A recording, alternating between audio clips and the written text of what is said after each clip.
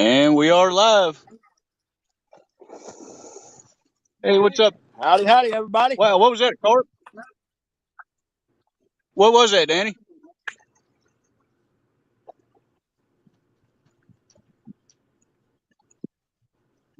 Huh. I thought Danny already hooked up. I heard something splash and looked down there. There's a big old splash in the water.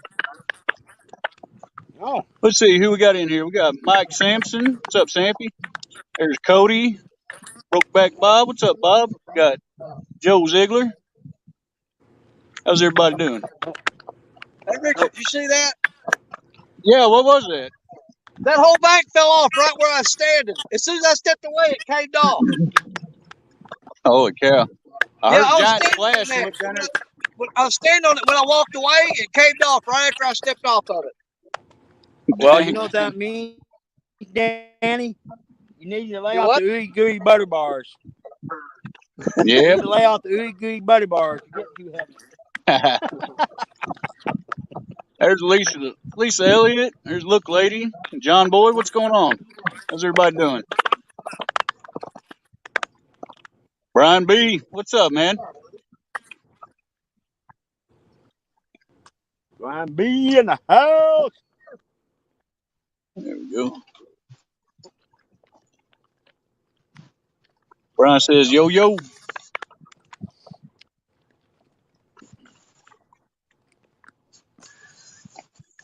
So y'all went, where y'all at today, Parker? I mean, not exactly, but you didn't go back to that same hole? No, You done by the water. Richard, we didn't go back to the same hole because we were afraid of so many people we'd never get out there. Oh, I got you. It sounded like y'all had a great night. What'd you end up, 5 or so with a 37?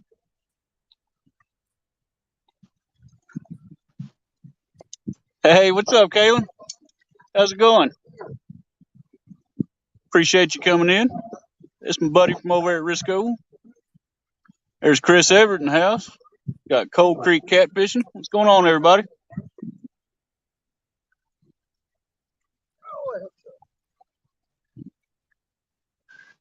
Kaylin, we're still going to have to come over here, you and Randy, and go up to that little chute and let you see all them jumping carp.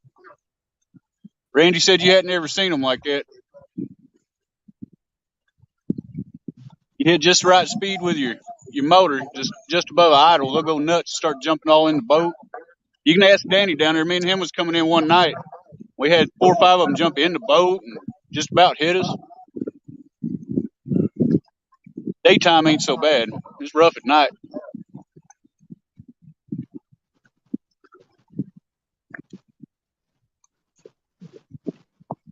Hey, what's up, Lance? Here's Dale Hayslip. What's going on, Dale? Thank y'all for coming in. Appreciate it. Oh, I was far behind. You guys already live? Yeah, man. What time We've is been it? live for 3.5 minutes. It's 1:04. Man, that's dropping the ball, wasn't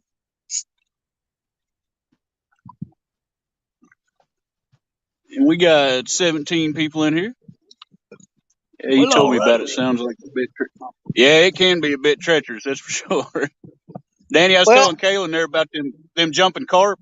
That night, me and you was coming up the chute there and going back to the boat dock.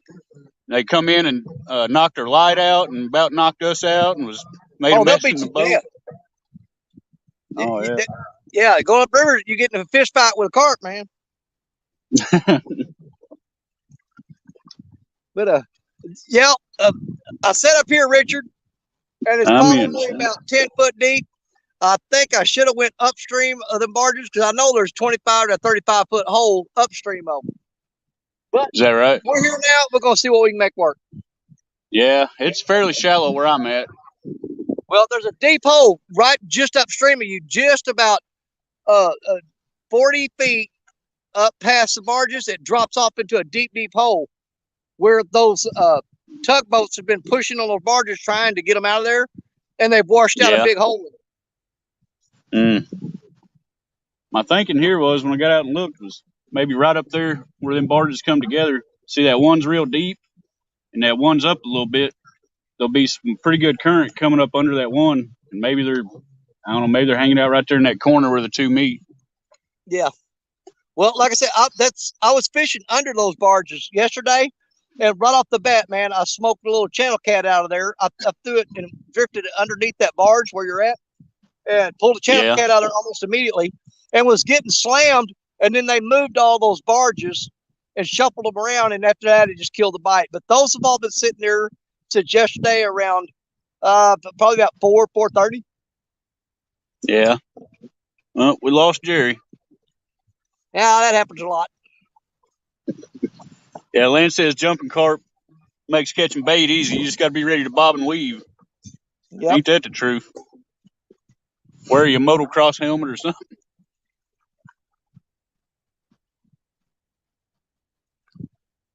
Fishing for whiskers. What's going on?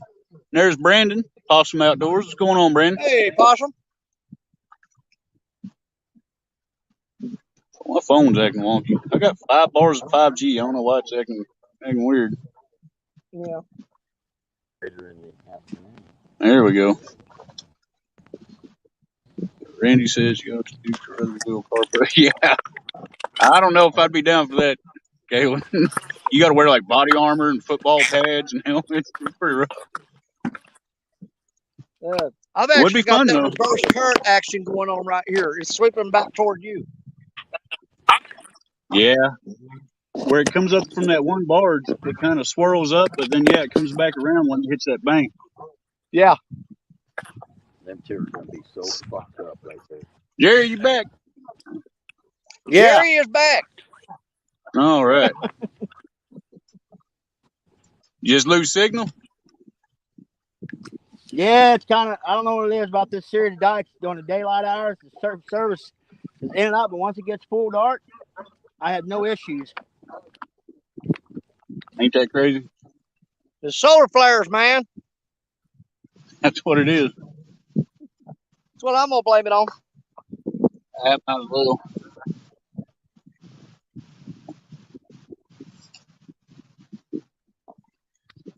Let's see. We're up to 23 in the house. That's all right, man. I've got that furnace rod, Black Betty. It's got one of them spokes on there that I got from Uncle Lou, and it's thrown out, and it is drifted way under those 3 barges there. So we'll see if we can't pull something out from under that barge.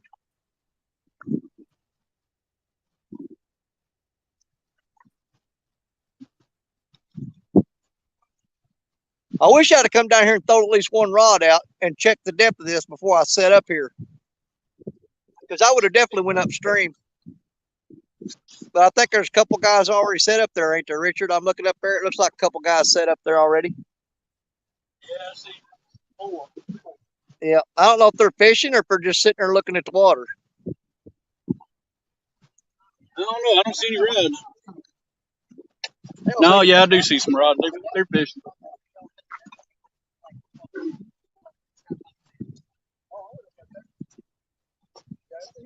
But if you go down where he's at, it's not as bad. It's not as bad. Oh, I don't know.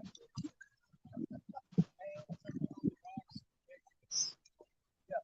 If you go where he's at, Let's see. I'm behind a little bit. There's Bugman. What's up, Bugman?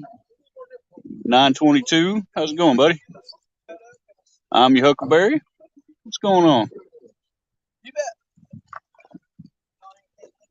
Oh, we're just getting set up, man. We're doing a live show. Brandon's Outdoor Adventures. What's happening? Thank y'all for coming in. We got 27 people in here. All right.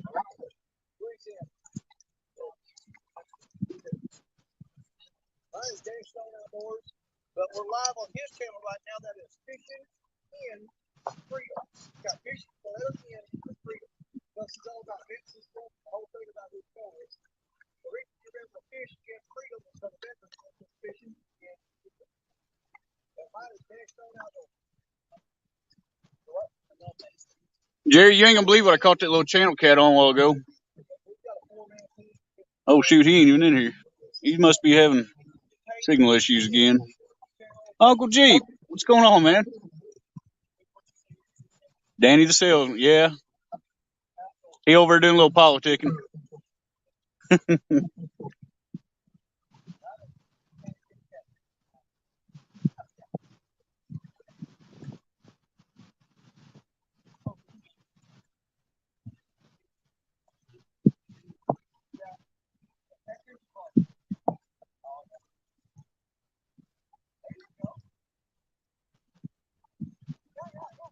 Well, maybe a little closer to dark. Jerry's signal will straighten out. He can stay with us.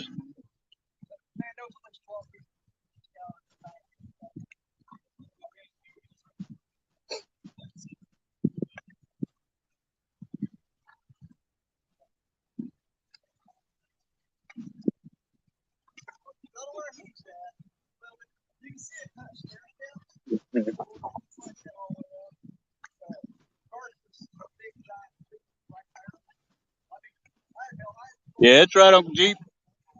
I got them 4 wide out in front of me with this one making a little corner. I'm kind of getting some baits right there in that corner and trying to get some under that one. Hope it gets interesting.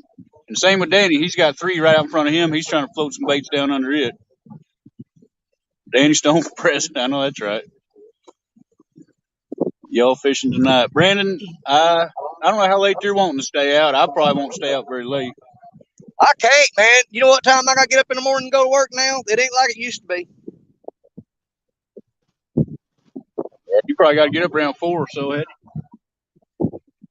Hey, Richard, you got 2 brand new subscribers walking toward you right now. I got you took care of, buddy. All right. Sounds good. Yeah, we said you was down there pressing the flesh, doing a little politicking. Well, I sent them to you. They sub you. All right. Good deal.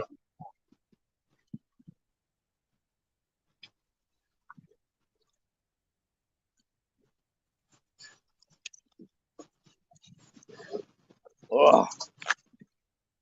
All right. Now all we need is a fish. I hear you. Got to break the ice, man. It's up to you, Danny. Jerry, I think he's still got signal issues. He ain't come back yet. He always does. Even when he's here, he's always clicking and popping. Got Keith Reed in here. How's it going, buddy? Yeah, I can barely see the screen with something like that. Y'all doing all right today? Find anything good? Glass. Oh, yeah? Hey, that's pretty cool. Thought you might find. I know some people walk around over here when it's down like this, find arrowheads and stuff like that. Yeah. I know people said they found old Civil War musket balls and stuff like that. That'd be kind of neat.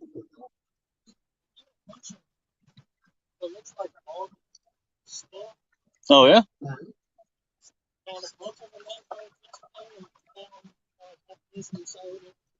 Really? Well, that's kind of neat. Yeah. You had your forge, that'd be good knife making material there. I got a little foam forge up there around the house. Welcome back, Parker. Howdy. Boy, I don't know what it is about these series of dikes during the daylight hours. I just cannot, you know. And then once it gets dark, I'm great. Yep. Yeah, you're a freaking vampire. Yeah. Vampire. Well, you know, and the bad thing, I was thinking about fishing this area.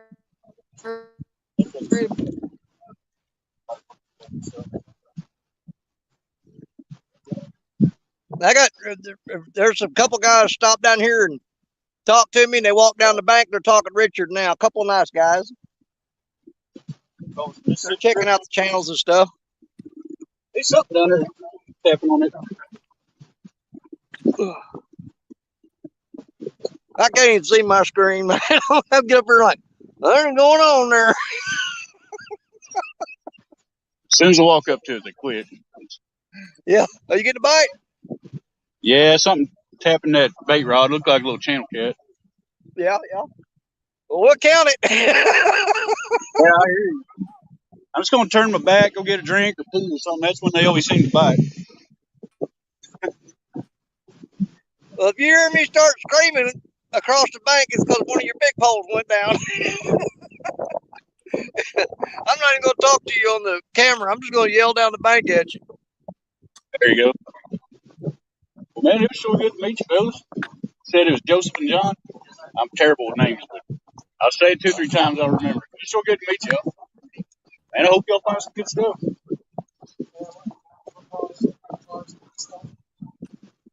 Yeah. Yeah. All I found a couple singers. Well, that's why this person we found, I found like 4 ounces and 3 ounces full of others. Nice. Yeah, it all adds up. Is that right? Excuse me. You little sucker. That'd be a little channel cat. We lost Parker again. Yeah, he's having some signal issues. Nah, he got all kinds of issues. That boy ain't right. If y'all find some Jesse James gold, so think about it. I used to do a bunch. I don't much anymore, but sometimes. Y'all bass fishing? No, we found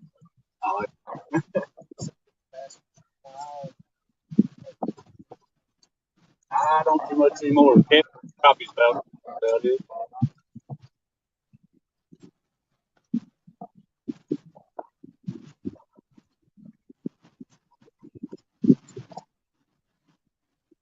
Boy, I hate fishing in shallow water.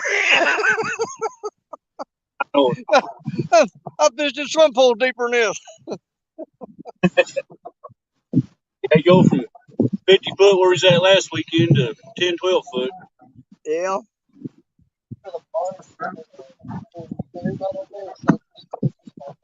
Okay. Here at Danny, they said they's talking that ferry boat, and where he's at over there is 8 foot deep. Yeah. That's pitiful. Yeah, I'm surprised they get that boat up in there. I know it. Get that joker around. I think they've been docked there since yesterday. They may be stuck. They people paid $2,000 a piece to ride on that boat and it's stuck on the bank.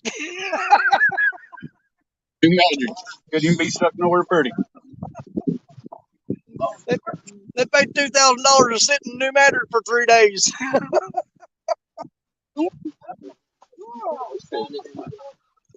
Nice. So I think some bass fishing so good.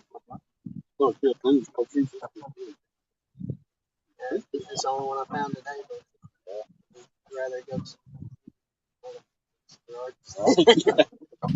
Good deal, man. Thank y'all.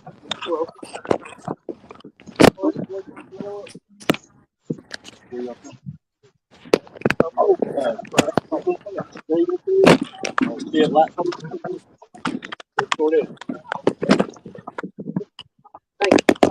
good to meet you.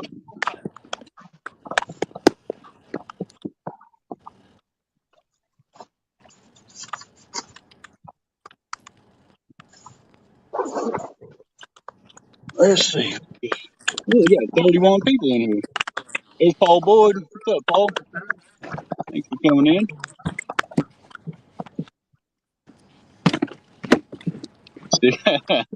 Yeah, I hear you, Rob. Swing and a miss. All right, I'm back again. Rob, I was busy jawing, wasn't paying attention. Jumped the gun a little bit. There, he's back. What's up, Parker? Well, I ended up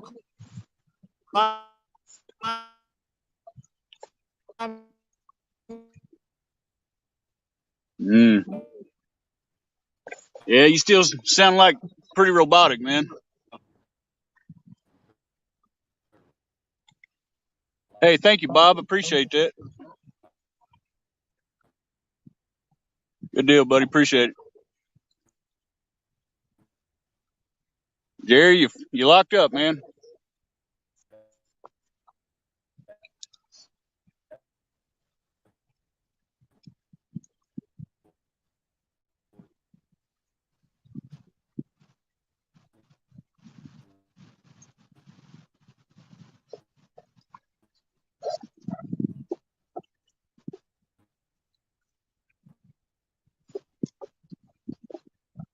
Yeah, she was trying all kinds of bait. Luckily, Danny went and got some fresh bait a while ago. He netted a little common carp. He split it with me. So I got some good fresh bloody bait out there. I got some old froze skipjack and froze shad, some chicken. So far, the only big rod has got bumps that chicken. I'm sure it was a little channel cat or drum or something.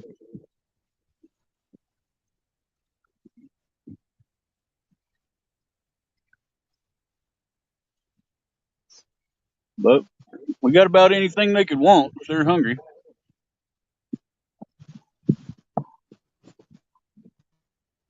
Hey, I know that gal. What's up, baby?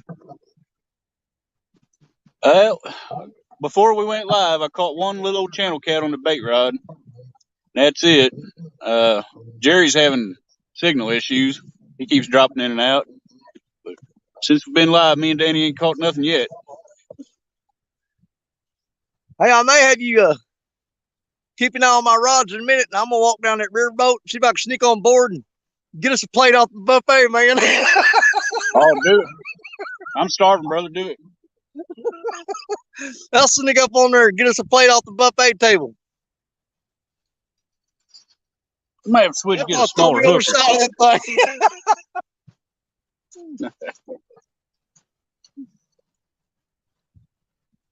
There's something down there just tearing that thing up. Go set the hook, ain't nothing there. Oh, they're after that corn and that worms? Yeah. I may have to drop back down to that little number 2. Yeah. Oh, we got it. Hey, there's Real Gal's Fish. What's up, girl? He can probably hear me yelling all the way down there where he's at. Bugman 22, what's up? There's a little bit of delay. I can hear you in my ear and then through the phone. Yeah. Hang on a second. I'll see you. Hey, can you hear me down there?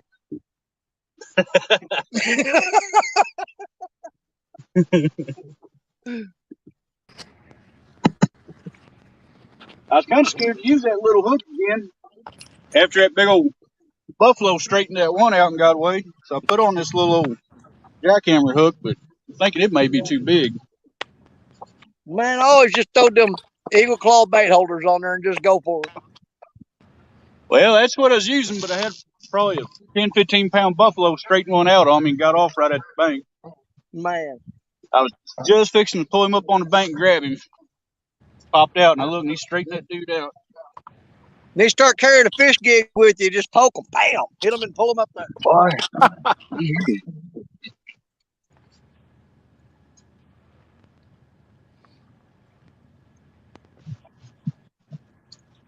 God, I hate this spot. What's going on, Whisker Dream? We're sitting at is usually where our sinker is when we're fishing. What's going on, Josh? Yeah, he said it just got real. Parker's in there. I'm in and out. Yeah. Hey, Martin. What's going on, buddy? Yeah, that's one thing about Parker live streaming. He's in and out more than a rabbit on a hot date.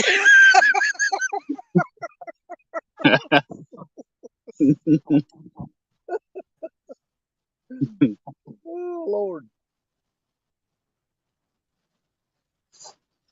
Oh. 38 people.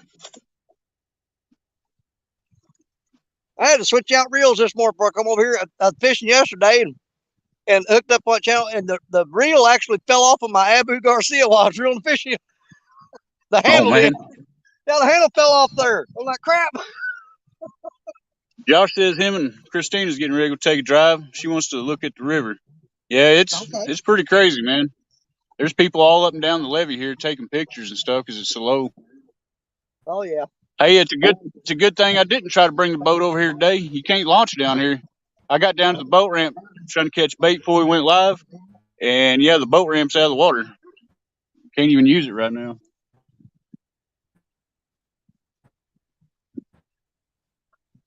It's pretty daggone low.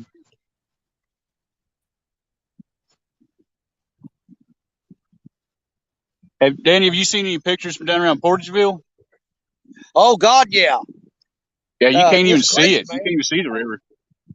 Nope. It looks like a creek. Mm-hmm. Parker's still in here. Hey, there's Guerrero. What's up, Guerrero? Cody Baker, what's going on, man? Had a few more sneak in on us. I said hi to Martin S. all the way from the UK. Hey, Martin.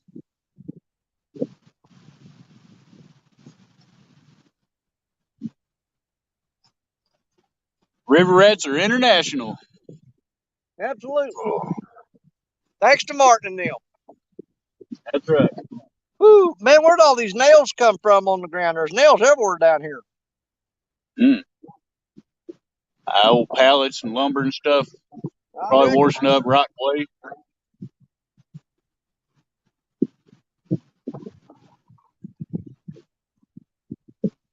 Danny, can they see that boat behind you? Or you pointed? Yeah, you pointed the right way. See if we can get you full screen. See if they can see that.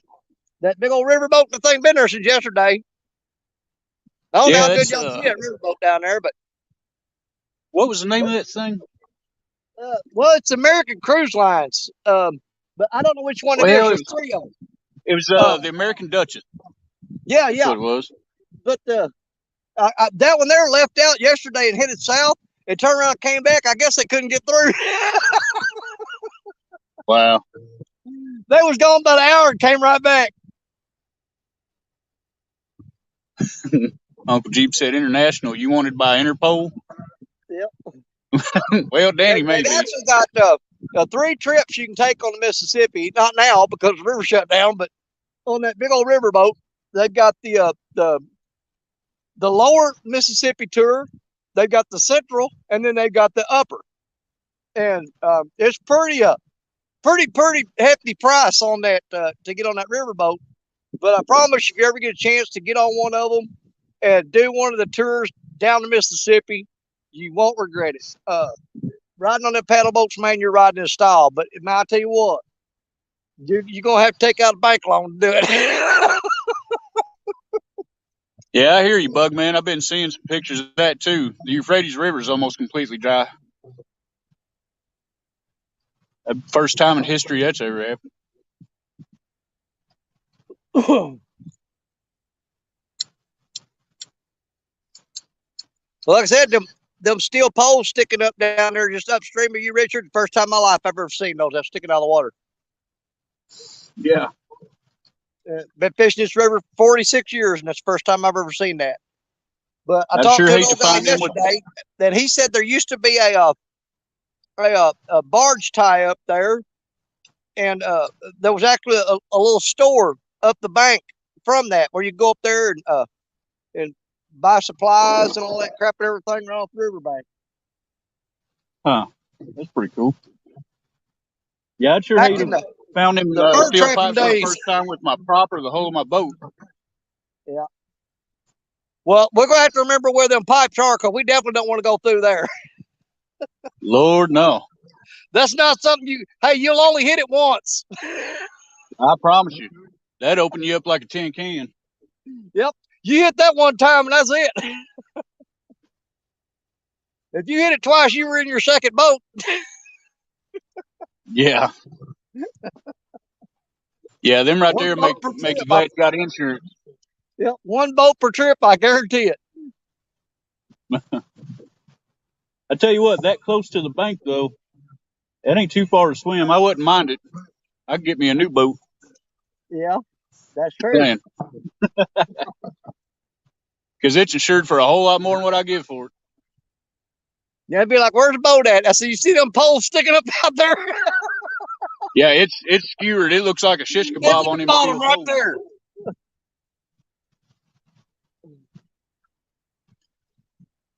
It'll knock a hole in there big enough you'll sink in about 3 seconds. I promise you. It'll cut that boat in half. There's Johnny Small Pepper. What's up, man? Hey, Johnny. Come on, fish. Man, I'm going to sit here and wish I'd went to Dawson's Point today. I guarantee it. Well, if I'd went to Donaldson Point, I'd been saying the same thing if I wasn't catching nothing. So I just Well, wanted to try something completely different. I've been down there fishing close to the main channel, deeper water, a lot of current. It ain't been working for me, so I thought, shoot, I'll try something completely different today. now I said I got a channel cat out of here yesterday pretty quick, but I caught him on cut shad. Is that right? Yep. I'm gonna start just bringing 3 or 4 bait rods, just to, have some entertainment. Oh Lord, yeah. You know what? Here's the thing, man. If you just brought 2 or 3 boxes of big night crawlers, I guarantee you can throw a lighter weight rod out there and catch channel cat as fast as you want to catch them. I got one out there with night crawler on it. It's the only one that's caught one so far, and it's been bit 2 or 3 other times. Yeah. Guarantee you they'll catch eat them worms drum up. channel cats. Yep. Yeah, you can wear them channel cat out on night crawlers right now.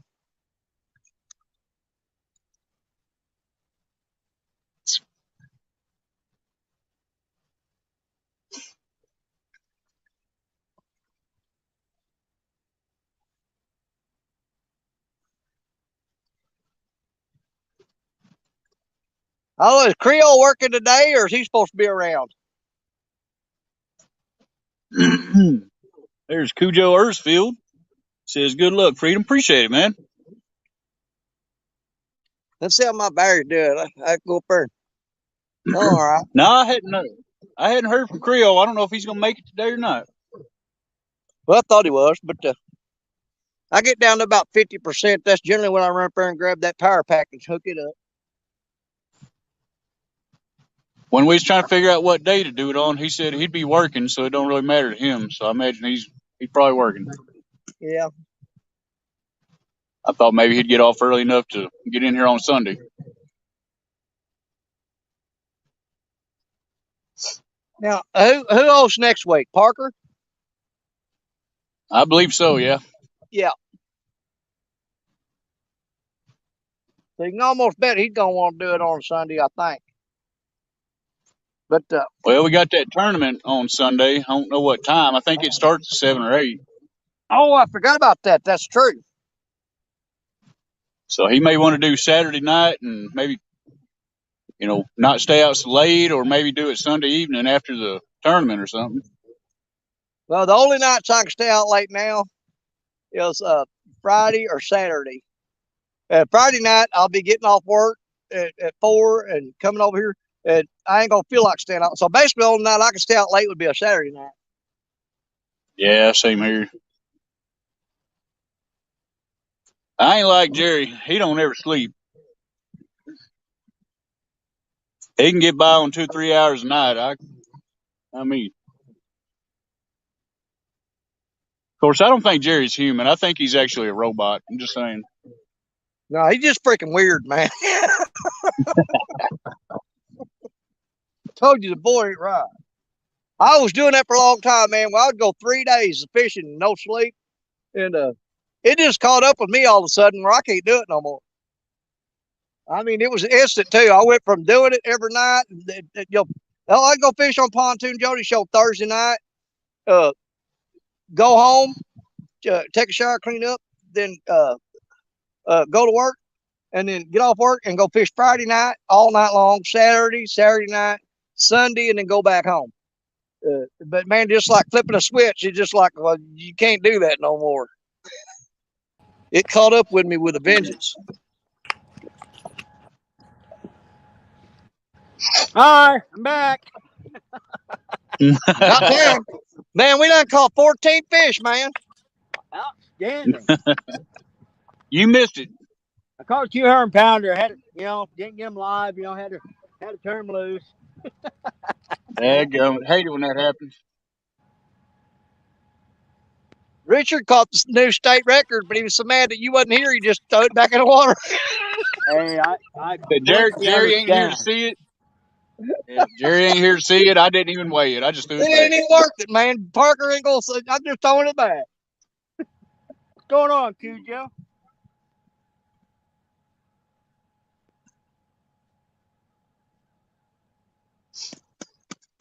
That's your partner in crime there, ain't it, Jerry? Cujo? Yeah, one of my my buddy, man, we've known each other since junior high. We used to run together and get into all kind of crazy. Yeah. I've got my buddy I believe Terry I've seen with y'all me today. Oh, okay. Yeah, I think I've seen you and Cujo fishing together. Oh yeah, You've done some videos together, haven't you? Oh yeah. Yeah, I was thinking so.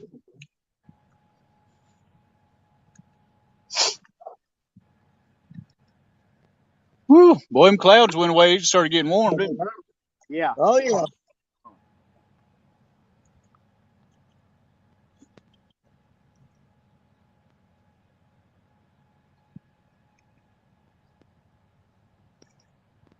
Hey, Richard, did you catch that channel cat during the live stream earlier or right before? Just right before, about 10 minutes before. Crap. Somebody needs to catch a fish. We don't want this to be our very first skunk show, man. No. Somebody's got to catch one. Yep. Oh, yeah. Hey, the show's called River Rats. We're out here fishing. Does it necessarily have to be a catfish? That is true. Hey, Just if saying. it makes a difference between skunking and not, I'm going to say no. I'm going to start counting drum if it can't, There you go. If we have to, we will. But we have not had a skunk show yet, and I probably just jinxed us saying that. We're going to try not to let this be the first show to do that. Well, I heard that, Cujo. I'll go up there and get the snagging rod out. I'll get a catfish. You get something. One way or another. I'll throw up underneath that bar and jerk one out from under there.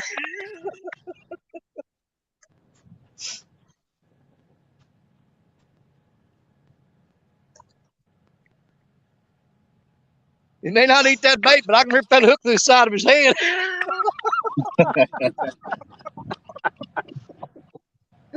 Hey, desperate times call for desperate measures, boys.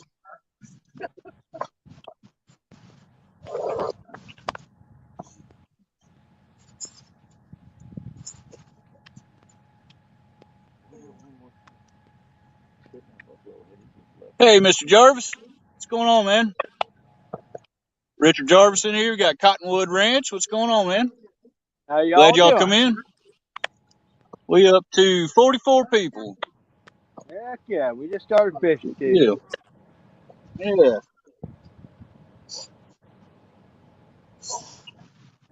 Yeah, last night, Richard, we caught 2 fish out of that 100-foot of water. Then when it got later night, we started throwing off to the left where all the Asian carp were the other day. And we just started getting lit up in that shallow water. No kidding. Man, that's got to be a drum. Probably can't get that hook in his mouth. If I miss another one, I'm going to bring it in and put a smaller hook on.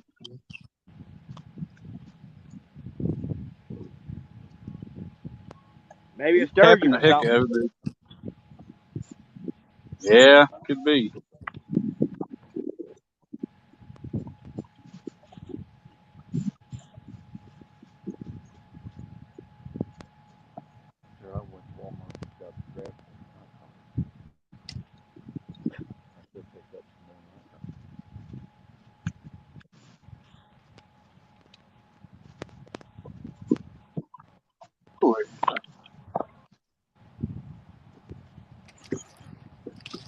Fish on! All right. That's what we've been waiting on. God, don't let him lose that fish.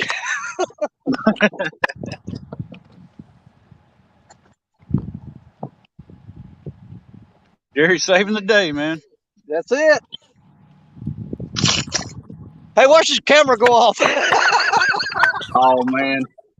Don't even say it. I'm telling you. Hey, there's Mark. What's going on, Mark? How you doing today, my friend? All right. Got a little All channel right. cat. No skunk. Good deal. Pretty little channel cat.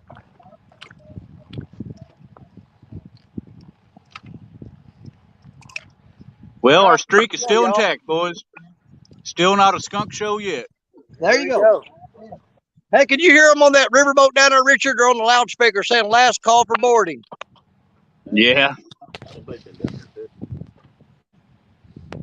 Because they will leave you standing on the bank. They don't care. They don't care how much money you paid. They'll leave you standing on the bank. Dude, that's like a perfect heater. Yeah, it was. All right. Well, that takes a little of the pressure off there, fellas. Oh, yeah, we can go home now. Hey,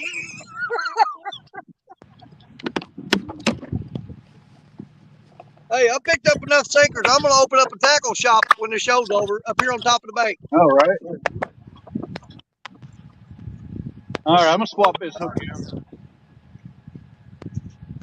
I'm getting hit way too many times to not hook up.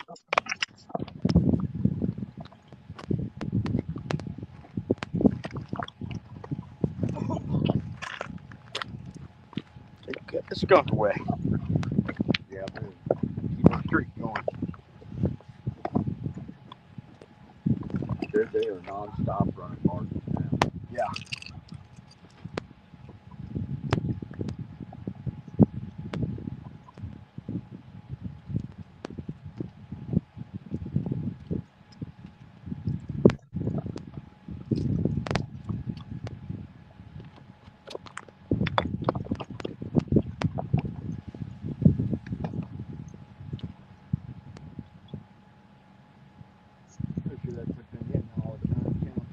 I think that's what it is. We'll take them. Fish, baby. For show entertainment. Fish.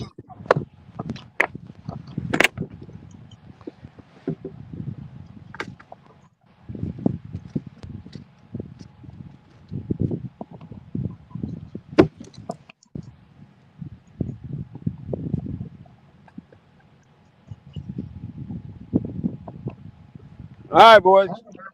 I kept our fish streak alive. I'm gonna lay back and take a nap. I hear you. We may need you, Jerry. Don't go too far away. He's within throwing a rock distance, Richard.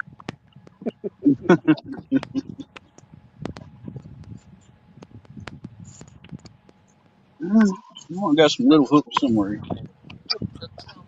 There we go. I'm whacking one. He got back up after he threw my hat off of him.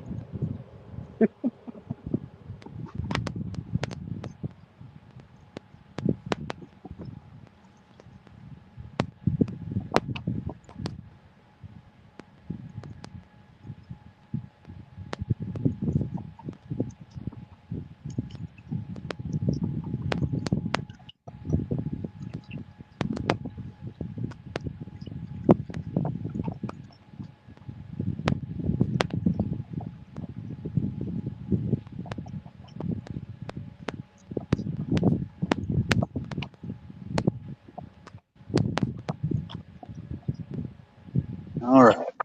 Well, he can't get this hook in his mouth. I don't care to catch him anyway. A little bitty hook.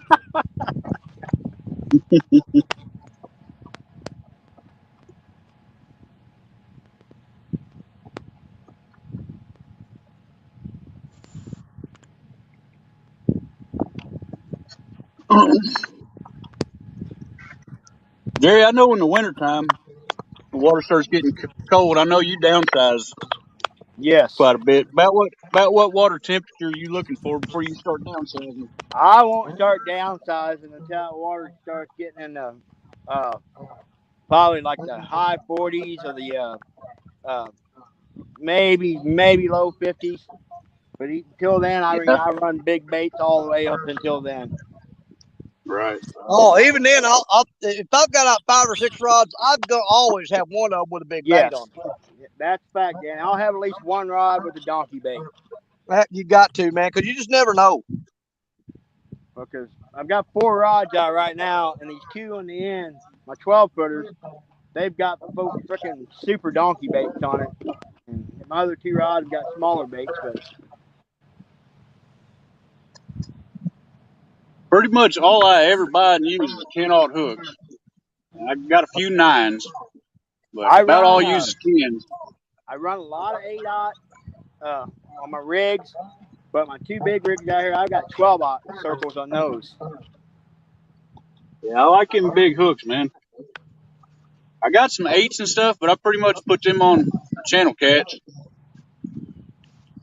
I'm just wondering if I might try to. The water gets a little cooler, downsizing my hooks too. But Oh, definitely. I just have a hard time doing that, man. I've caught half-pound bullheads on a 10-aught hook. You know what I mean? Yeah, you start using like getting downside to like a $50 piece of bait or something. Yeah, I definitely drop down to like an 8-aught. Yeah. But of course, up north this year, me and Stephanie was using 5-aught. I mean, is a thinner wire circle hook, like the Nocturnal Nations or the Kamigatsus or whatever. I like those thinner wire hooks, but they're heavy duty, but they're they got such a good hookup ratio. Yeah, see, I got a bunch of 12-aught hooks, man. But the shank on them is big as a number 2 pencil, man, and I'm not too crazy about that. No, you miss so many fish. Those are more like they're just too daggone thick. Yeah, those are more like a I got a bunch of them. I think that's the same ones that you shared with me, Danny, them 11s and 12s. Yeah. And same with them 9s. I still got them 9s, but boy, they're pretty dang hefty too. The shank on them's pretty big around. Oh yeah, you ain't gonna bend them or break them. No. Well, here's a 12-aught I use, and you can see how thin the wire is on it. Might want to go solo there. I can't really see you, Jerry. All right. I think this one here is an 11. Yeah, this is an 11. I got some 12s. All right. Okay, there we go. See, that's a 12-aught, but that's a thinner wire hook. And that's exactly what I throw, Yeah.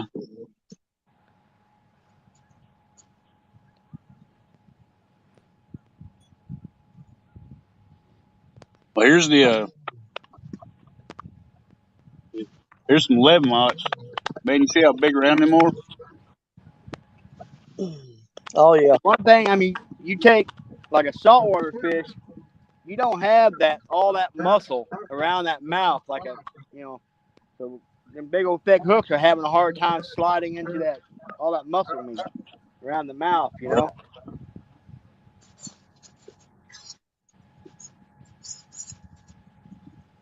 That's why I like a real hard offset. Yes. And I like the octopus style. In the ocean may be different, but these catfish got great big old muscle and fat and everything else, and gristle and tooth pads. You got to try to get through all that mess. Well, that a lot of times when you're throwing those big old heavy gauge hooks in the ocean, you're in a boat fishing straight down. Yeah, that's true. Except for me, I never do that. I'm on the beach every time. Yeah, I mean, I've done quite a bit of offshore fishing on a rig, but I do a lot of surf fishing like you do too, Danny. Yeah. Well, even when I'm shark fishing, I use these thinner wire hooks.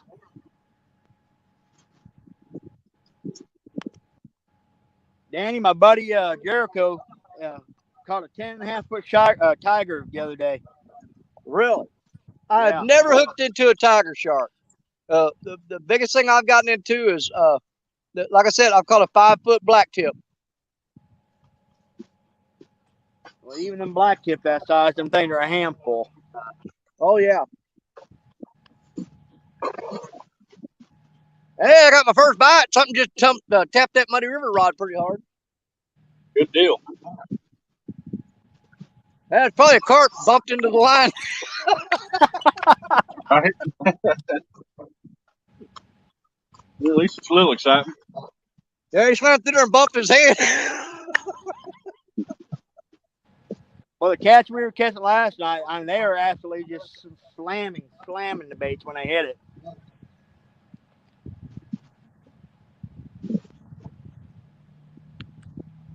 Yeah, I don't like no question about it. About this river being down low, because normally this time of year, this is the time of year when you don't get all that tap bite and stuff. It's like maybe a little tap, and then the rod just bends down and stays down. They hammer it and run. And they're not doing that this year. I don't know what's going on.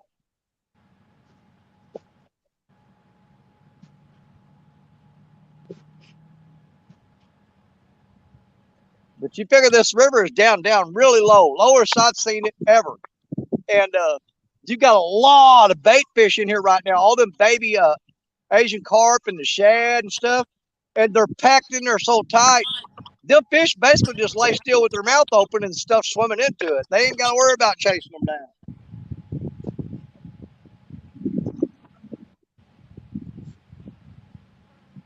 You come out here right before dark, and Richard can tell you, you can sit, and as far as you can see, there's baby fish jumping out of the water on the surface everywhere.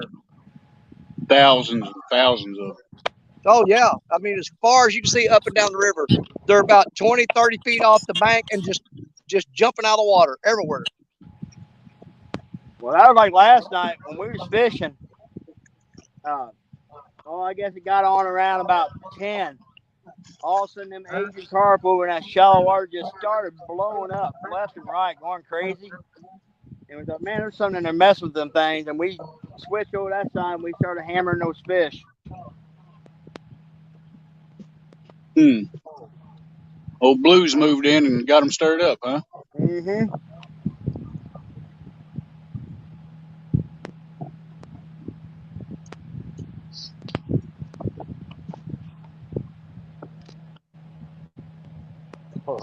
Richard, you got any chicken out? Orange rod. Yeah, I got one piece of chicken out right now. Look at that bend. Yep.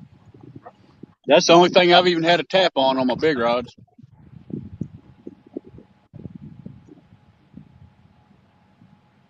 I got a whole big pack here if you want to try some of it, Danny. No, I got chicken. I just wondered if you had any out and done any good with it. Yeah, I got probably about 3 chicken breasts down here too that I ain't even thawed out yet. That's why I just caught that channel cat on, a piece of chicken. Well, I've been fighting it. I saved the chicken for wintertime fishing. But I'm fighting it hard. We may have to break down and throw a piece of chicken on just to get something going. Yeah, we caught one fish last night on chicken and everything else came off the cart. Well, I got carp, shad, and skipjack out right now.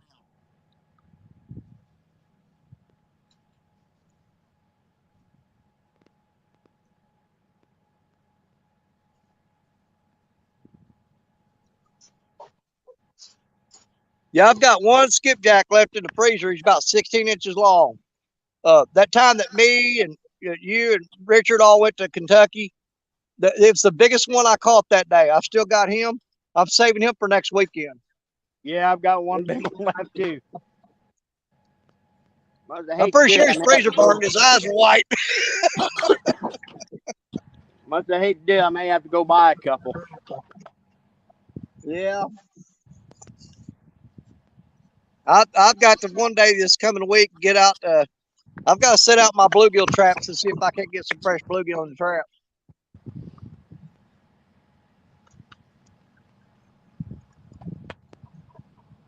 I can go to my sister's pond and catch him. Yeah, I can go down to neighbor's down there and throw net out like that, left and right. Go down to David's pond and throw net and get all kinds of bluegill.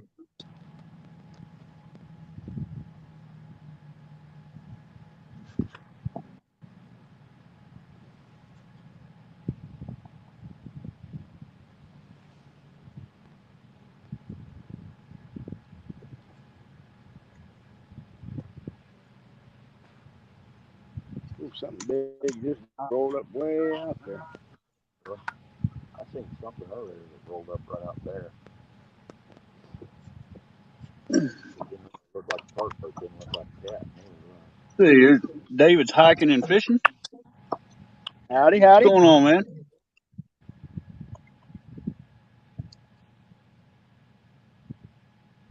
Got awesome fishing man in here. What's going on? There's Jello. There's always room for Jello. What's going on, buddy? Hey, Jerry, you didn't have to catch the end of that show I did last night, did you? No, I was. I think I was set up. What time did you shut off at? Right before dark. Okay, that's about the time I went live on TikTok. Okay, well, there was a guy come down through here in a kayak pedaling it. And I hollered at him and pulled him over to the bank. and his name was Manny. But he started out in Minnesota, and he's traveling all the way to the Gulf in that kayak. Holy cow! Hey, he's got a YouTube channel. It's called Not Waiting to Live. He's got about 12,000 something followers. You guys check him out. Man, I met the guy yesterday. He was cool as he could be. But he's traveling along the Mississippi. I gave him Steve Adams' number. Steve Adams is going to meet him when he gets to Greenville and take him into town and buy him dinner and take him to the store and resupply him and stuff. But he left out of New Madrid here last night. He's traveling south on the Mississippi, and he's going all the way to the Gulf. But his channel is Not Waiting to Live. You guys check him out. Great guy. I mean, man, I can tell right off the bat, man, he's just cool as he could be. And I told him the catfish community would all be watching out for him. And any of our friends along the Mississippi River, they'll keep track of him. If he needs anything, that we'd help him out. Heck yeah. But he had to come right by you up there. Yeah. We'll have him get a hold of Creole whenever he comes through. Oh yeah, we're gonna stay in touch with him. But right now, he was going to stop at Crothersville, and I said, no, don't do that. No, don't want to do that. I said, keep going, man. They'll steal your stuff. Yeah, no kidding. Just keep going, man. Well, he's got solar panels on the front and the back of his kayak that recharge all of his batteries for his cameras and his phone and stuff like that. I mean, he's got a pretty cool setup, man.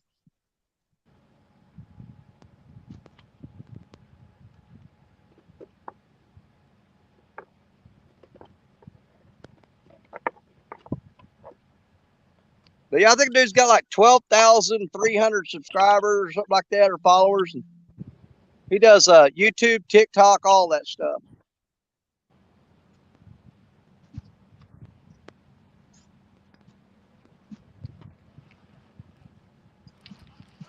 Well, I'll tell you the thing I hate about fishing right below this observation deck is all these dadgum pigeons. You really got to watch when they fly over. You might have to duck and roll.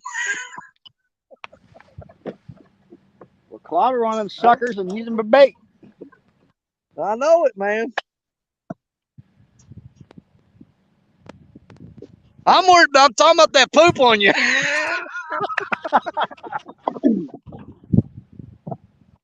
There's catfish in Fresno. That observation deck up there. I don't know if y'all can see that thing up there or not. And avid fishermen. What's going on, y'all? Yeah, that observation deck behind me there. The pigeons get up in there. When people walk out on it, they all come out in a big bunch and fly right over you, man.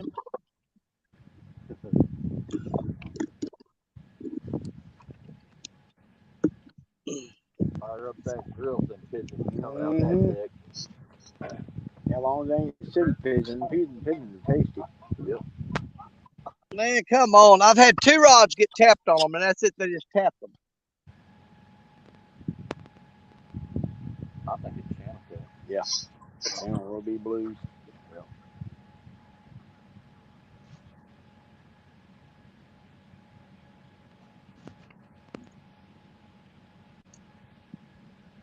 Not quite sure what's going on with that white rod. Oh.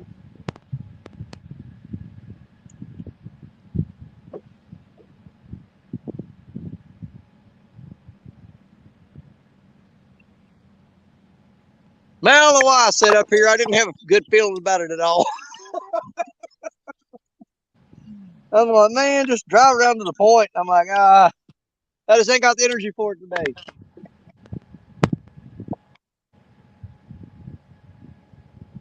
I hear you, Danny. I was thinking, man, that's another 30 minutes driving, a whole lot harder to walk up and down the bank. I stopped here and looked at this and, this looks pretty easy. Let's do this. Just try something different. Yeah, that's it. Well, I'm not going to catch nothing, but I'm going to take the easy way out today. Kind of what I was thinking.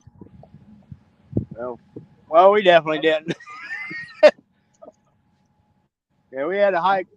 We got a pretty good little hike into where we're at.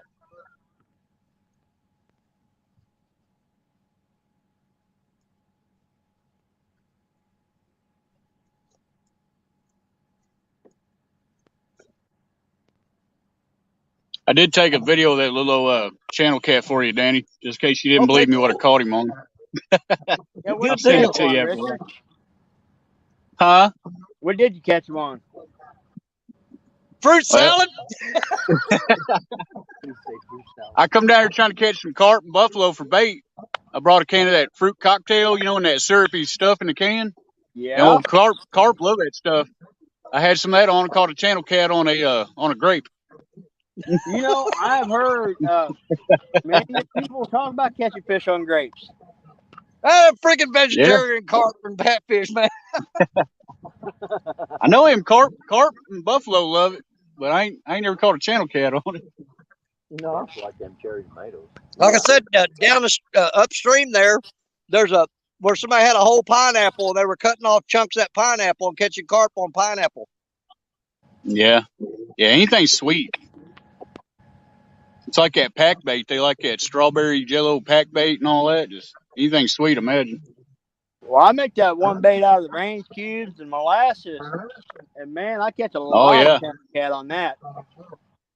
Yeah, anything sweet and salty. You hear that, Parker? You better look fall in the water. They'll eat you up.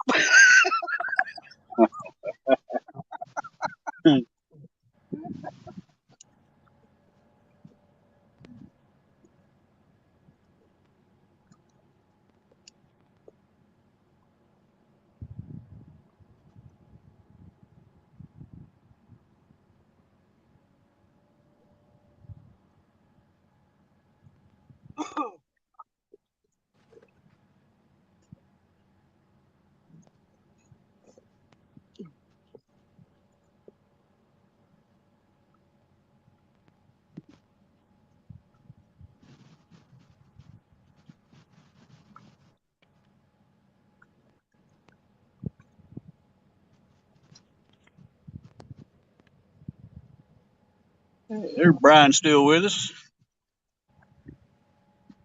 Said hi to Avid. Catfish in Fresno. That's CVA, ain't it? Or what used to be CVA? I think it is. If not, sorry.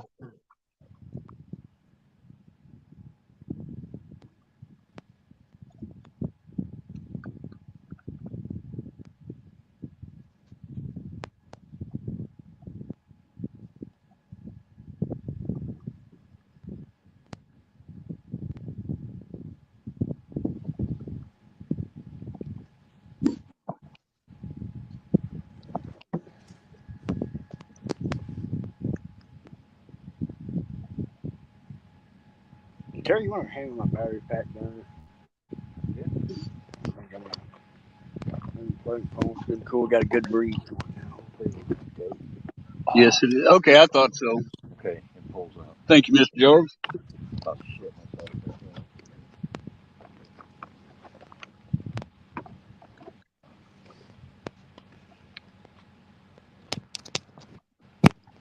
Oh, Lord, I need to pull that one in. Check it. Give it. We'll give about another 10 minutes. Let's pull that one in and check it.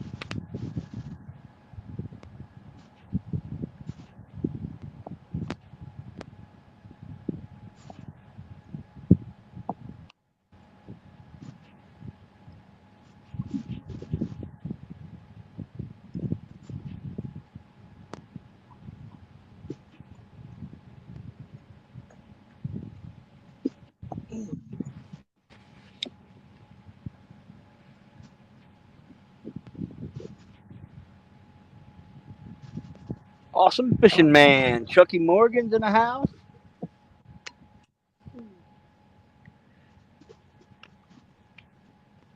avid.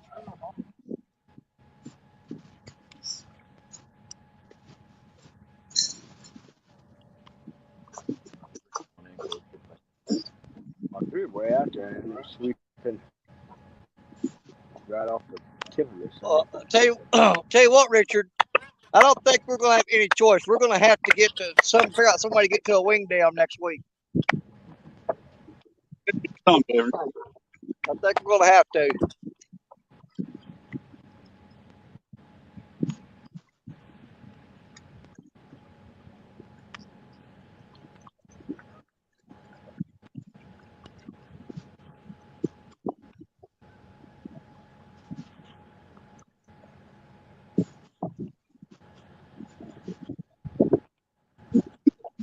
Hoping they got some rain up north and we'll start getting a little rise in the next couple of days. That's going to make all the difference in the world if we can. Yep.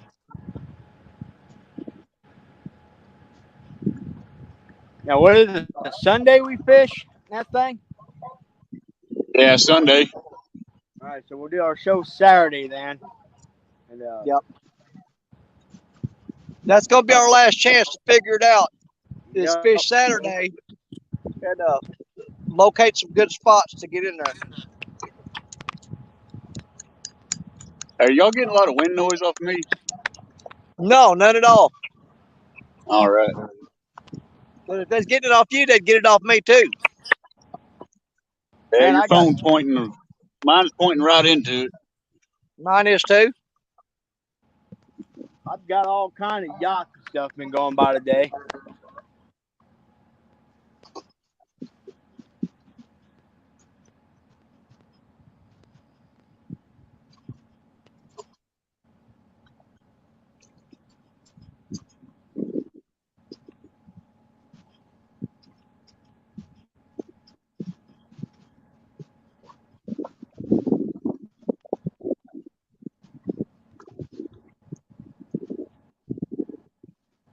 Yeah, I ain't heard a peep out of Jeremy since last night. Like,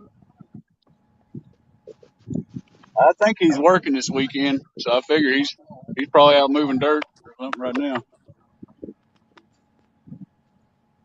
Yeah, when I was live last night at midnight, he was in my chat.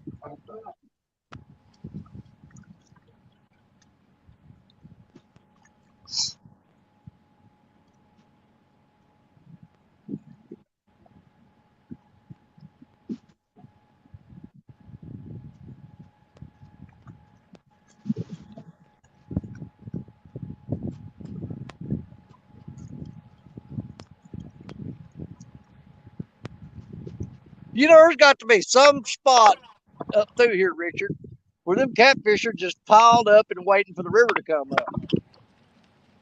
Yep. I think I know where it's at, too. Fish market? Right there. Yeah. Right there, you know, at that T-dock where me and you fished at one night? There's like that 80-foot hole. Been seeing a lot of boats over there hanging out. I'd almost bet you that's kind of where they're hanging out. Could be. Well, you boys need to get there. Well, we can get there if we can get the boat in the water, but, you know, we'd have to put in on this boat ramp here where the riverboat is if they're out of the way. I don't know. I think they may have permanently docked there now.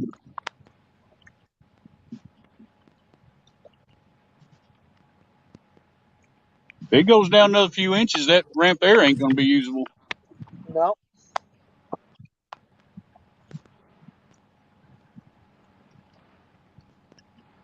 That other one's already up out of the water. It ain't even touching the water.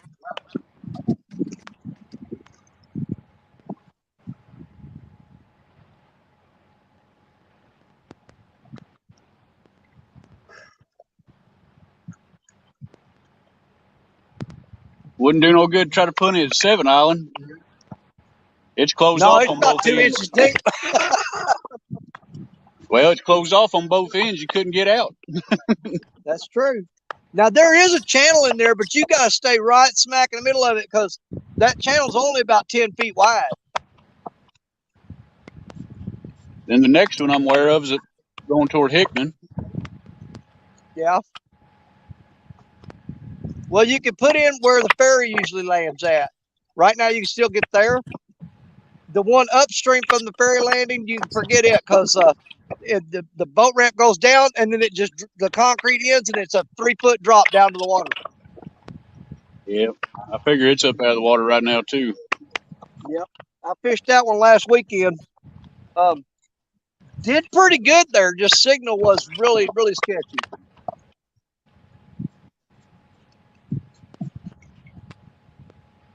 Yeah, from like Seven Island to Cairo, you can't get no dang signal. Right.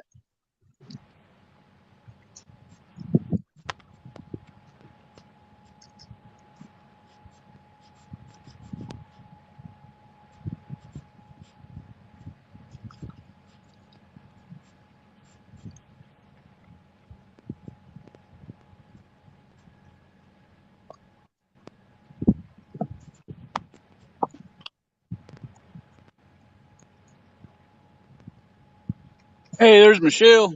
How's it going, Michelle? Hey, Michelle. There's James Borden. What's going on, James? James says, "Why does it look like Jerry's in a tree stand?"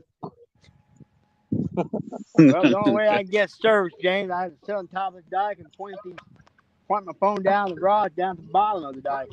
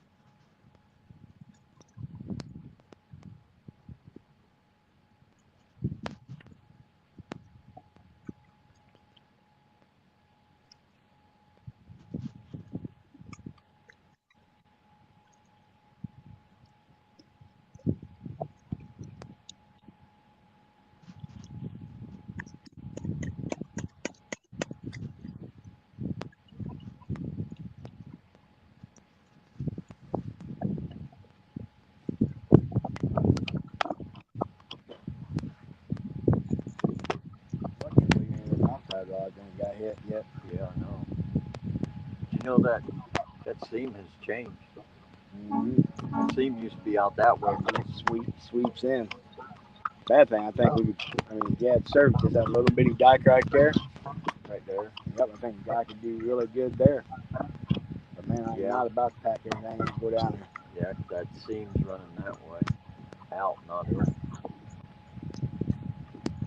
After where that water's hitting that thing, yeah, that would probably be really good.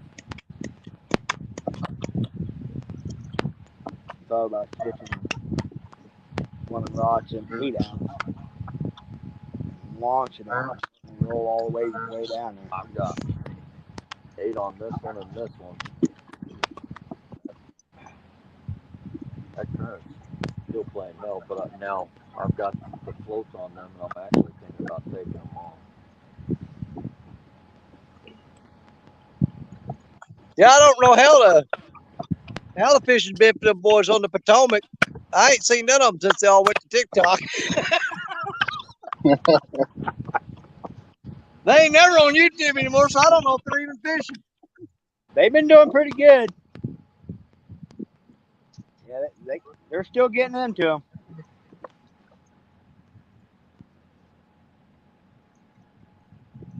How the hell does a spider get all the way up there without climbing up that pole? I got one sitting on the tip of one of my 12-foot rods. Yeah, you got one too.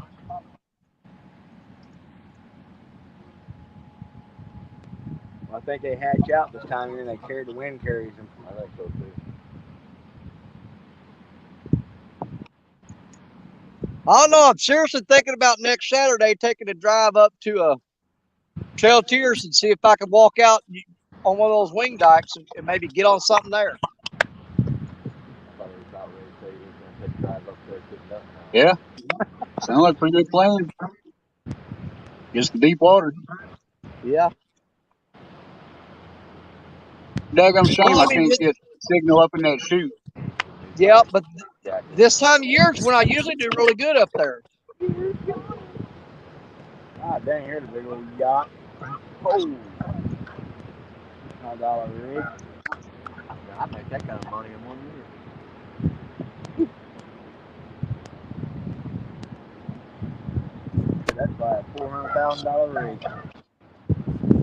Maybe more depending on what that inside is like. Yep.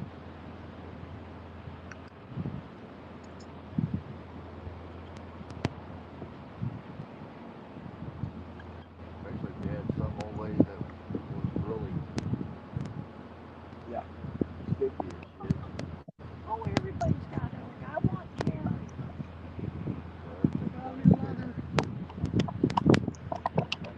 Freshen some bacon up. Let's see. Going for an hour and 15 minutes. Got 50 people in here. I don't know what Nice. But something's going on. The old river is just not producing right now. Got 50 people in here watching me pray for a channel cat on my bait rod. There you go. Out to these waves die down now. I'm gonna break a skunk. Well, Parker's already got a fish on the board, so we're good there. Because we never. Yeah, I just want to get one on the live. I thought one, but I want to get one on the show. I don't blame you.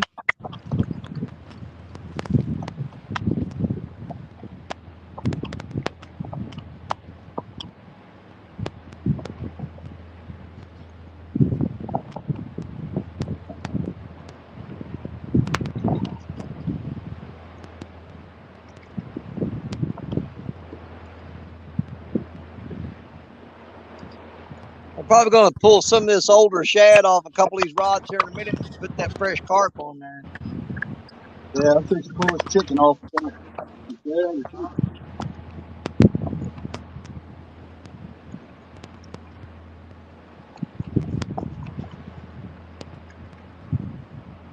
That fish is so small and on that white pole. Yeah, we were kind of flexed over and Smith's game flexed over. And it's still slapping it. I was watching it see if maybe it was the float that was causing it. Not that float.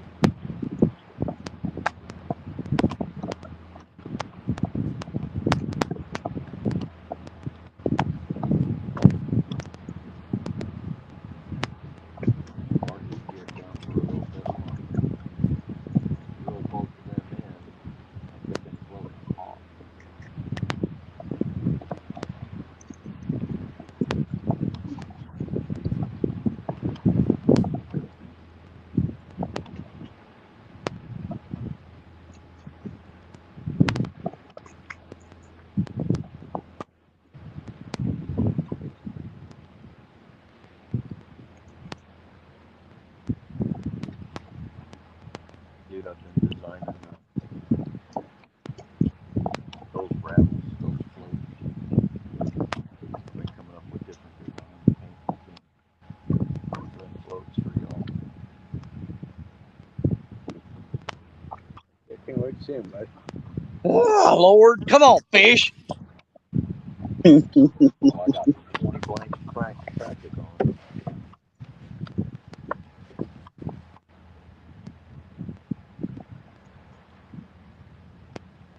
Fishing Freedom's flag.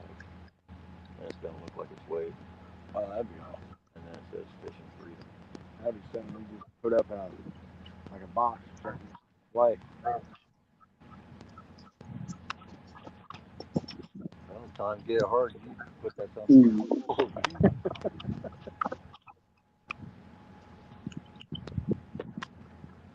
I just had a little bitty one tapping on the Muddy River rod again. It's got to be a tiny little channel cat pecking at that. I got a big chunk of cut shad on there. Yeah, probably is.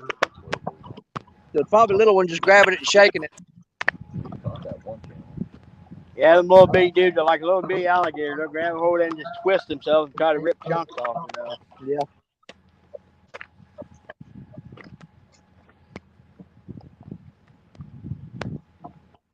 Well, I got out 2 big pieces of carp. Put out a big piece of shad. Well, I got some shit there.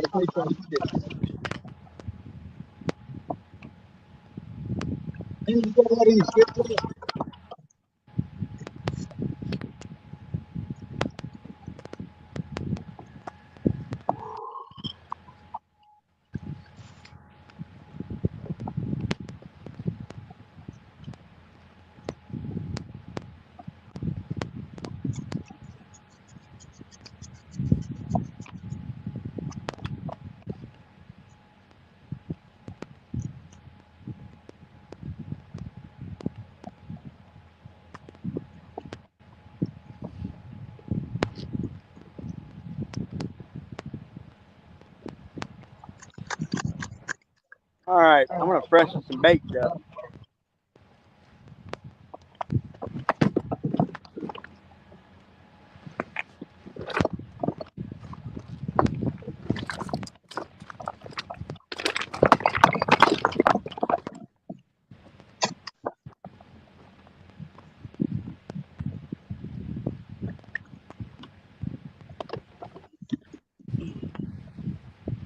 Kill the yellow jacket up here. Bitch was smelling that shit. It's like, oh no, we're getting rid of this guy right off the bat.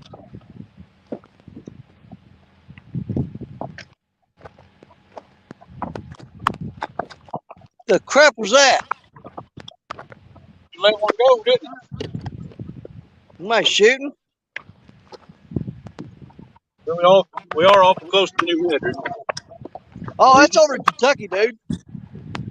Oh, is it? Yeah, see them guys over on Sandbar? No, it's barge is blocking me. I can't see him. Okay, well, there's a bunch of guys on Sandbar over there blowing stuff up. Good.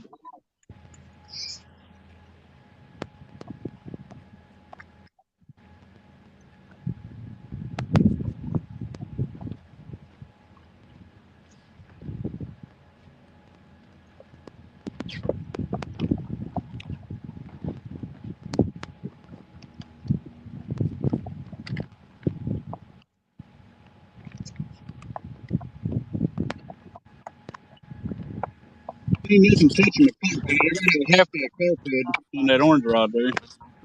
Yeah. Yeah, I think them guys are on Sandbar. They're shooting at them carp in that shallow water. I think it sounds like they're shooting at them with a deer rifle. You hear them? They just shot again. Oh yeah. There they go again. Yeah, they're over shooting them carp. I hope they kill a pile of them. Oh man, they're popping carp in the water. Well, it would be fun. That's them cop-picking Kentucky boys. You know how they are. Oh Lord. Or shoot carp with a deer rifle.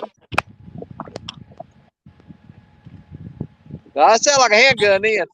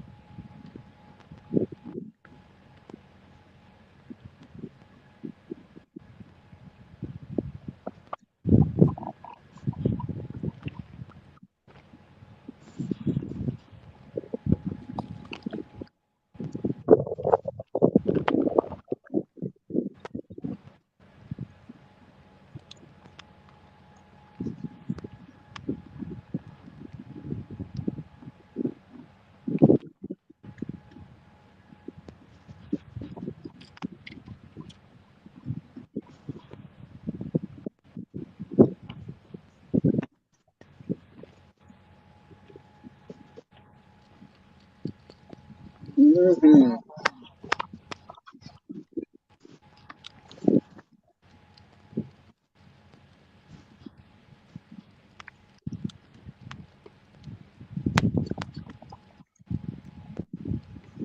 I don't know what to do with my sheep. Run it for sure.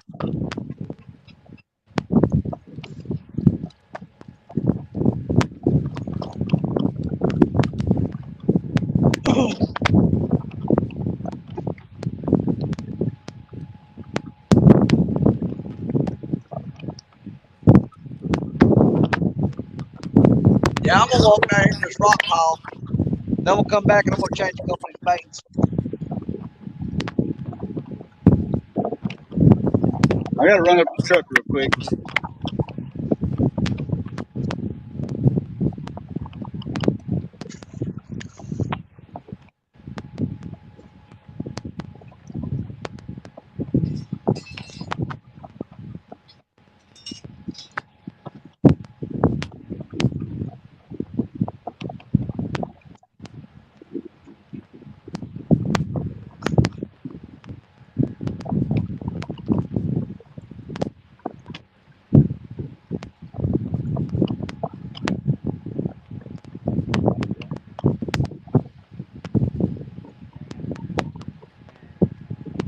Huh? That night, they were looking at snag. Yeah.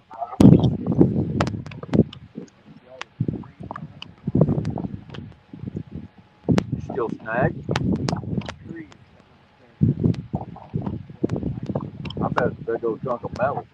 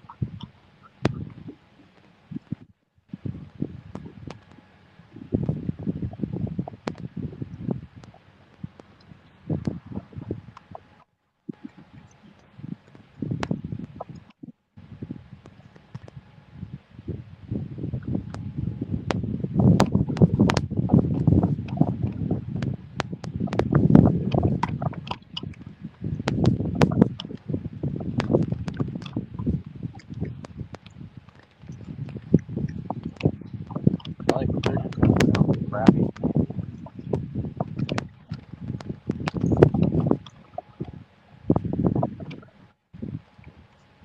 I think that wind's starting to change and come out of the north.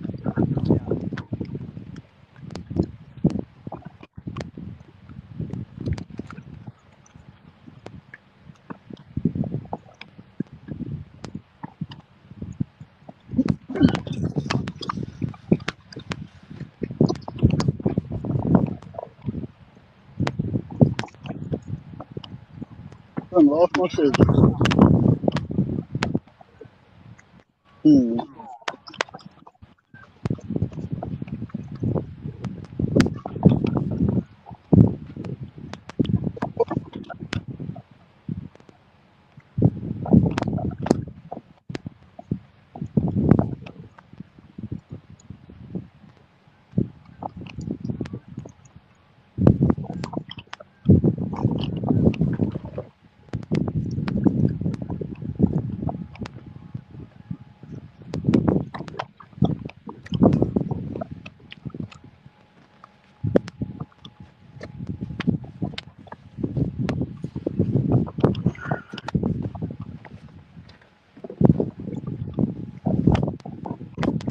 Ooh, that's a lot of work to change baits out. Right? Yep. Right here, every time I pull in, I have to break off. pain having to retie and everything just to check baits. I freaking gotta climb down the side of this freaking mountain, climb back Yeah. up here. Got to be part Billy Goat. Use a rappel rope.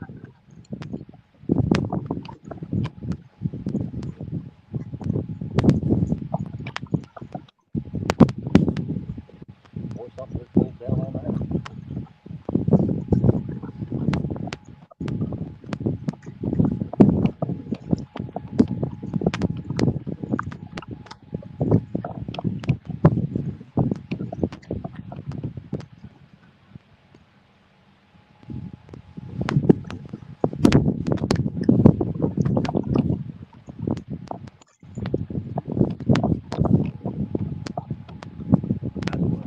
Spider clung back toward the tip.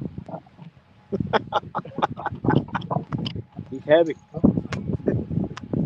a big one.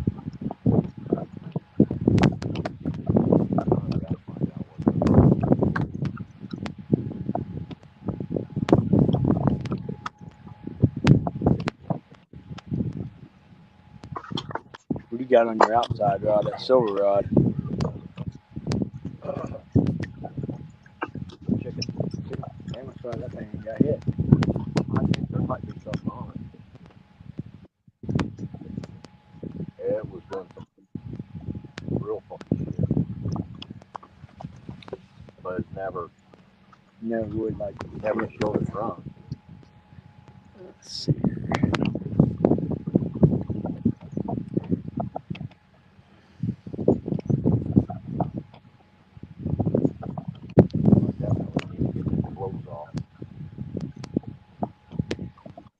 Yeah, I definitely think that's that white one. Got quite a bit of current. I do got a on now. This one I do have a Santee on this one. That's the one I caught that channel cat on. But I got it slung way over. But see that white one. I mean, you heard it. It started to pull dragon stuff. Yeah. But it's been acting weird ever since.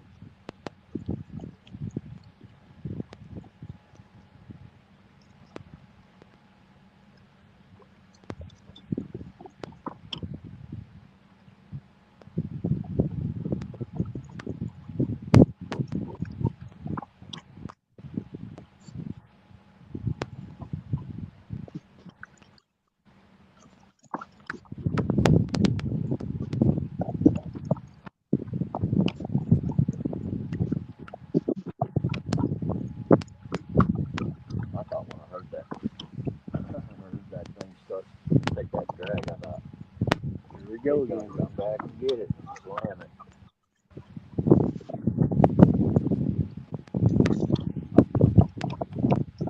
Well, last night that 37 pounder, he didn't even smell it on the thing. Just grab it in. That's crazy. You had that one hooked in a bottle. Yeah. Well, like I said, I think I was on a Santee. I'm thinking he just been hunting for the water and he just went straight down, heading back down, and went straight out of the way with it. And He was wanting that deep water right off the bat. Yeah, we gotta make us a little PVC pipe for that thing, especially on the small, bigger fish. They can't compress themselves, and the smaller ones they come up so fast. I'm thinking I might be able to heat up a piece and put an end cap on it and just keep rolling it until it makes it not as blunt. Drill little holes all the way up through that thing and allow that air out. portholes.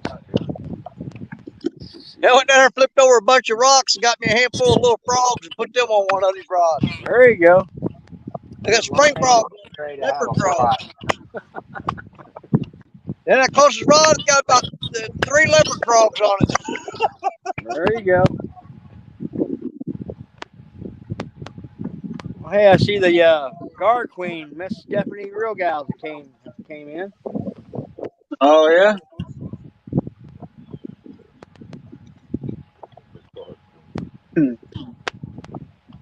I know she wants to shoot me. I don't see her. Where's she? She throw Must down. be way up there.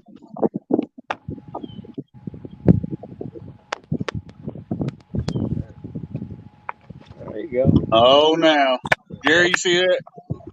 I can't hardly see chat very good. Let's see here. Let's see. Brian says going to whoop on the river mice. Oh. Well, hold on, Richard. If we don't come up with a game plan, I'm not going to argue with him. No, with the way this river's been right now, yeah. Yeah, I ain't going to argue with him too much. If this ain't like this, we're in trouble. This dang river has not been, she's so dang low. I can't get to a lot of my normal traditional spots I fish. Exactly. There's no water. There's no current. So I'm having to go outside of my comfort zone here and fish in spots I normally don't fish.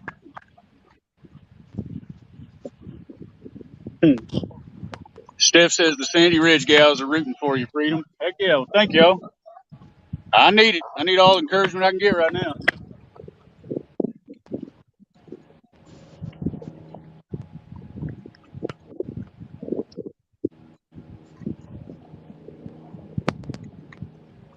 Well, that and this whole connection issue, I may have to go fish the Abyss next Sunday. That sounds like y'all did pretty good there. It might be your best bet. If conditions kind of stay the same, you know? Yeah.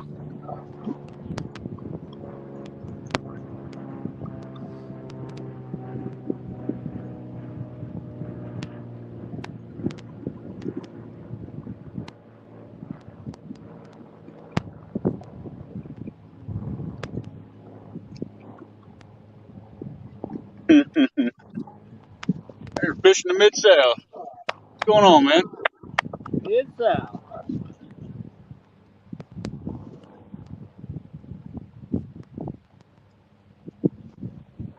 Captain Morgan. There's Chad. What's going on, Chad? Chadwick, what's up, buddy? There's Thomas. Well, I missed a few people. Let's see, we got 47 in here. I missed the end of Chad's deal. Did Stanley pass you up, Parker? I believe he did. He put the he outballed. He got the little fish, and I think he got most fish on you now. Yes, so he just bumped you right out of it. Yes, he did. That's awesome.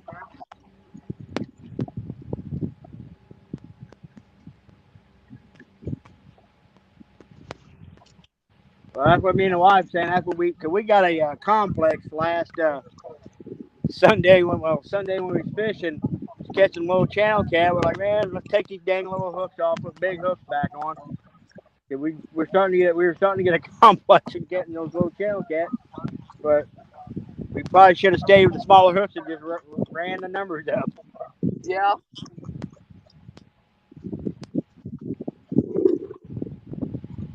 Yeah, we had dropped down like the little 3-aught circle was catching them, and then we went back up to 8-aught on everything just to try to keep them off the line.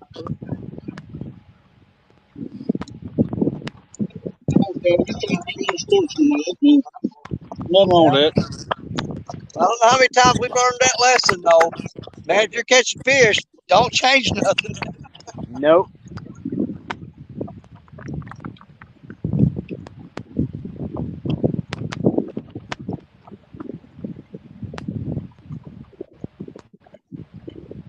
Yeah, I think I'm going to wind up doing some traveling next week unless Richard comes up with a plan with his boat. Other than that, I'm going to have to do some traveling.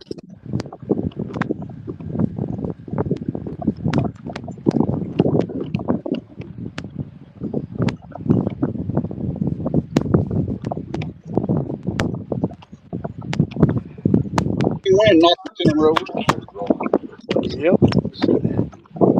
Yes.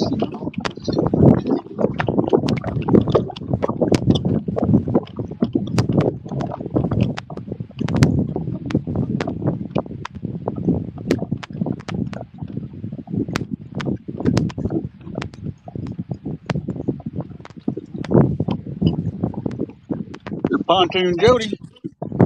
What's up, Jody? What's going on, girl?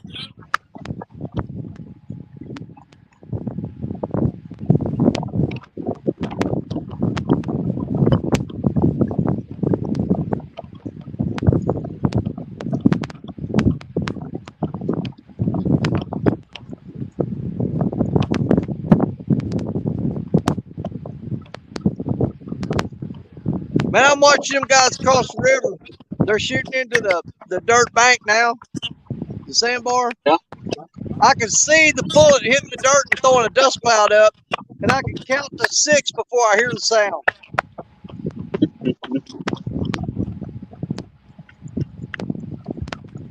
You see a Right big here dust where we're cloud sitting. come up when the bullet hits. You start counting, and I can make it to 6 almost every time. I don't know what the temp is, but it is. Right here where we're sitting, it's usually just a shade over a mile across.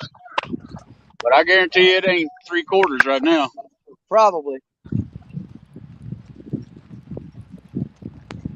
Oh yeah, sitting on this bank, if there's a deer on the opposite bank, it'd be an easy shot.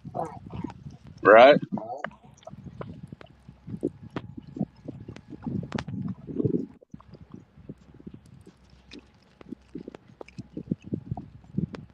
All right, I'm changing some bait.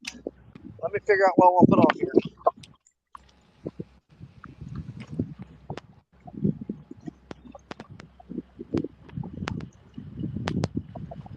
Let's see. We've been going for an hour and 41 minutes. Here about the 2 hour mark. Y'all want to open it up if anybody else wants to fish? Sure, why not? I don't know if there is, but any of y'all out there that's fishing right now, if you want to come up and fish with us here in a little bit, I'll drop the link for you. Just let us know in the chat if you want us to drop it.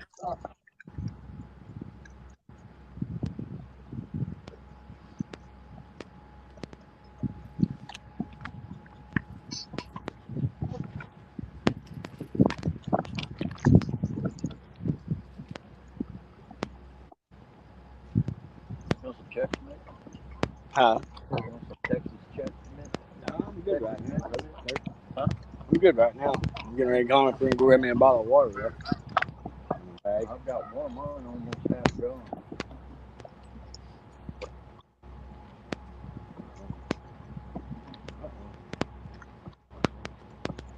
Second rod. Huh? Second rod's got smoked hard and it's popped up.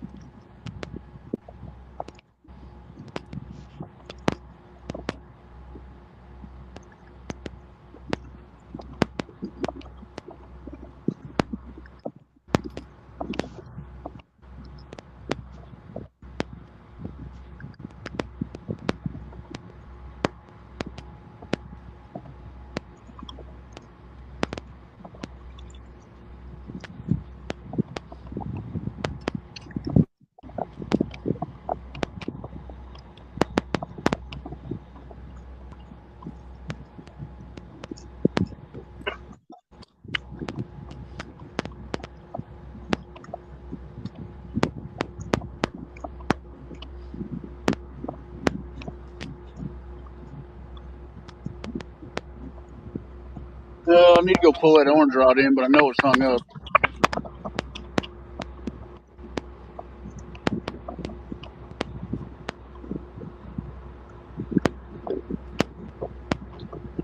Yep, might as well.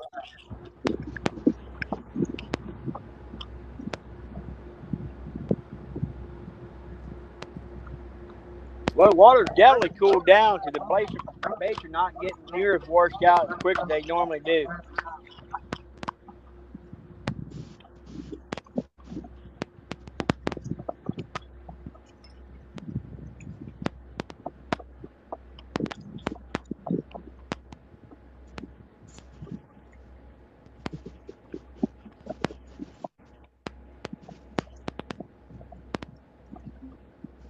I think somebody was going to smoke a big one already.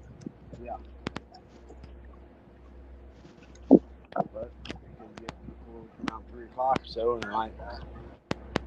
Dude, every time we come fishing down here, even down there at the abyss, when we get down there, they'd start hammering. Yep. They'd already be hammering, and then they'd just peter out. And we never did fish the shallows. During the daylight hours. I did that one day with Richard. I actually had a couple of hits in the shallows. I got to see, I can't remember how many rods. I think we used up 6 rods on the river battle on Sunday. Yeah. So I may have 6 and 3. 3 to 4 in the deep, and a couple 2, 3 out in the shallow.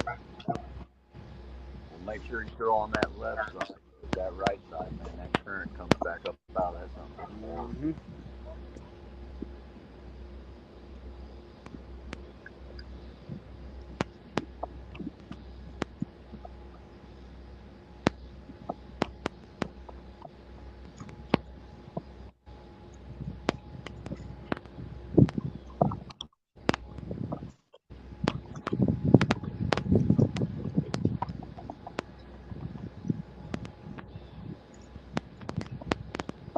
Said you're welcome to go with me Sunday if you want to go.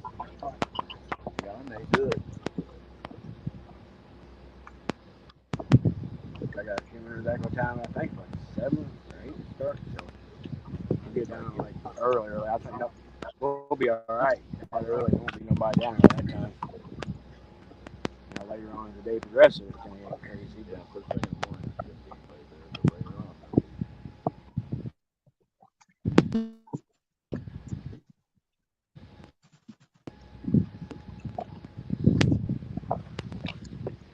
all right, what we got going on? Pontoon Jody, let's see.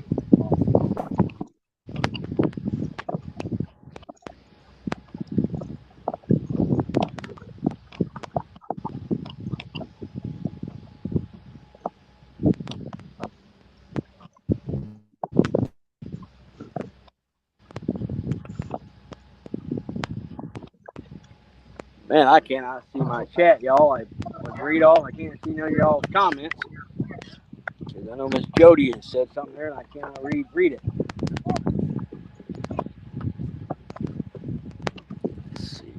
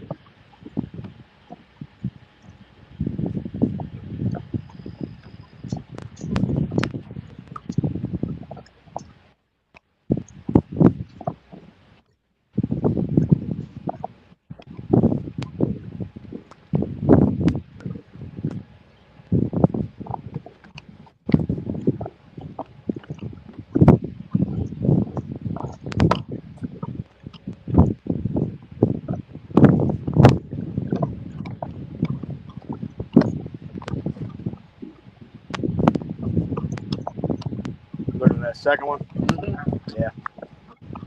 Kind of gets. That's a little squirrel. Working on it earlier, and it stopped.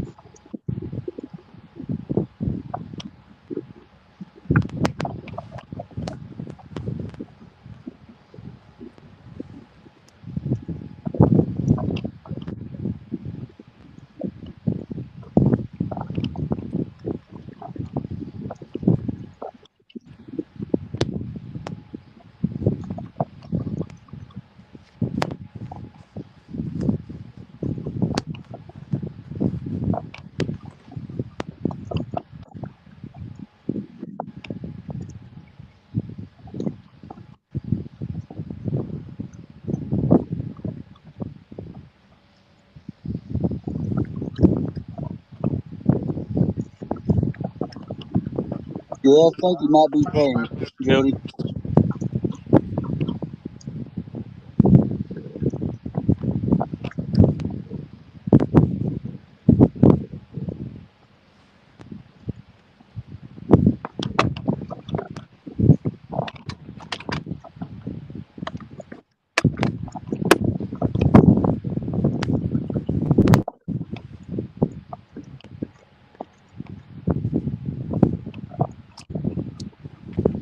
Richard, are you getting wind noise on my end? Not bad. Just every once in a while, a little bit. It ain't bad though. If it gets bad, let me know. I'll put my hair curler on. All right. I was trying to read chat, but man, I got the sun shining right on my screen. I can't read the chat for nothing. Yeah. There's TX Tiger. What's going on? Oh, Waterside for Adventures. What's going on?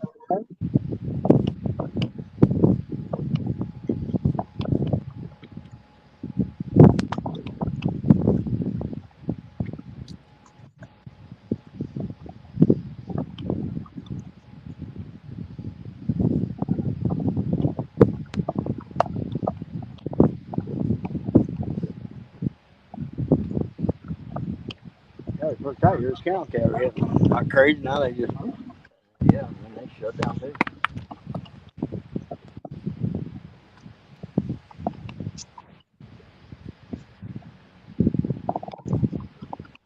I wish I had some of my stingrays.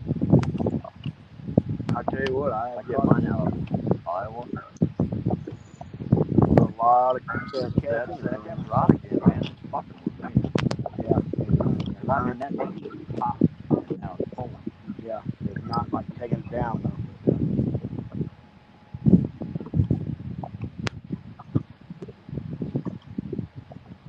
It's Todd, Air Cajun. That's what they've been catching all the damn catfish on. Oh, St. Baden River, it definitely works. That, down there at Red Rock, you go to the second dike up, dude, they slaughter and crank. Now there is a big old ledge out there because I keep getting hung up on it and breaking off every time I reel in.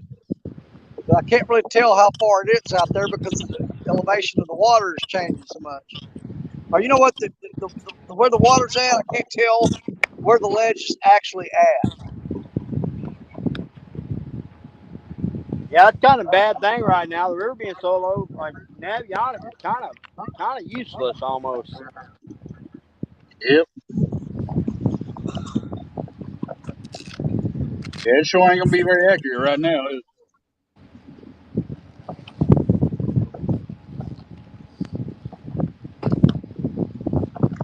I think that ledge is probably about 50 or 60 feet out because that seems like where I'm hanging up at every time.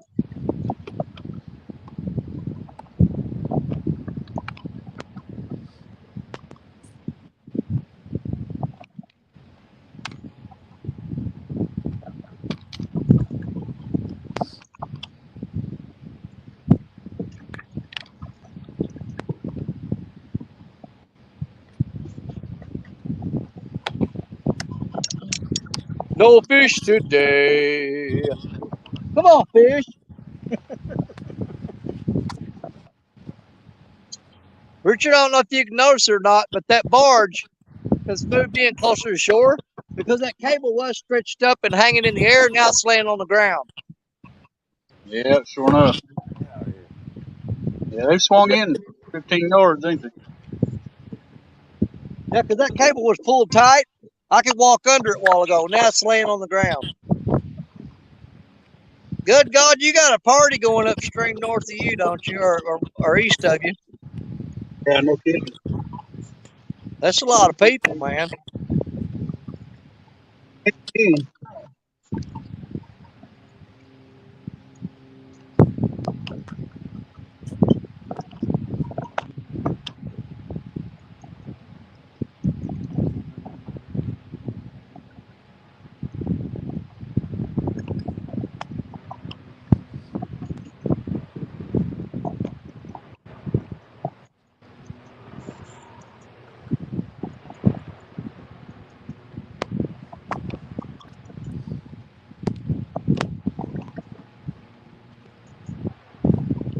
The one good thing about it is I know that next week this is not where I'm going to be at.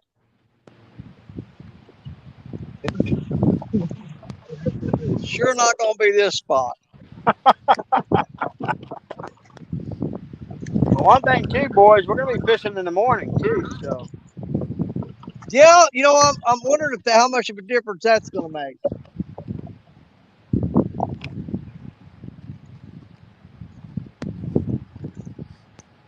I'll be quite honest. It's been a bit since I fished in the morning on the river for a bit. Yeah.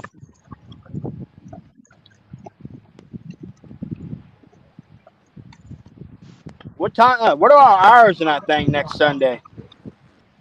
I don't even know. Give me the line. 7 or 8 in the morning, I think.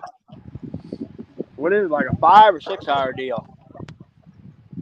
I don't even know.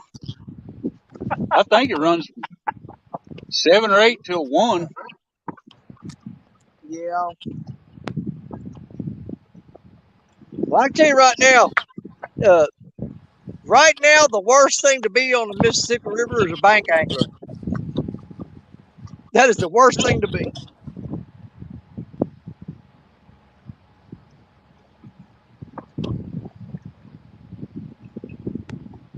You grab that bait knife. Yeah, right here, bub. I need to put an edge in that thing. Huh? I gotta put an edge in that I got to thing. put one on my little samurai one too.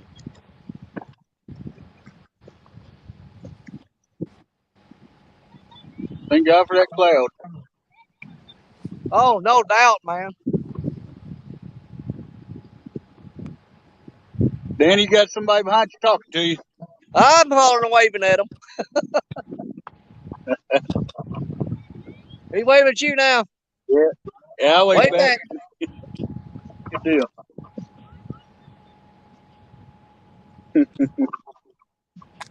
Do me a favor, Terry, when you come back down, tell me a piece of yard bird, bring it to me. What do you need? Piece of yard bird whenever you get down there. How big?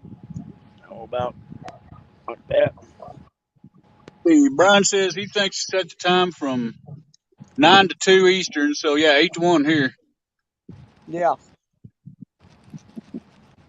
That means if I'm going to go north, I'm going to have to head that way Friday night.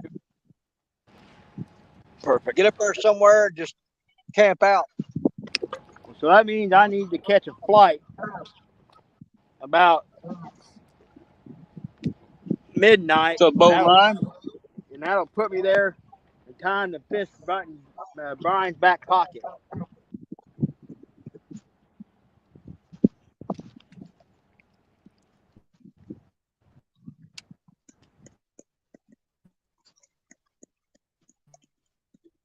Let's see. Danny Till, Richard, Thomas needs a link. Okay, I'll put the link up.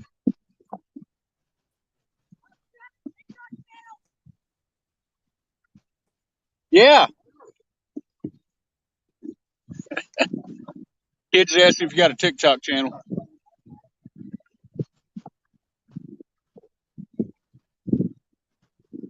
Let's see. 4. Oh. I can remember how to do this.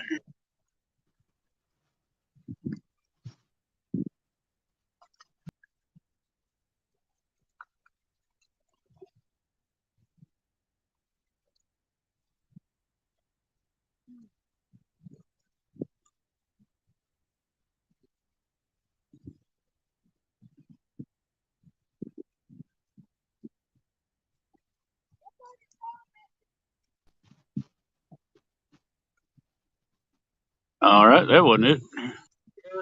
Invite guest. There we go. Copy. 4.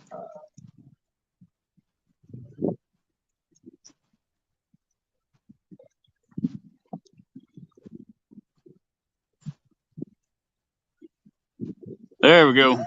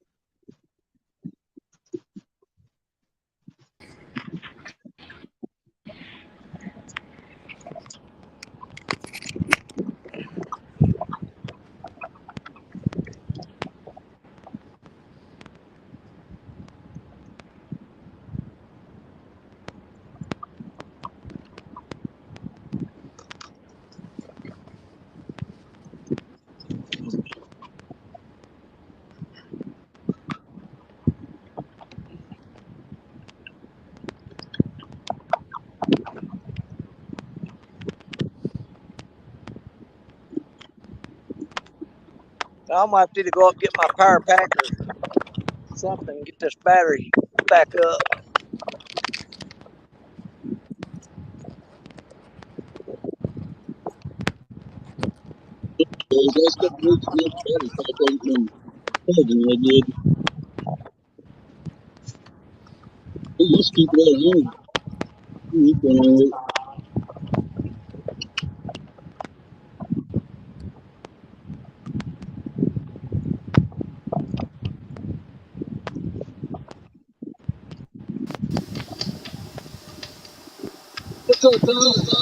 Hey, Richard, Danny, Jerry. Thought I'd come in and help you guys read chat. Hey, Yeah, Richard. can I turn the camera this way? Hold my hand over it. Yeah, that's the bad thing about this afternoon stream. Boy, we can't see crap on our screen. I need to get a secondary device. I just got to figure out how to keep the echo from going. I need to get a secondary device. Harry? I just got to figure out how to keep the echo from going. Go long, 15 foot offside of that. Just throw it long ways. Yep. I didn't get stumped, if you want to count drums.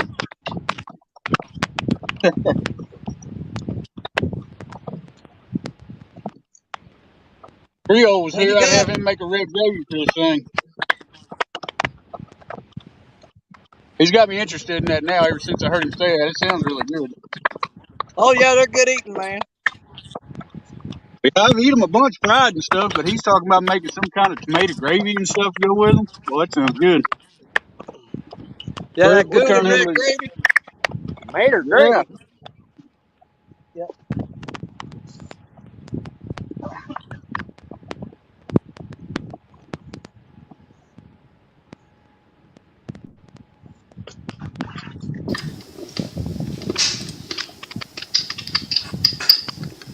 Well, I got to figure out how to keep the echo from going. I think it's well, catfish and crappie, yeah, you're probably right. I got to figure out how to keep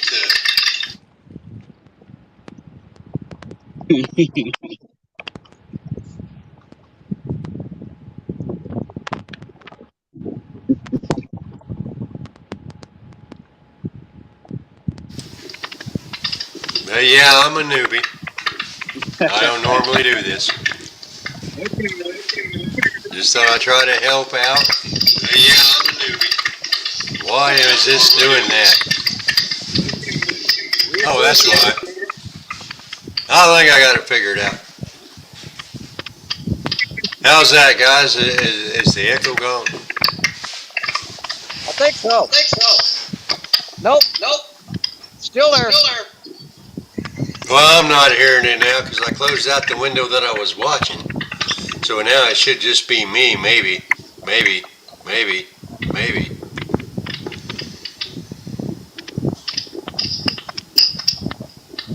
Yeah, Martin, that's what I did. I closed out the box.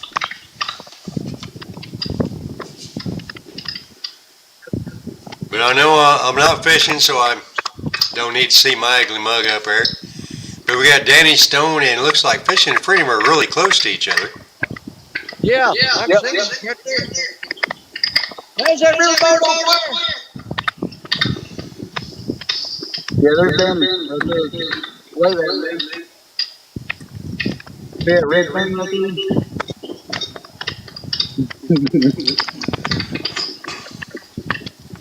Then we got Jerry Parker there. He's on the rocks, buddy. He's on the rocks. I don't know how he's gonna get down here them bottom rods without, tripping. Well, Heart Mountain. This is my element right here.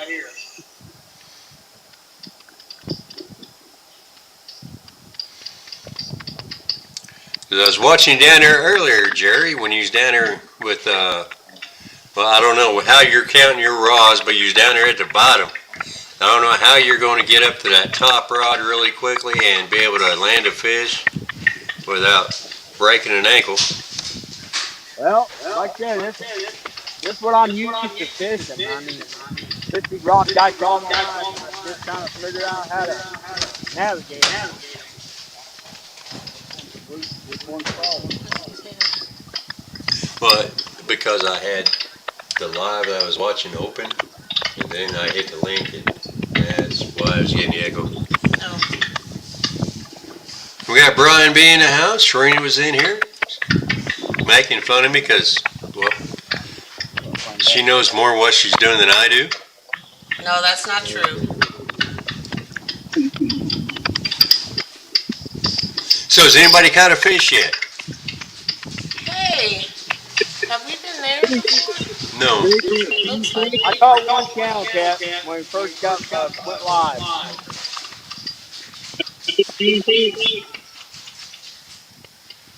Texas Tiger says, dang, I was way behind. Maybe he need to hit refresh. Guerrero Bagra, I think that's how it's pronounced. We got Brian B catfishing in here. We got catfish and crappie making fun of me. where's he at? Where are they at? Where's Yeah, when Danny we Stone? first went live, I caught one little 2-3 pound channel cat. Danny Stone and Richard. Serena's wanting to know where you guys are at. We're right here by the We're right here by the main.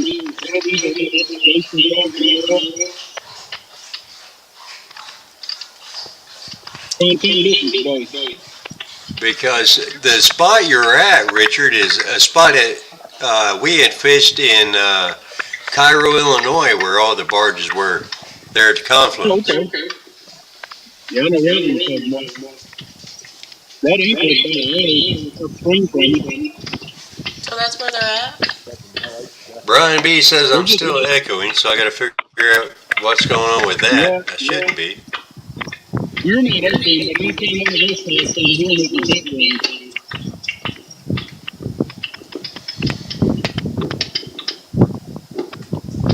Do you have any TV? No, I've only got the computer on. There shouldn't be anything behind me. Maybe that's the problem.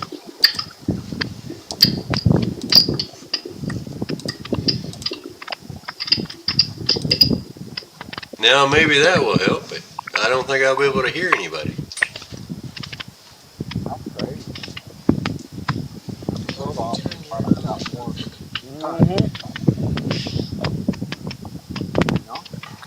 Well, you got that thing right with our water. See, that's kind of interesting to me.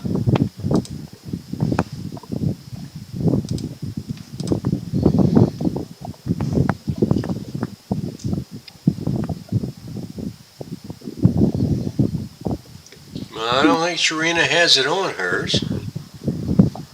No, her phone's off, but I got to turn my speakers off now. I can't hear anybody else.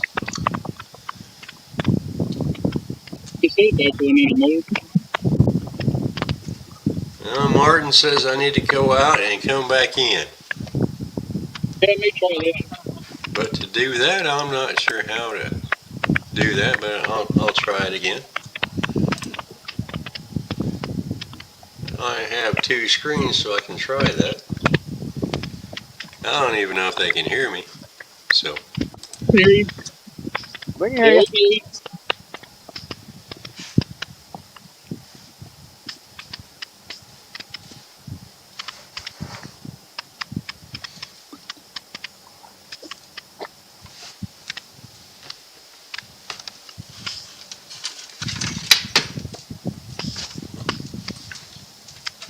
They can hear you, they said. Well, they can hear me, but I can't hear them. So I'll put the headphones in and see what happens.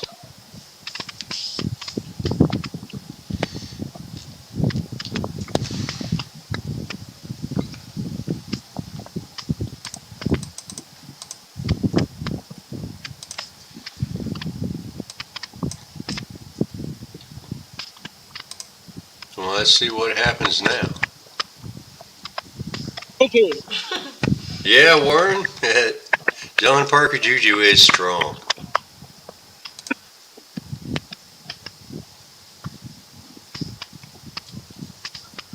But I'll put the headphones in. Let's see what happens now.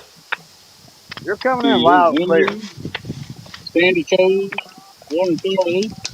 Welcome in, everybody. Appreciate you coming in here.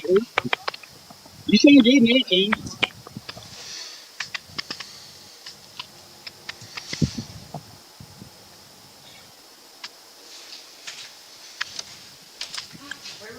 Okay, how's the sound now? You sound good. Coming in loud and clear. No echo when I'm talking, so yeah, sounds good.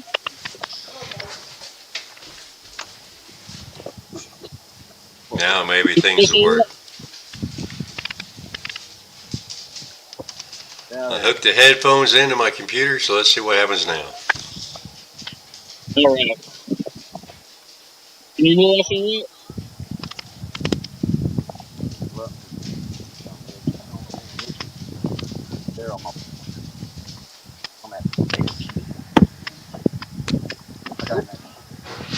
Oh, thank you, look, lady.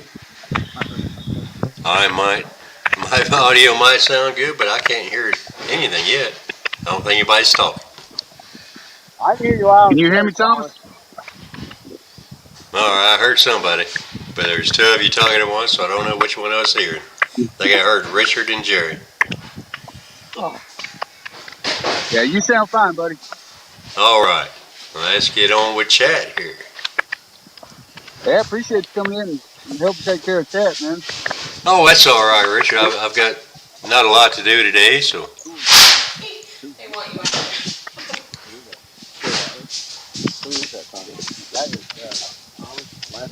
I need to give me some wireless headphones so I can make this a whole lot easier on myself. The way the sun's shining on my phone and you can watch these rides and phone and miss somebody and anybody even ignoring.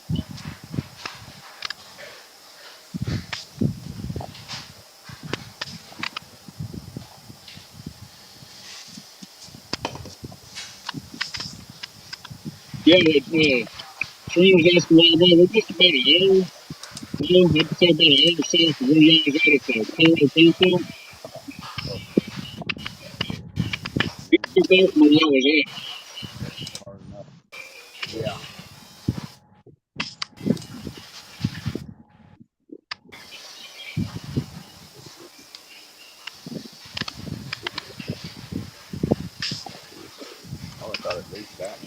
Somewhere in here I've got microphone settings. I just got to find them. Cruising along those rocks, picking up bait and stuff.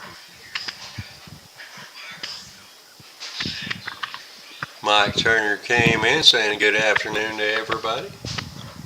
Hey, Mike, how you doing, buddy? Howdy, howdy, howdy.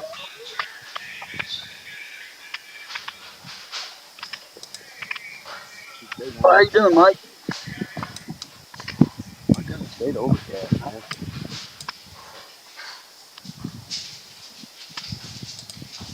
Mike Turner, how we doing?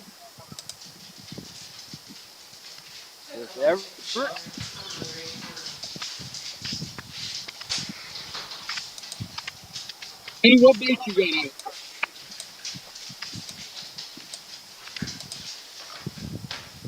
Hey, can you hear me?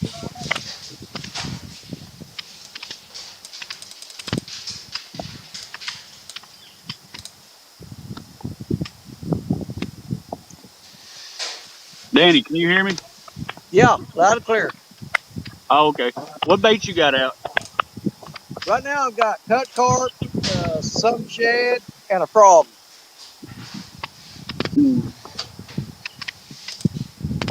Got two carps? No, I don't. I got carp, skipjack, and yeah, two carp and skipjack.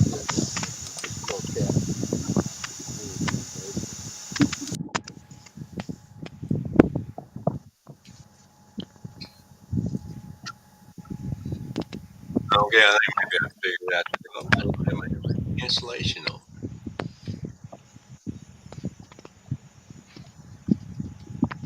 I had even. Maybe you just did, Tom, so it sounds better. I ain't getting a lot of background noise, man. I mean, it can't be that wide, dude. So where are you fishing at today, there, Jerry? I am on a wing dike on the Illinois side, but I tell you what, last night I fished a spot. Well, I took Richard there a couple of weeks ago. Last night I fished a spot. I was in 100 foot of water last night. We did pretty good. We caught some real nice fish last night. But there's a rock out there. It's like, I mean, it's once in a lifetime thing for a lot of people to get out to this big old stone rock. It's a big column comes out of the river. And it was absolutely bat crap crazy. All the people that are around this thing. So we didn't want to mess with it today during the middle of the day. We figured there would be people everywhere. But we did really, really good there last night. And some kind of, I don't know, just there's too many people to deal with. But that's where I may have to end up going next Sunday. Oh, what have you got going on next Sunday, Jerry? We had the Battle of the Rivers tournament, Brian B's channel. We're fishing against the Potomac. But then Saturday, we'll do our show Saturday. And I think I'm hosting next Saturday. Yes, So, you are. And I will me and the boys will figure out what time Saturday could be good for everybody. And we'll probably try to do it more early afternoon. So we're not staying up real late because we have that tournament's in the AM with the Battle of the Rivers and Brian channel. So. Well, maybe somebody can post that link for Brian B's channel so everybody can look.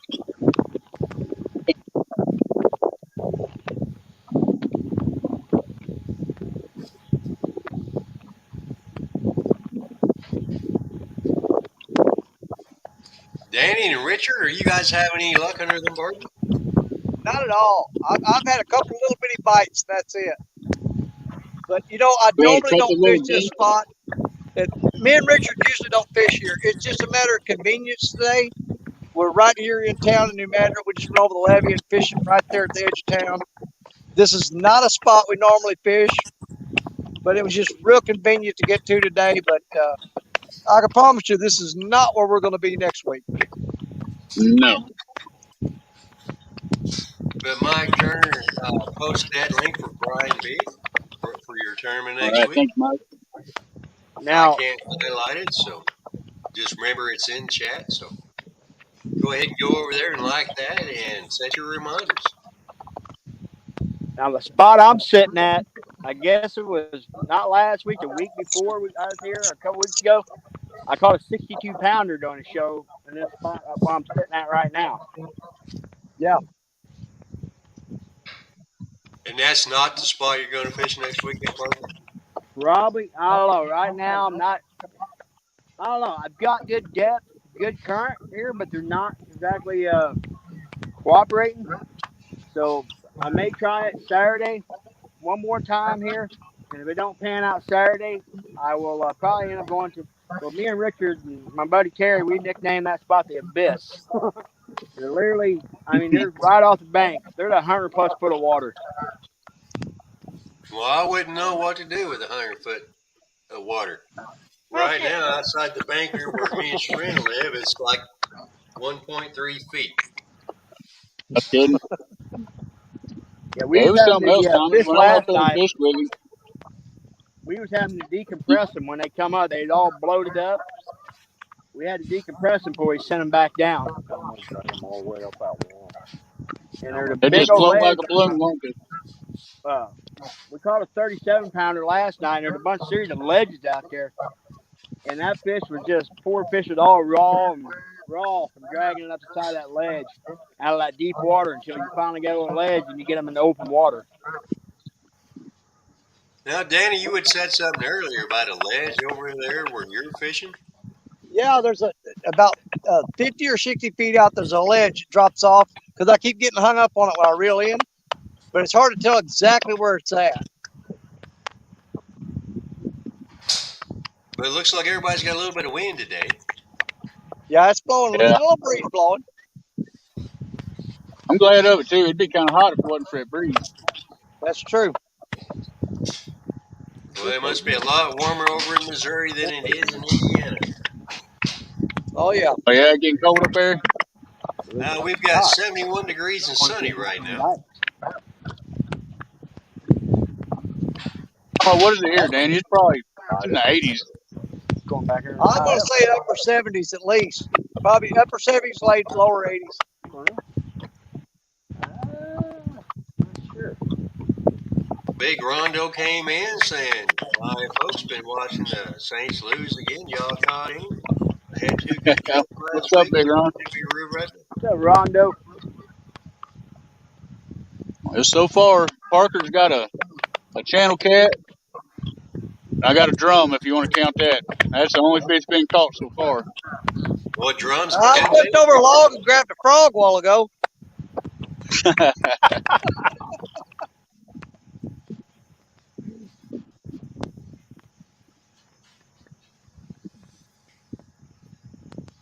Well, Richard, drum is good bait. I use that a lot here. We right? don't do real good with it down here. Yeah, I'm not a fan Really? of it. I've tried it several times down here, and I ain't had no luck with it. Because I caught one fish on my drum in biggest life. blue came off a piece of cut drum. Is that right? That I may was give him that shot. 6-pounder. Well, Richard, if you catch another one, we'll Really? chop him up. Maybe that's what they're eating right now. They don't want nothing else. We may have to chop up a drum. Maybe. We've tried everything else. Get another one. We may have to give it a shot. Well, can't do no worse than what we're doing. And I believe it was this time of year. I think it might have been September, though, when I caught that 56. Yeah, it was September. Yeah, Srini confirmed it was September. It was what, 57 pounds? Yeah, 56, yeah. Almost. Well, right now, That's I a also believe that all of our fish are packed out way in the middle of the river in that main channel, and they're just holding there. It's midday, 3 o'clock or so. They're coming Yeah, out. I know with as low as our river is, Mississippi's got to be low for what it is.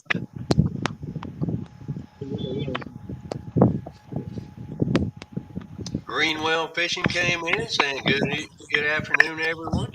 Hey, Greenwell. Mike just had his 10-year anniversary for sobriety on it fishing this morning. Yeah, he had a great show today. That's awesome, Mike. Well done, Mike. Yeah, I was in there watching Greenwell early this morning, and then I watched some of Chad's tournament today. Yeah, the Mississippi River is so low right now. There's actually people coming up, like tourists, to come down and walk along the bank in spots that they'll probably never get to walk on again. Well, it might be a good time to take a metal detector out here and see if we can find Oh any man, kind of- I picked up at least 20 pounds of sinkers today. So you're getting some of your tackle back. I'm getting some of mine and somebody else's, and Oh, man, with the lures and shit. I'm getting all kinds of stuff picked up here. Every now and then I get up and walk around, and every time I get up and walk around, I'll pick up some more. G-style fishing saying big fish energy activated. Right I'm on. hearing We need that. it, buddy. Man, dude, I know What's up, G-Style? things going hitting that night. Eddie right there. Yeah, Thomas, it's rough to say because the river fluctuates so much, but according to our gauge, we're roughly 20 feet low, 20 to 25 feet low. This time of year, it's usually somewhere between 15 to 25 feet on our gauge. And the last time I looked a couple days ago, we was at -2. Yeah, we're at -7 here. 0.7 here. Dang. Yeah, we was at -2 feet, and I'm sure it's down a little bit from there. Well, with the gauge our river goes by where we're at, we can see it from here. And Oh, yeah? it's reading 1.3 feet. But that's a few feet off of the channel. Yeah. So the channel is about 6-7 feet right now. That's about 100 yards off of our bank. No kidding. What river is that, Tom? It's the White River in Indiana. Okay. Want to be outdoors? He fishes the White River in Arkansas. Yeah. I'm gonna say White River down there in Arkansas is a good trout river. Well, I don't know that Yeah, I we think have that trout in our river, but I don't fish for that, so I don't try to go. yeah, Right. the one I mainly fish in Arkansas, I think, is the Red River. Yeah, yeah. How you actually access that? I fished the Spring River, and then White River ain't too far from that. Pay Yep. road. You take your I love that the Red River down there around Heber Springs, Arkansas, man. That's where I go for trout. That's pretty country, man. But Sharina and I have fished down there at Cairo, Illinois, at the confluence of the Mississippi and Ohio. We're wanting to go back there again with our boat. Yep, right there. Yeah, that's a good spot. There's been a lot of big fish caught right there. Water right there. Like where Gibson. And Sharina has had a guided fishing trip There's got to be all kinds. at that area. There we go. Oh, Richard has a fish Throw some on. more bait, man. What do we got, Richard? Kind of like a booster you can buy. You got something on there. Yeah, I don't know. I'm kind of nervous about buying one here. If it don't work, that's when I'm out, No, it looks like another drum. Yep, another drum. Chop him up. Chop him up. Pretty good size, too. Yeah, that's not a bad sized drum. I have got one. I really love those boxes. I personally would take some fillets off that and use it for bait. You like the fillets off of them? That's what I normally use. All right. Do some chunks and we'll do some fillets too. See what happens. You might as well try it. It ain't nothing else working. That's what I have is AT&T. What are you using for bait, Richard? In fact, I've got the Shad. Skipjack and shad. Well, I've used skipjack and shad here, and I've had better luck off of the drum. But I think that's just because we have more drum in our water than we have skipjack and shad. 25 feet. Right. Wow.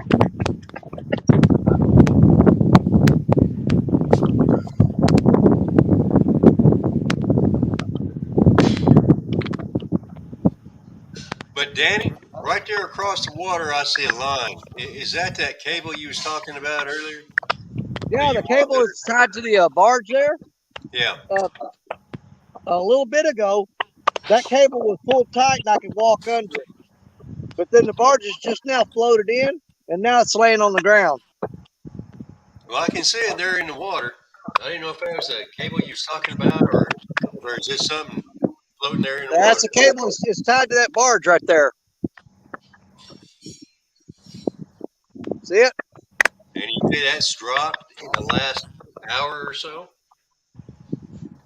Well, the cable keeps falling, so that means the water may have rose up a little bit. I don't know why it would have.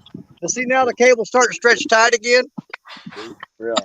Oh, yeah. But that cable is always there. And I walked along that shoreline a while ago, directly underneath that cable. That's where I picked up a ton of weights that people had broke off on that cable. And a wire in, and then the one out. Because normally that cable lays underwater. People get hung up on it and they break off, and you can walk along that cable and just pick up tons of weights and hooks and rigs and swivels. And oh, fuck yeah, we were down in the hole. Really? Oh, Rusher got another fish on, she just reeling in. I had. He's reeling in because he's going to put some of that drum on there. And I couldn't get shit. But I know the Mississippi's low because I've been seeing a lot of news reports where barges are getting hung up. Dude, they're finding all kinds of stuff in this river that they didn't know was there.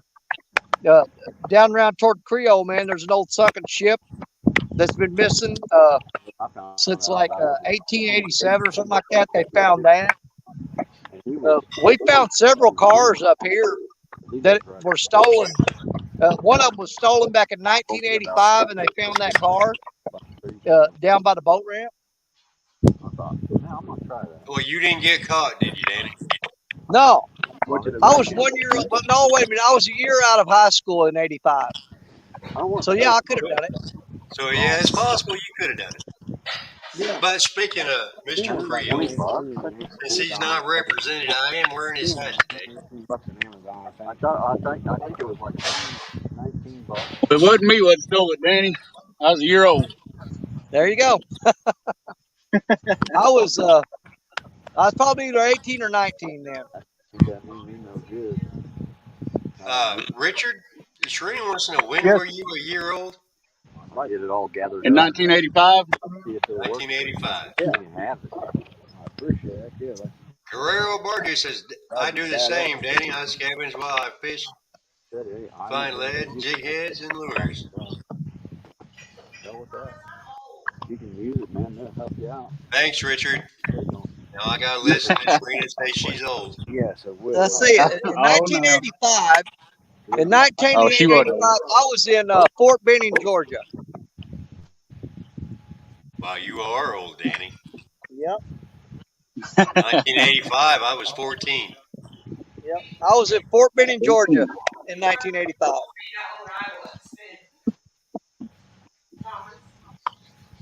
Do what?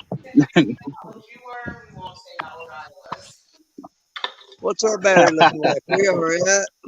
When I Serena started back there driving, telling you not to tell her gas age. was like 85 cents a gallon. It is absolutely dead. It is. I mean, there's nothing even breaking the surface. But go, you can flip the switch.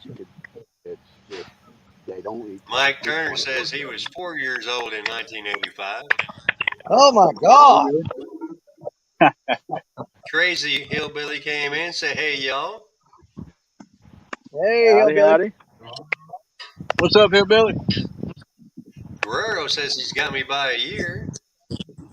Oh, yeah? Yes, honey, you're older than Mike Turner. Oh my God, Look, lady, Sorry, said Serena. 85, he started kindergarten.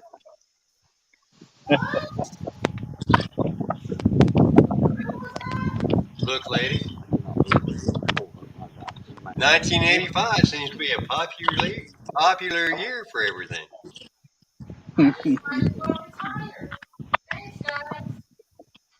Well, you guys have convinced Serena to retire. She's feeling so old. Oh, that girl ain't old yet. Honey, Martin S. from the UK said he was 26 in 85. Thank you, Martin. There You you go. better now. 12 years old. Jerry, you say you was 12? Yeah. Oh my God! Yeah, Jerry Parker said he was 12 years old in 1985. She's feeling better, Jerry. Thank you. I want to be a real boy. Right there, rocking the mullet. I'm bringing a mullet back, baby. I kind of figured Danny Stone was retired in 1985. I wish.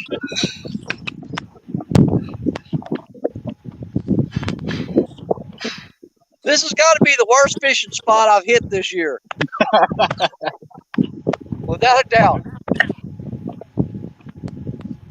Welcome to my world, Dan. This has been my last 2 months. Yeah. Who's that, Thomas? Skull Rush said he was 12 in 1985. Okay. Warren Farley said he thinks he was 21. So he might be older than he thinks. He probably don't remember a whole lot then. No. From 85. If he was 21, there's not going to be a whole lot of recalling for him. No. He might not even remember Michael Jackson.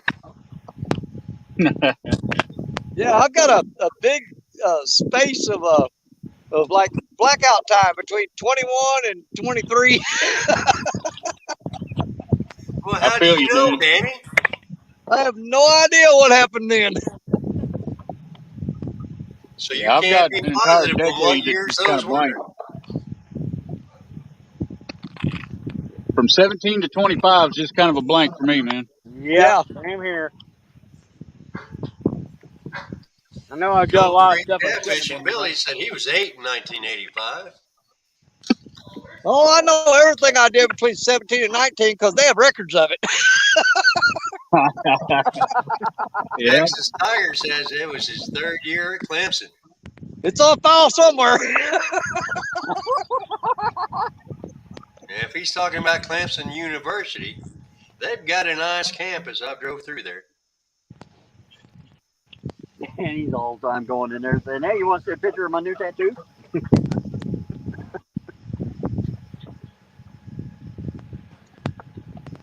Mike Turner said blacked out between 21 and 23.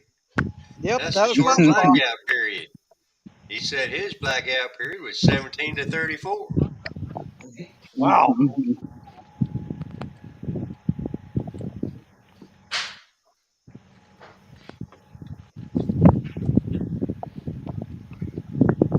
Huh.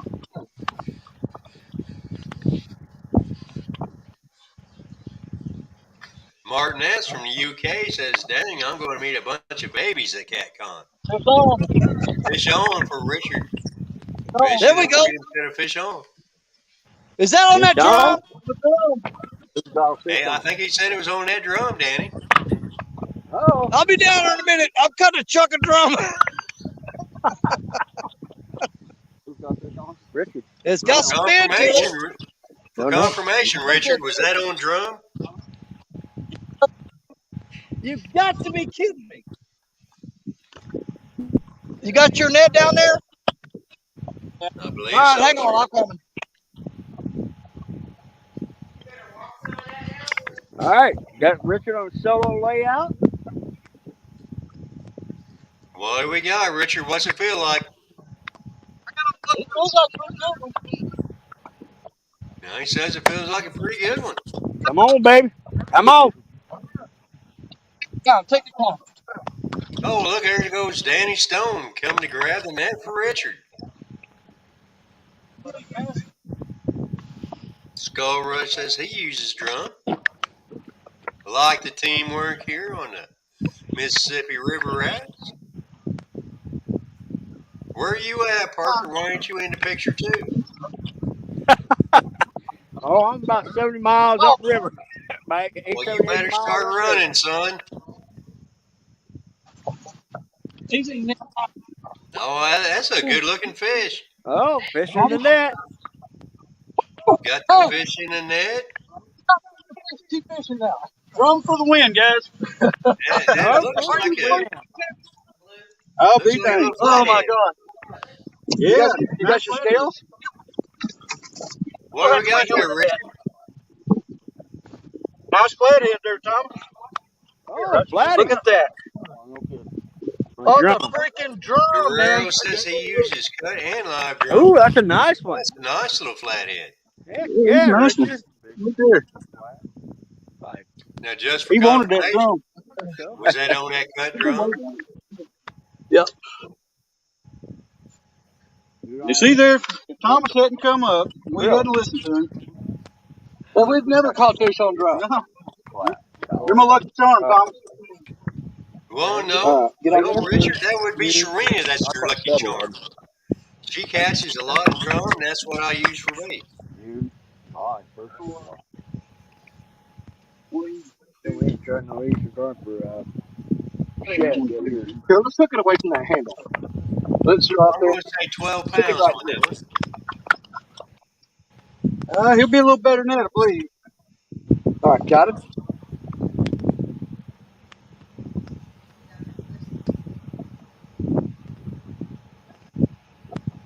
Put your guesses in Going chat. right at 21 and a half.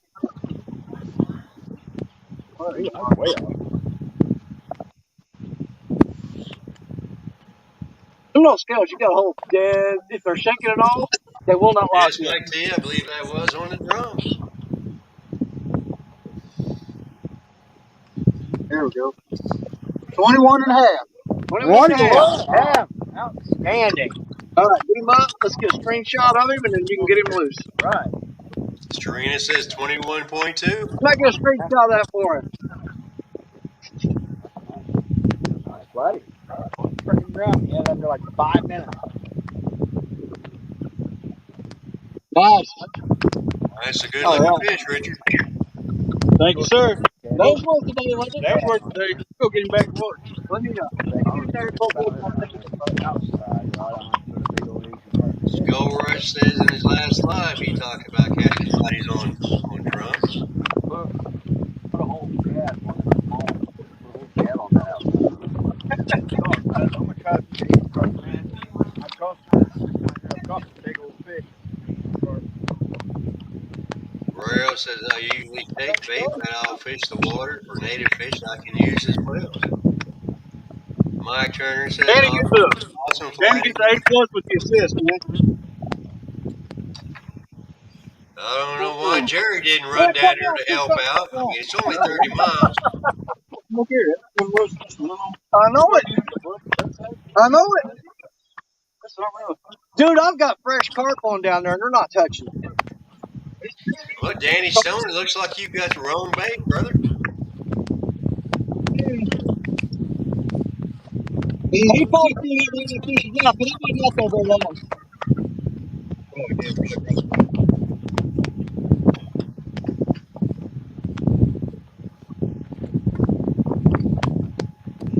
Stole some bait.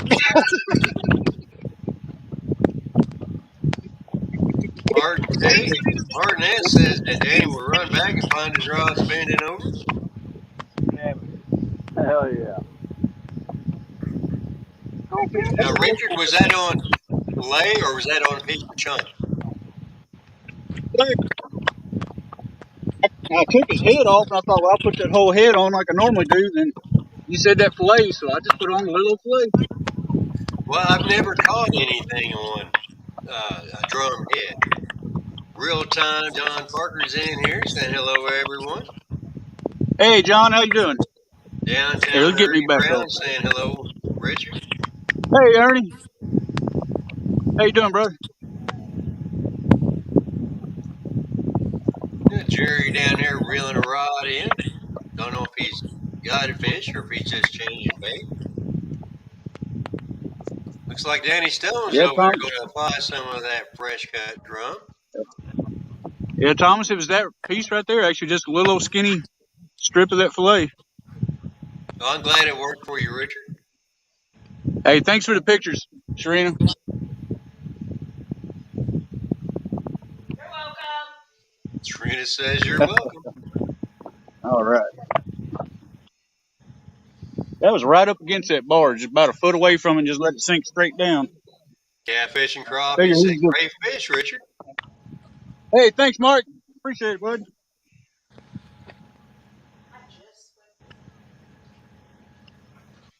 Epic Catfish came in, said hello, y'all.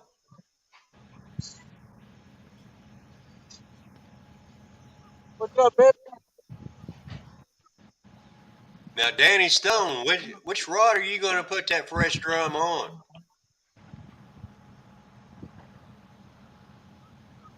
Well, he may not hear me way down there, but we'll find out when he gets back. You wanting that more in the steam? Now, is that your first fish of the day, Richard? That wasn't bait fish? Well, no, I caught a little channel cat before the stream, but since we've been live, yeah, that was the first one. Well, that was a good one for your first one of the stream. Absolutely. Yeah, I'm pretty tickled. I was starting to get a little discouraged. I needed that. Well, Richard, from somebody that gets skunked all the time, you know, I'm right there happy with you. Well, appreciate it. Now, I tell you what, I probably wouldn't have came here. I'd come down here and looked at it. Since Epic's in here, I watched him and Sean on TikTok up there fishing amongst them barges and caught a flathead the other day. So I thought, well, this kind of looks like a similar situation. It just happened to work out. So thank you, Epic.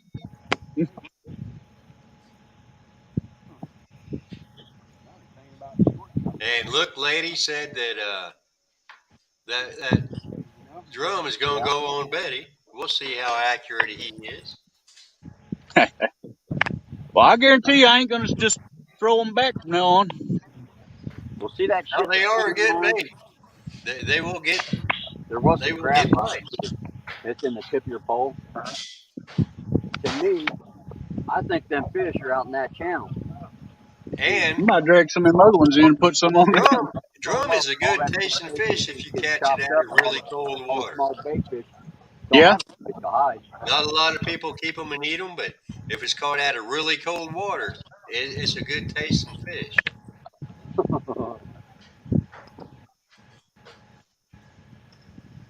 Warren Farley's asking, I keep wondering what those things are they keep pulling in are. Hey, Tim, how's it going, buddy? My buddy Tim Ferris. Oh, yeah. Catfish and crappie says, looks like Parker is fishing the high side of the bank. No joke. He sure is. Did you hear that midget just jumped off the arch? No, is Danny hung up already? Did he just cast that out and get into a snag? Looks like it. It's real snaggy right here, man. Huh? There's so many cables and tree roots and rocks and stuff down here. It's pretty snaggy.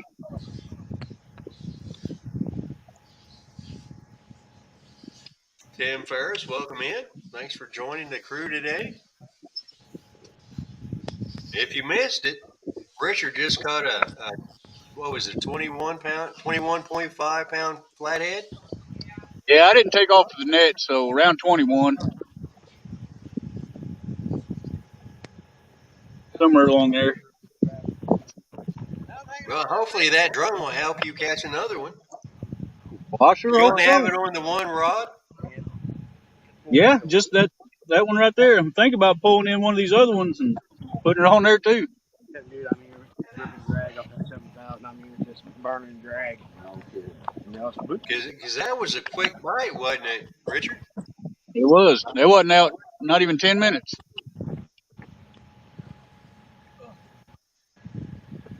Tim Ferris wants to know, has Danny caught any gar? Not today.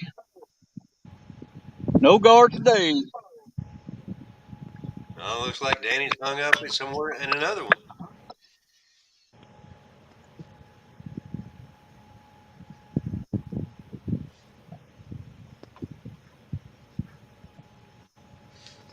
Yeah, there's a ledge out there breaking off every one of my lines. Breaking off every one. Keep fishing down there in Bull Shoal? I think you had a couple times down there this year. That tournament should be. Well, actually, it should have been this Saturday and Sunday. I haven't seen posted anything yet. I haven't seen anything posted anything yet. Boy, your one rod just stood straight up. The very far one? Yeah, I think it's settling yet. Dude, it Something made all my just frogs off there. this way. And it went straight up. It ain't never going to settle with that football on there. Epic says he likes what he's seeing in everyone's fishing situation. No float on there. Yes, sir. Grabs that. It's Got got to be a, basketball on it. it could be a serious fish. Something grabs that. And he's clapping I'll be watching you, Tim. Said Parker's got some swift, deep water. And clapping. Sure. What's Yeah. that? Jerry's in the textbook spot, that's for sure. Well, I just threw. I've got an inside and outside current seam, and I just shortened one rod up and getting into a scour hole, and I just put an Asian carp head and body section. That legit is probably 2.5 pounds. I'm still not ever fishing this spot again. What did Danny say? I'm swinging for the fences on that bait. Yeah, that's a legit donkey bait. So you fish for me, Richard. You know the size and baits I like to throw. Oh, for sure. Swing for the fences. Jerry, what bait are you using today? I have kittens, puppy dogs. My outside rod, I've got that big giant piece of Asian carp. The next rod, I have a big old hand-sized body section of buffalo. And then there's my third rod down here, I have a head and body section of a shad I just put on, and I've got chicken on the rod right next to me. All right. Cam Scott says he's not sure about Danny's spot. Not quite sure what's going on with that. I guess I missed something when I was letting the dog in. He said he liked everybody's spots.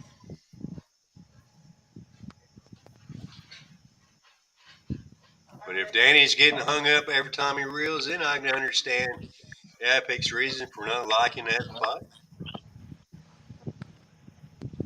Yeah. What have you got the bites on today, Jerry? I had a really good hit earlier on a carp's head, but the one channel cat I have caught is on a piece of chicken, and my buddy Terry had a real good hit earlier on a piece of buffalo. But like I said, I'm hoping as the evening progresses, the bite picks up. Well, I've used carp head, buffalo head, and drum head. And skipjack head and shad head. I've never really had any good bites on heads. Oh man, my top three heaviest fish all came off head pieces.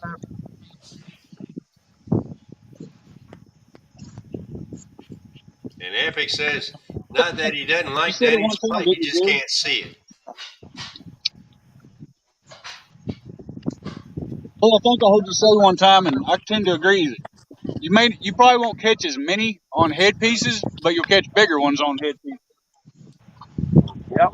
Like most of your big ones will come off the heads, but you maybe not catch as many. And I'm willing to sacrifice the numbers for the quality. Right. Well, as a trophy catfish chaser, yeah, you know, quality is better than quantity. But do you find that there's a head piece that is too big to use for bait? Never. Never had too big. I mean, honestly, you could take a 2-pound bait, and a 10 or 15-pound blue could eat that easily. Just look at Epic says, "Oh boy, heads are my favorite." a flathead's mouth is so much bigger than what he is. He can eat 3 times the size he is. I personally have just never had any luck with head. There is a video on YouTube. Guys at Bass Pro videoing the fish tank, and there was an Asian carp swimming around that thing. I mean, it was probably a good, 3-4 pound fish, maybe bigger. And there was about a 30-pound blue in there, and he inhaled that thing and got that fish swallowed in like 2 gulps. Well, you may have to put that link out on your channel, Jerry. I'd like to see that. Yeah, there's the head piece of head on. There's that carp. Video, and I mean, I'm in a massive size Asian carp, and I blue just inhaled that thing like little or no effort. Well, Richard, maybe you should try the head of that drum. That's what I'm headed for now. I just took that carp head off. It was pretty good size. We'll put this old drum head on. No, like I said, I don't have any luck with head pieces. Man, it don't matter if I'm using sucker, bluegill, skipjack, whatever. That head piece is the first piece I'm going to grab every time. I have the best luck with body pieces or a fillet. That's your outside. Richard, I don't know if you can hear me, but Epic Catfish has good bait for blues. No, I was wondering if you're going to throw it over in the corner of them barges.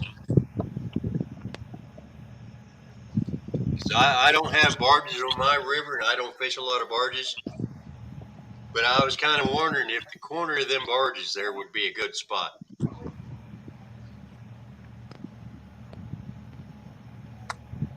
If them barges have been there any time period, they're always good spots. It's nice dark spot, and plus the mean eye and the other bait fish will get up there in them barges on the back side of it. Get out of that current and go hang out underneath that thing during the daylight hours. No, Epic. I normally target blue cats because I really don't want to catch channel cats. But Tim Scott had asked me if I targeted mostly channel cats. That's why I gave that answer. But I normally target blues, Tim.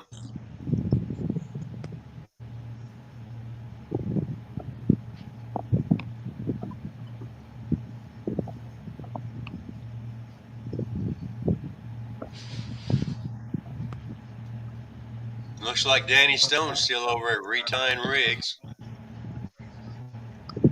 Yeah, I think he's about got that one ready to go. Yeah, 'cause here's the thing. There's a big ledge out there. So even if I get hooked up on something, I got to worry about getting it over that ledge. But I went ahead and put drum on those 2 rods I got out there. I got the Muddy River rod rigged up, but we're going to go with this one. We're going to go with a carp head that's split in half.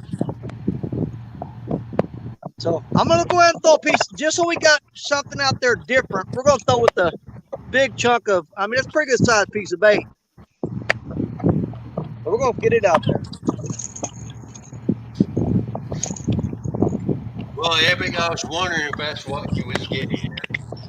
But I have never caught anything on a head, whether it be a channel cat, a blue, or a flathead. Most fish I get are on fillets. He's never used one or what? Never caught one. That just seems weird. That's just floating. That's what floating. Surely he knows. And Martin, when Danny gets back over closer, I'll let him know what your comment is. You too, Mike Turner. Maybe he's down there around them vegetarian fish. Possible.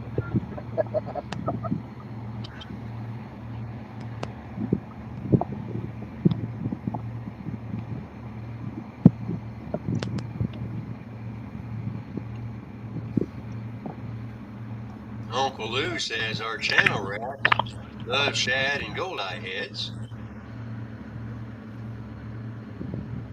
Miller Time Fishing. Richard and Danny, where are y'all located? Are y'all anywhere close to the areas that I fished? Because I didn't think there were any fish there.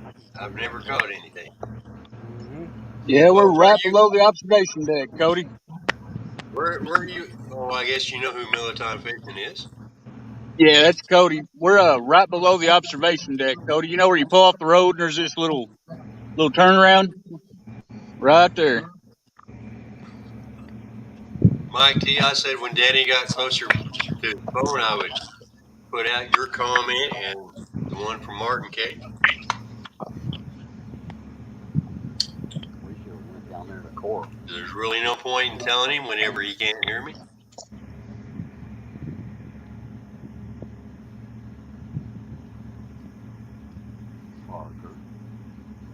Tim Ferris says, I think Danny is lost. He's just walking around out there. I've got a lot of spots out there. I think he's retying. I think he broke off 2. Yeah, he broke off two rods. But I hate to think Danny Stone has lost the way of the catfish. And barges tied up down there along that ship, man. Oh, he ain't lost it. He just can't find it. Just misplaced it today.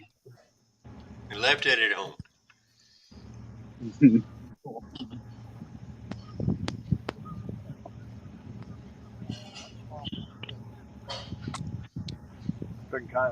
And Miller Time Fishing says, yes, sir, I know that very well. That's where I go every single time if I'm not with you.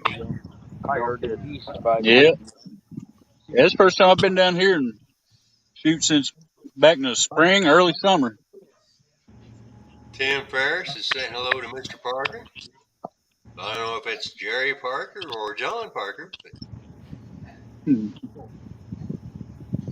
Well, howdy. I know Real Time was in here earlier.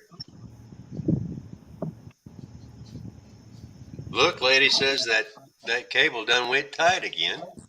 Oh, and he's right, it did. Yes.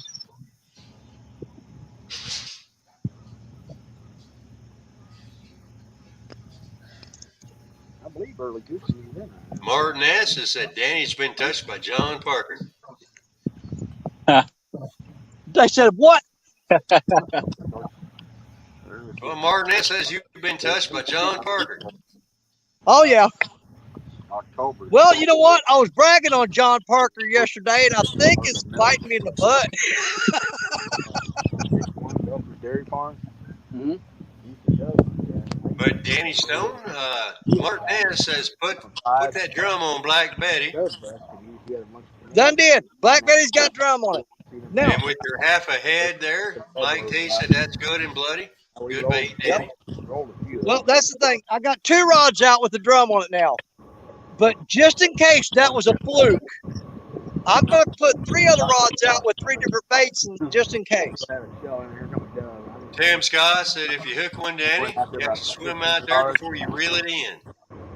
Yeah.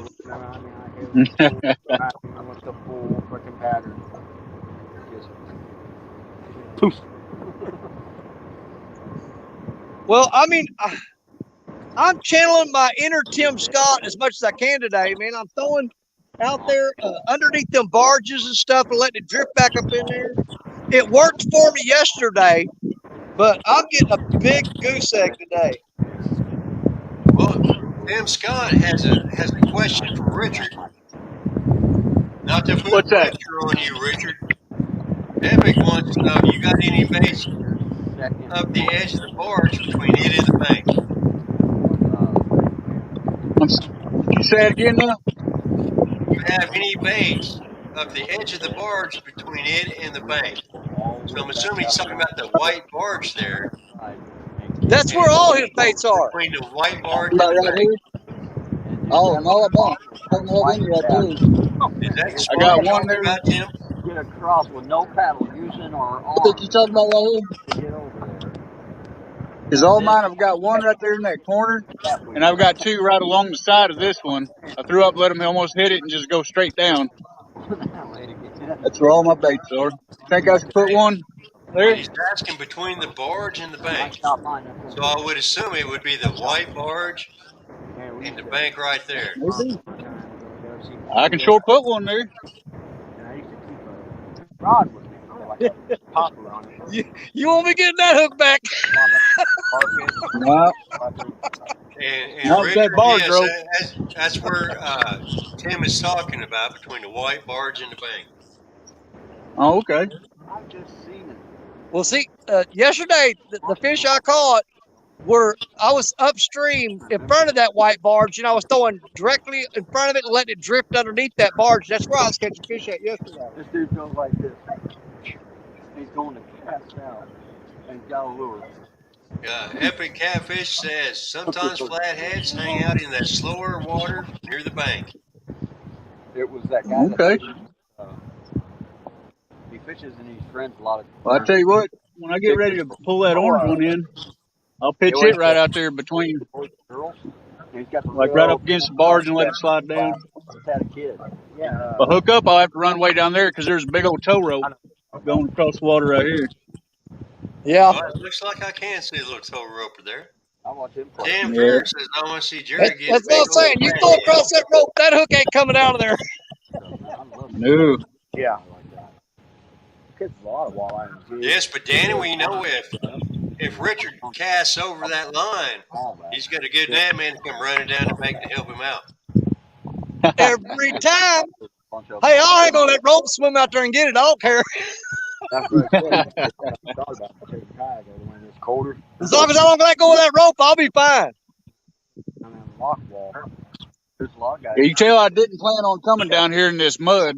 I was planned on going down to the point. I ended up wearing my new boots. That don't mix well in this gumbo. I'm sure glad you got your rubbers on. Buddy. I didn't want you to mess up your pretty shoes. I got on mud boots. Got a lot of walleye come out. You get a big and I'm on my way. Don't worry about it. Richard, Epic says as close to the barge as possible, I believe, if I'm reading his message right. It makes it He break said, water. but as close to the side of the barge. We just throw that. Okay. All right. A white one most of the time. Yeah, I can slide one right there up against it. On it. Shoot, I can go out on it and drag it off and just let it go down. Evening, everyone. there's quite a few walleye in the creek. Tim, Richard and Danny are close to each other. When Yeah. Danny got his, but now when Richard got his last flathead, Danny was close enough he could run down and net it for him. Fish Trap Hollow. Yep. He definitely gets an A+ for assistance. He was on it, man. Hole. I mean, it's loaded with fish. Really. And you catch But Richard and Danny are close to each other. Catch a lot of walleye in there. They're within an old man's running distance. Found that from you and Tom. Exactly how we found a hole. And all kinds of big bass and walleye stacking that thing. I fish that thing all the time. I catch some. Oh, I wonder if I get that rod in without getting hungry. On them gigs. We're gonna try it. You just got popped on that rod right there. Which one? This first one. Well, that's whenever like Tom's gig all the time. That's Looks like Richard's going to move a rod and put it over there in the spot that Epic says this. Load waterworks. Yep, there's a deep hole down. Epic says he's done armchair catfishing. Took a 40 channel cat. Flathead. Said it's awesome that they were fishing together. But Tim, I'm sure that everybody on there would, out there for a little bit, benefit from your advice. A couple weeks ago, I guess it was. And I, on the upside. Oh, Tim, I'll be watching you, buddy. I did end up. You may not think it. I watch and I listen. Probably about 2 pounds small. Richard Epic said he was done armchair catfishing. Concrete slab. Just jumped up in here and said, oh, "Fuck you." Put a hate on it. I was like, I never even got a bite after that. I took my daughter. And Mike Turner wants to know if Tim and Sean are going to go out and go live again, or if it's getting too cold. I caught 4 or 5 smallmouth that day. Really? Yeah. Which is an interesting question, because I know the big blues bite during the winter. Conrad. Flatheads aren't going to go. I've caught out of that whole creek. And Tim says they're going to try, Mike. Down by 51, all the way down there. We walked that thing. Now, in fact, me and Jeremy walked from where the bridge. Now, what bait are you putting on that one, Richard, that you're going to put out there by that barge? K-Road. Yeah, you put down K-Road, and you walk down there. There's a deep hole way down there. From K-Road down? Yep. There's a nice hole way down there. Me and Jeremy walked from that bridge. It used to be the old wrought iron bridge, and they put the cement on one end. From there down to K-Road, we walked that whole thing, and we never seen it. Now, Jerry, you're talking about Cairo. What area of Cairo do you fish? Do you fish the Mississippi side or the Ohio side? We fish like why do you go down Cairo? It's the Missouri side. I fish down there. Or else I will cross sometimes and fish the confluence, but it's been a hot minute since I've been down there. Because Shereen and I have fished the point there in Illinois and fished, had rods in each river. Which one do you find to be the better fishery? Well, I'll tell you right now, I'm dead loyal to the Mississippi. So I'm going to say the Mississippi every time.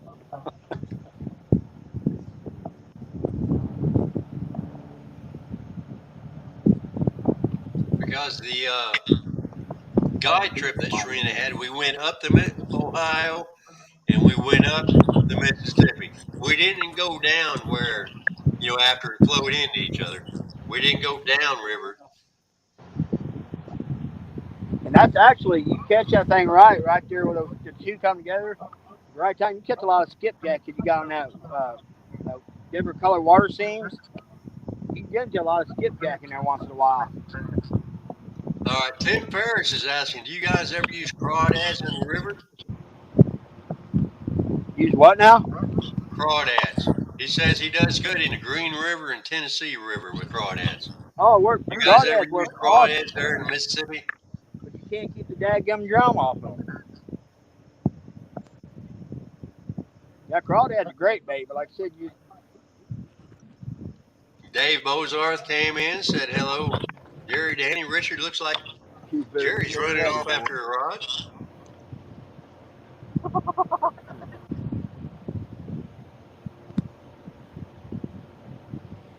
Looks like Richard's got his rod way out here in about the middle of that part.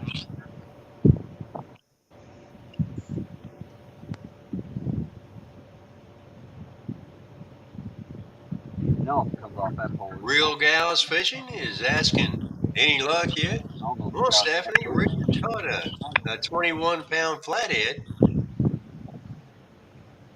When he gets back up here, I'll have him go over that for you.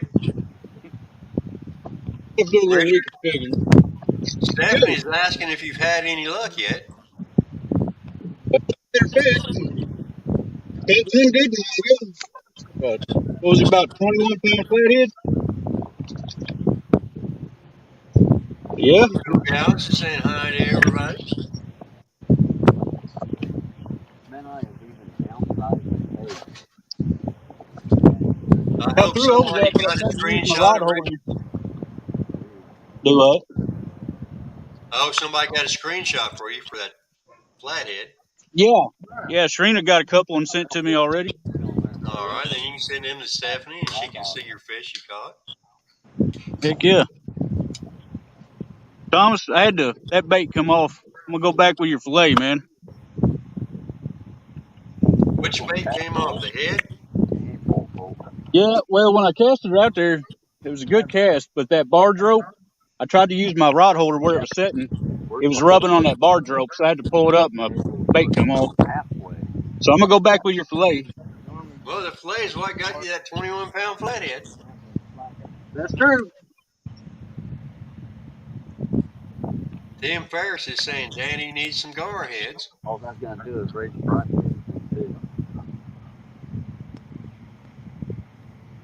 People think it's so cool when that river goes down and shit. Which it is. Well, Real Gals Fish, and she's asking any fish yet. Her phone's turned out. Yes, Richard got a 21-pound flathead about 20-30 minutes ago. Wanting to stay low for the winter. I think that hold down last night. He had caught a drum, and at my suggestion, used it for bait. Then about 10 minutes later, he got a flathead. It just sucks going the wrong stage. You can't get there. Sharina got him some screenshots and sent to him, so he'll be able to share that with you later. What happened, Jerry? It looked like he was going down for a fish. What happened?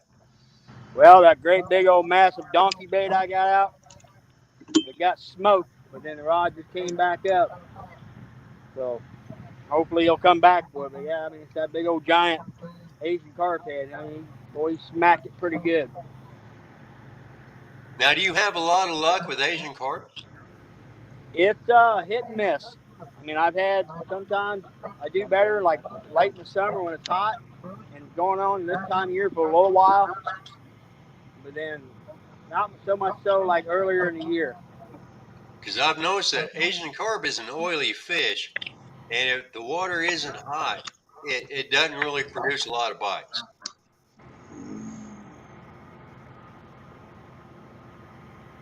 Yeah, just the drainage canals we hit to get our bait. There's a little hole starting to dry up. Oh, it's just full of buffalo carp and these Asian carp.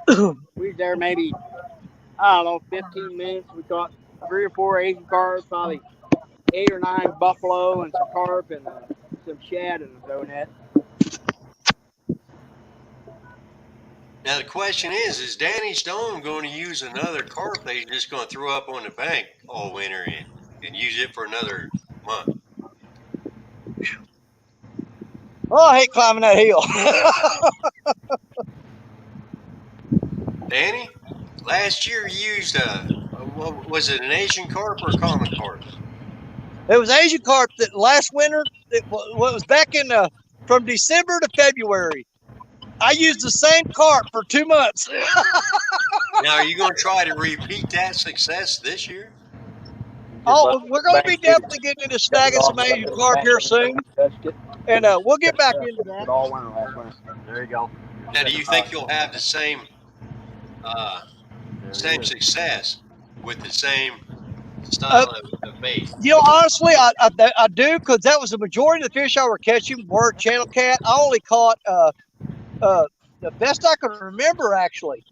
from December to February, I only caught one blue cat, and that was that piebald. I think everything else I caught was channel cat.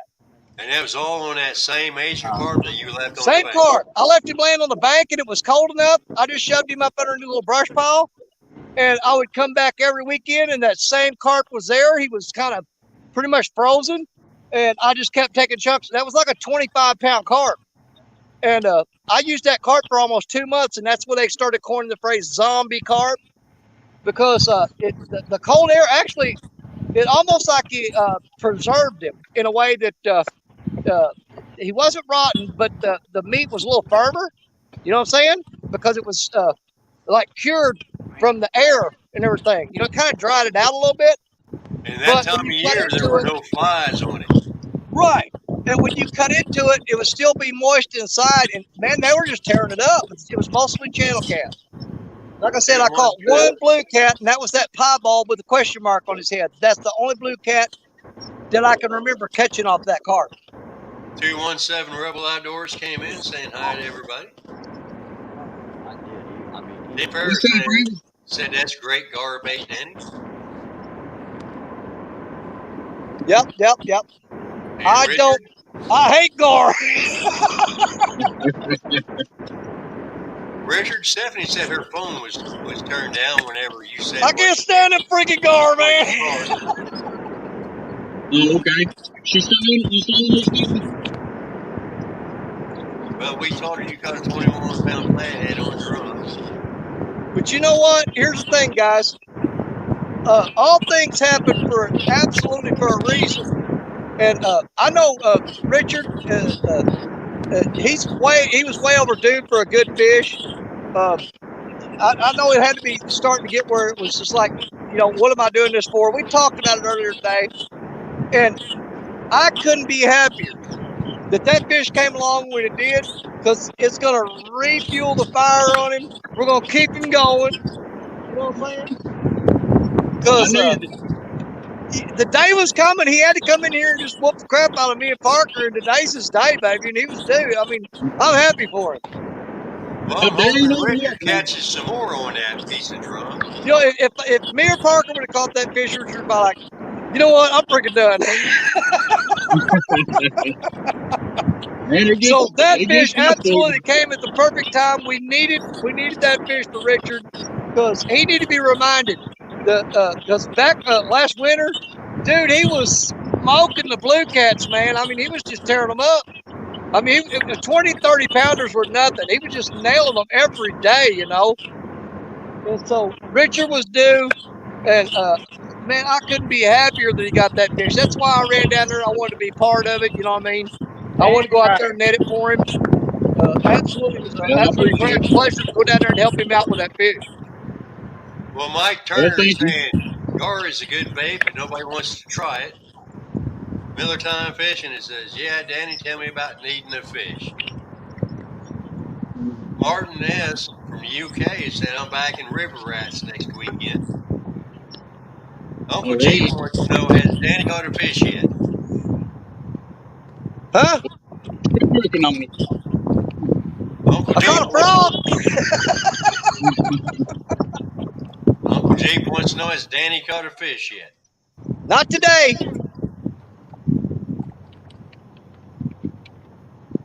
Man, I've had just a few little taps, and that's it. Skull Rush is saying it's time to pack it up and head home. He's starving. We don't give up till we have to give up, buddy. So, Danny, what rod did you put the drum on? The closest one to me, that's the one I call the Murillo rod. That is the Chopsticks 2.0. Oh, so you're not going to catch anything on that. And down on the very end down there, you all know who that is. The big girl down there. That's old Black Betty. She got a big chunk of that drum on it. And it's got a spook that I got from Uncle Lou on there, floating it up a little bit. And it's drifted right underneath the front of that barge right there. I threw it out there, and it's drawed up and underneath there. I believe Martin S. wanted you to put some drum on Black Betty. Yep, Black Betty has the drum on it. 922 camping or 922 Crappie Barbecue is in the house. Nice. Howdy. I've got one more Mad Cat's rod I can get rigged up. I keep breaking off out there. There's a huge drop off ledge. I know that if I pull up to that, I'm going to get on fish, but the problem is you're not going to get them out of there. It's tough. Well, if you was a better fisherman, you'd get them out of there. I can get them out of there.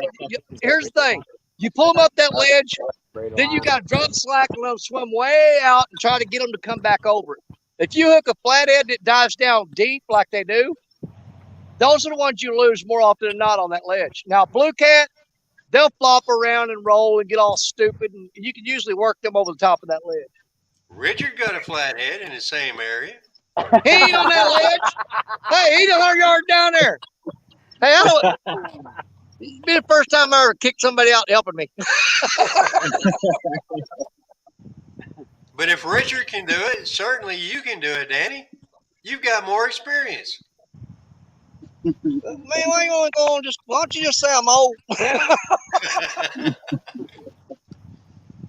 If we get one on there, we'll get him out of there. If we get one on there, teach these young fellers, Danny. Here's the thing: the spot that I fished last February that we was talking about with the zombie carp and everything, where I caught the piebald on those channel cats. That ledge down there is a 20-foot straight down drop off. I got him over that, so yeah. You know, just let me do some whining. I'm old enough. I've earned it. All right. So what you're saying is, whine a little bit. so what you're saying is, you're old enough. You can say whatever you want. Well, now we're on the same page. you do. We go right there in that sandbar. Been there, done that. Don't know if I can still do it or not. Stay out of the wind. Dude, it was miserable out here. Yeah, it ain't no kidding. That spot he's talking about, he fished all last winter, man. That's like a straight up wall. It's about 20, 30 foot just straight wall. And me and him was fishing before. That spot with me last year a little bit. And we know you go out there and then you start reeling in, all of a sudden your line just stops because the line cuts into the bank. And when it pulls through the mud, when that sinker gets there, yeah, you're trying to lift 2 tons of dirt. So what you're saying is, Danny, you're not as good as you once was, but you're as good once as you ever was. Hey, there ain't none of this conversation matters if no fish bites one of them hooks. If there ain't nothing eats none of that bait, this conversation is mute.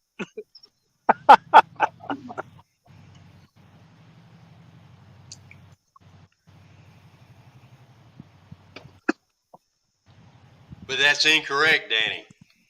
Now, hey, take through. Because even if you don't get a bite, you can pass your knowledge on to these younger fellas. Close to that bank you can get. Oh crap, man! They got so much new stuff out nowadays that most of the stuff I tell them is obsolete anyway. They got these handheld crap. They can tell you where the fish is at. Where are you fishing at? I don't know. Let me look on the graph. Okay, Richard, tell Danny where the fish are. In the river. They're in the water, man. In the river, yep. They ain't in this spot. See, same answer you would give, Danny. I don't think I tell you what, I can't tell you where they are, but I can tell you where they aren't.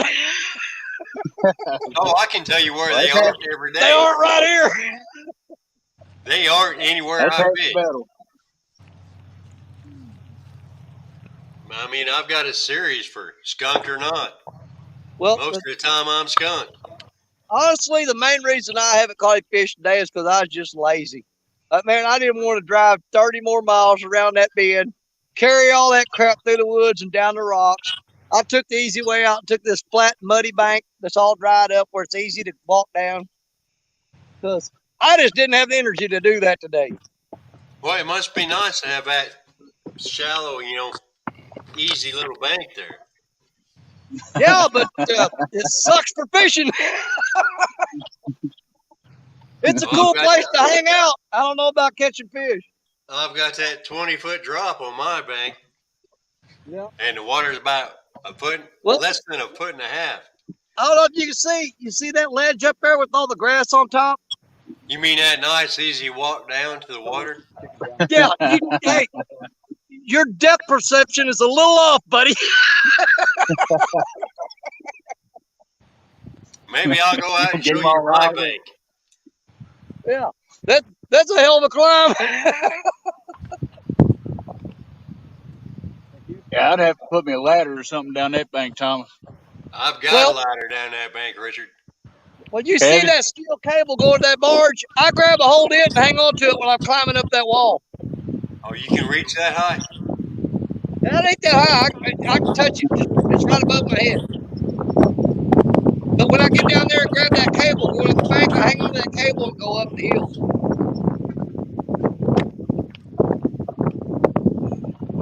James Guy came up and said thumbs up. Now remember, folks, if you're in here watching, remember to hit that thumbs up for Richard. And next week, I believe it's on Danny's.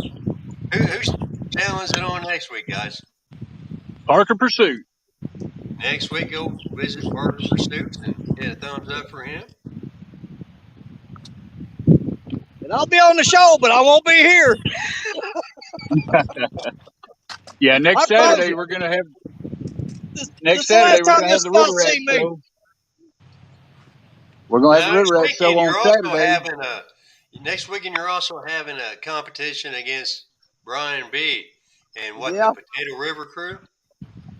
Yep. Next Saturday is going to be the River Rat show on Parker Pursuit's channel, but Sunday, the 23rd, from 8 Central to 1 is going to be the Mississippi versus the Potomac. It's on Brian B.'s channel.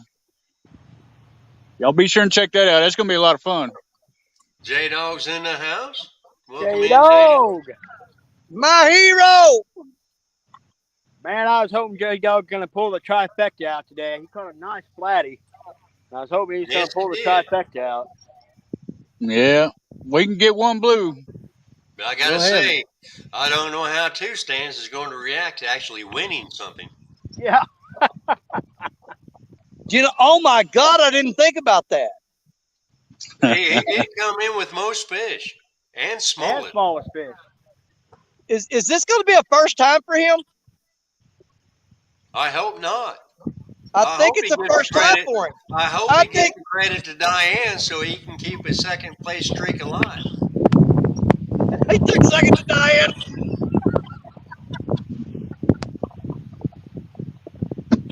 Oh, man.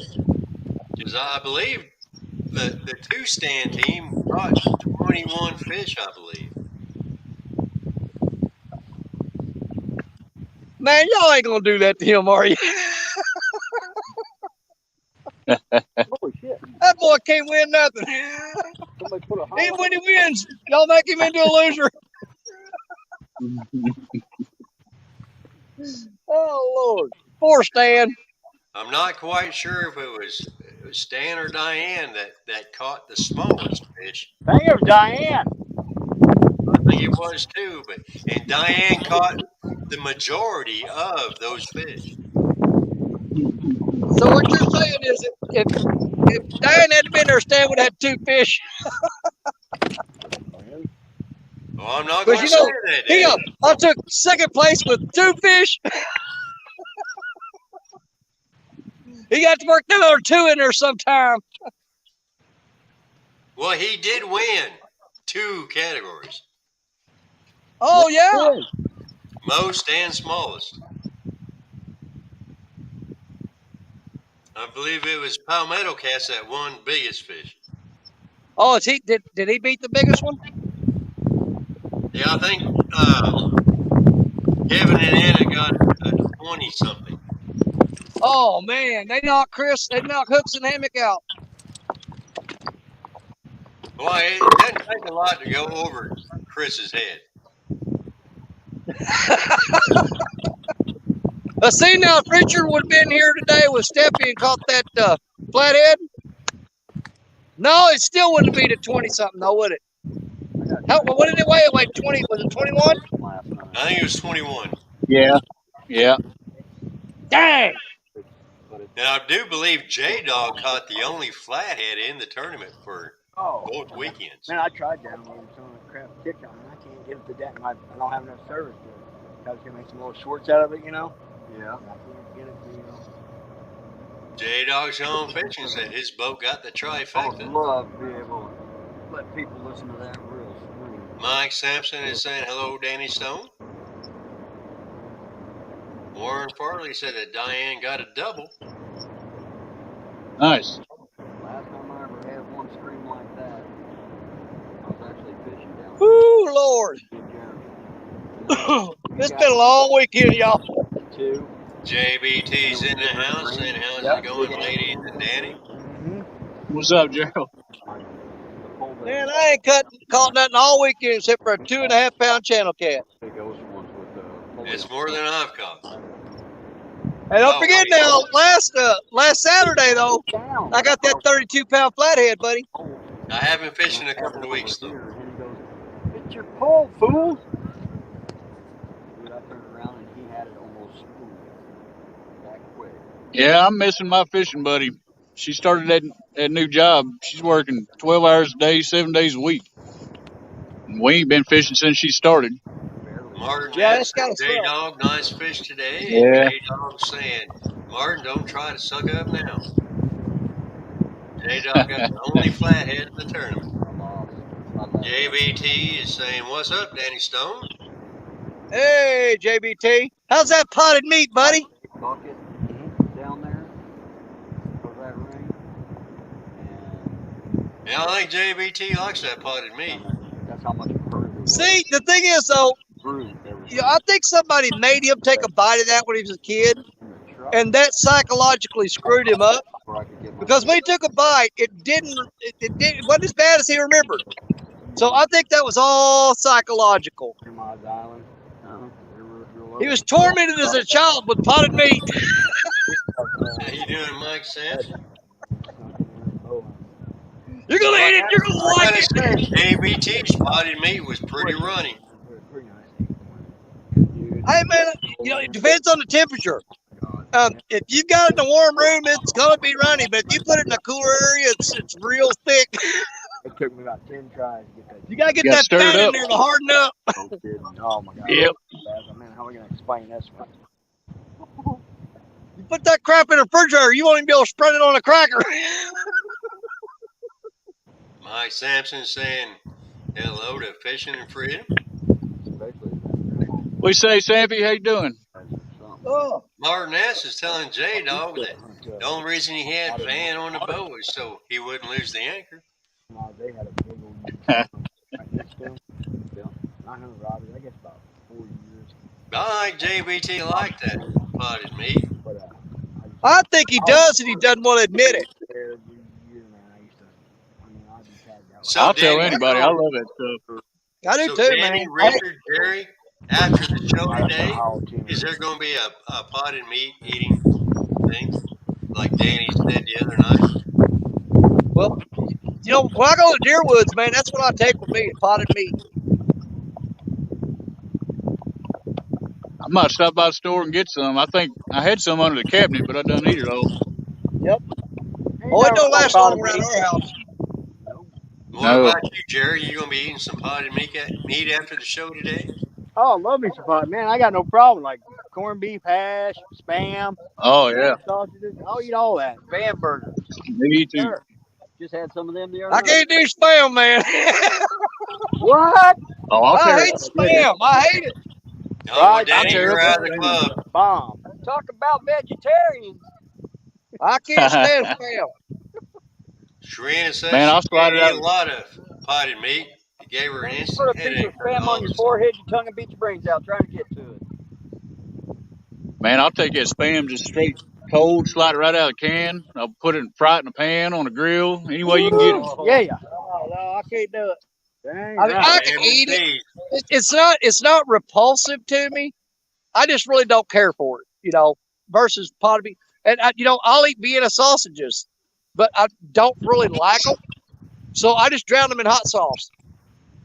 There you go. Well, they do make them with hot sauce. Yeah. I love all that kind of stuff, but I got to be real careful. I ain't supposed to eat all that because it's got so much salt in it. I got high blood pressure. That stuff make me have a stroke. But, man, it's good sometimes. Brian B. says, y'all nasty.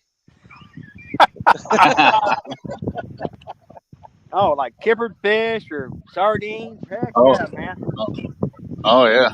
Brian, you don't know what you're missing, buddy. Old potted meat, chock full of peckers and lips since 1929.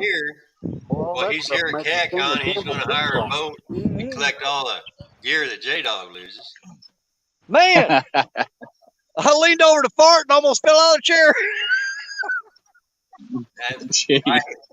John Parker says potted meat will do that to you. Yeah. JBT says he Not eats float cooked myself meals. into the river. JBT says, I like home-cooked meals. Y'all must not know how to cook. Well, I'll be honest. I work construction for a living, so there's a lot of times I'm on site. I don't have access to a microwave or anything like that.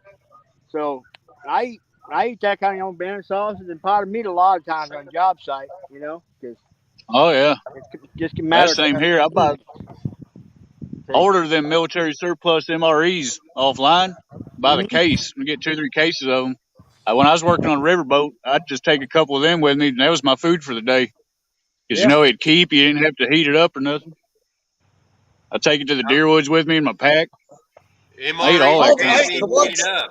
MREs The ones they usually got come now, up with this little flame pack for you to be the able ones to they got use. now, it's got a little packet in there. You pour water in it, They still got. and chemical reaction still puts got off heat. You warm that crap up. They still got the carbon heaters, but what I'm saying is you don't have to heat it up. You can just eat them straight out of the little pack, you know. Yep. Well, they got a can of Spam or Vienna sausage, pull the label off of it, and stick it right. You know, while it's sealed, just stick it right on the manifold of a skid steer or a charcoal, and be nice. JBT saying, now y'all just trying to justify potted meat. All you do with a steak too, just wrap it in aluminum foil. Yep. I got news to you boys. I remember in the Army, the sea rations, the stuff that come in cans. Yeah. Man, you are older than dirt. Yep. Hey, I remember we used to get a little can that had fruitcake in it.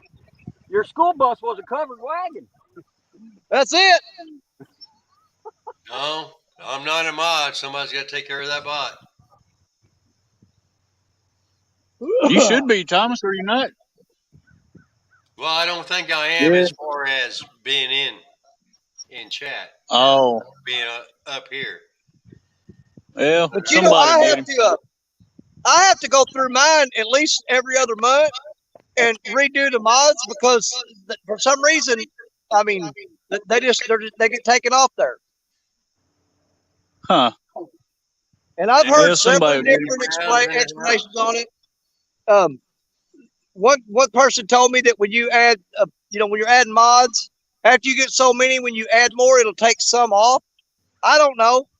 I do know for a fact that I put mods on a lot of people and come back and they wouldn't be mods. I had to redo Roger from Muskrat the other day. He was supposed to be a mod. I looked down and he wasn't. And I know I've made him a mod at least twice. But Danny, thank you, Martin. wants you to take Martin's wrench so J-Dog can time him out. We ain't on my channel. I don't have no control. Martin said he got the bot and reported it for you guys. Thank you, Martin. Good deal. Thank you. Possum Outdoors says he'll take his T-bone and taters over, I'm guessing, potted meat or Spam. Now, you know what? Too. Yeah, but have you ever seen Possum cook a steak? No, that boy runs meat, man. Hey, when he gets done cooking that steak, if your soles on your shoes are wore out, just sew that steak on there.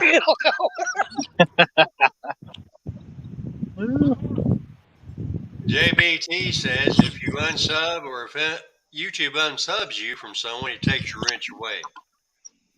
Huh. Hey, the phrase "well done" is the biggest lie ever told. Well done. Yeah. I cooked a couple. When you cook a steak that long, ain't nothing well about it. It turned out good. Now here's something you guys are going to want to hear. Here's something all three of you guys are going to want to hear. Michelle says, it's all mine. Gooey gooey bars and breakfast sandwiches. Oh yeah. Ooh, man. That sounds good. I'm starving. Well, I haven't had either.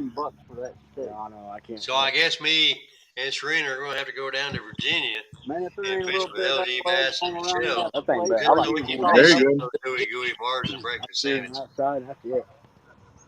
go. No, Michelle just needs to open up a restaurant down there by that dock. No doubt.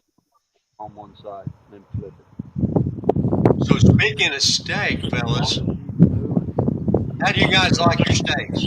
I like mine rare. Absolutely. It better If it, be. if it I like doesn't say medium. All you moo, got to do is slap it's it and overdone. throw it out the front door by my way. I like medium. Medium rare to medium. I like it If you're still walking. cooking if you're cooking a That's steak for me, overdone, Richard. I hear you. If it doesn't say I moo, just it's overdone. Yep, I just it like still walking and pink. breathing. Pink in the middle. hey, I'm gonna show you how to cook a steak for me. You ready? Are you ready? You take a butter knife and a cigarette lighter and heat it up, and you rub it on there a couple times. Yeah, I got the cooking tools right here: butter knife and a cigarette lighter. Downtown Ernie Brown says, "Good luck, y'all. Hope you get them Heat it all." up and sear the side of it. Thank you, Ernie. Thank you, Ernie. I had a fresh deer back strap with 5 potatoes and eggs this morning. Woo, Yeah, that's you what I'm had a talking lot of about. people mad at you about that, Jerry. Hey, first person to give me $5, he's sitting close enough I can hit him with a rock. Serena put in chat steak with a puking emoji. Oh man, Do what? Serena put the no. emoji. Oh my goodness. That's what I cooked for supper last night. Stephanie had work late, of course, so I wanted to picture something good. I cooked a couple New York strips, some bacon wrapped asparagus, and some bacon wrapped cream cheese jalapeno poppers. Woo! You No, talking about eating? you spoiling that girl. Yes, sir. Man, That turned out good. need a roommate? Dude, yeah, come on. Man. Yeah, I got it from fishing last night. I ate a freaking brownie and went to bed. That was it. Oh man. So I made that feast this morning when I got out.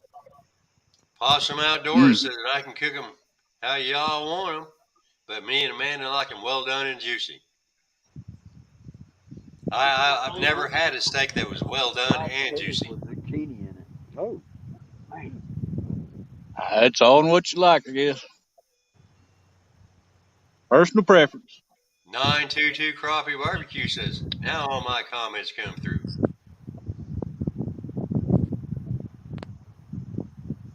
JBT is saying Riri is going to start a war with them words. Parts and that Tex-Mex don't sound that good. Oh yeah, Serena. I cook for her. My steak is running around on the plate. Uncle Jeep says that. Did somebody say bacon? There's a fish or a turtle messing with that silver rod. Yeah, I see that. And Trini's like, ooh, I don't eat that meat stuff. She don't eat meat. She doesn't like steak.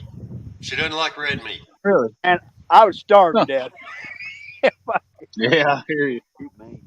Just like fish and chicken and stuff like that. And she likes chicken. She likes fish. She will eat the occasional pork chop, but she won't eat. Huh. I've known some people like that. She don't eat meat, but sure like the bone. I mean, don't like it. A steak, like maybe 2 or 3 minutes on each side. Yeah. It's all mine, Michelle says. Perfectly grilled, medium rare ribeye. Woo! Now you're talking, girl. I love a ribeye, man. Ribeye's about my favorite cut. JBT I like a ribeye. And if I make my wife mad, she'll overcook it and act like oops. I like strip steaks real good too. But they're so lean, you got to be careful. You can overcook them real quick. Yep. Get them dry. No, but they got great flavor and texture. About a minute and a half on each side is about all you need. I just basically I use a cast iron skillet. Side and that's it. Martinez said he likes his steaks blue all the way. Yes, sir. Woo, not me. Not me. I just don't. It's the texture thing for me. I don't like a blue steak, man. That chewy kind of gold or cold in the middle. I don't care for Hey, when I get hungry enough, Bridget, I'd cut a chunk off your butt cheek and eat it. it. All Oh, right, guys, I'm about to be divorced. Serena said if it were up to me, we would have no meat in the house. oh Lord, I'd die. couldn't do that, man. I would die. Yeah. I'm top of the food chain. I'm a level So one that predator. tells me Serena would be outside while I eat dinner. You'd I be like hiding out my in the garage steak. eating a steak.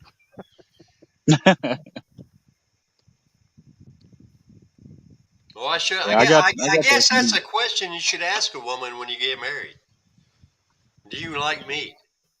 Because had I known that if there would be no meat in the house, I would have got married.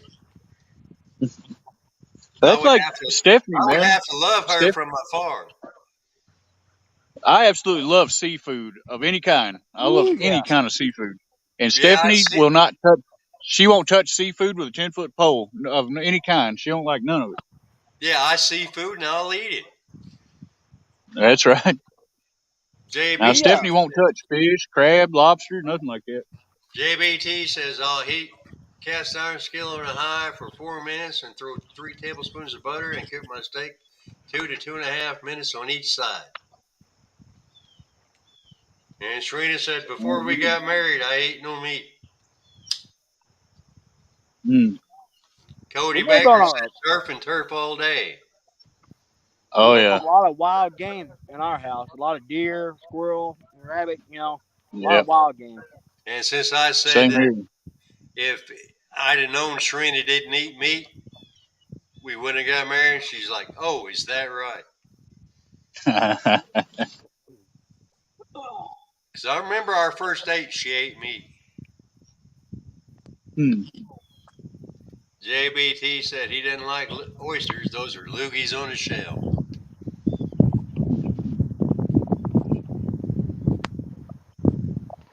Because Serena and I's first date was at a Japanese restaurant for dinner. She Oh yeah. had meat. I love Japanese, man. Well, I guess cat consider a meat. I guess. Well, cat, dog, horse. I don't Meat care is what it is. meat. It tastes good.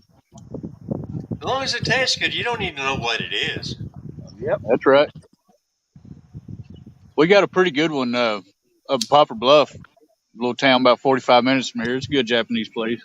They got a whole menu of all the different little rolls. I always try 2 or 3 of their different little rolls and some sort of fish. Oh, the sushi rolls? Yeah, I had an eel one last time. It was pretty good.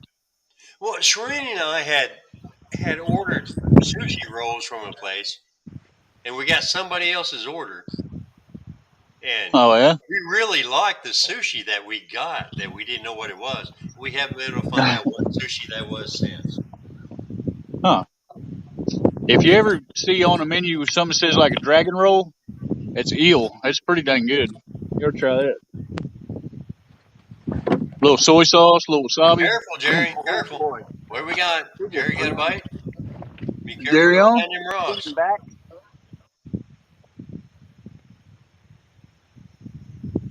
He went down them rocks pretty quick. And he stopped again. Man, that fish took that pole down and just released it again. Dang. Be careful going down them rocks, Jerry. We don't need you taking a header on live YouTube.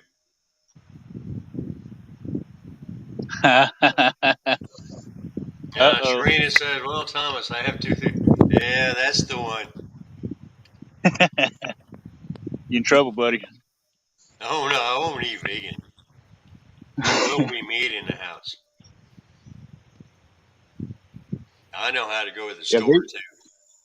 Yeah, vegan's real strict. Like, you can't even have, like, cheese or milk or anything like that. Yeah, I'm pretty sure vegan, you can't even eat eggs or cheese. No, nothing that comes from an animal or derived from an animal. And have some of that body, wasn't it? Well, JBT said he made actual barbacoa, the cow tongue, in a crock pot and didn't tell his wife or son till after they ate it. That's what I'm talking about. Makes good tacos. But the wife loved it before she told her.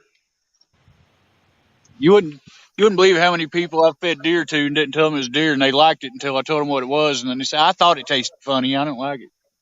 Right. But they said it was good while he was eating.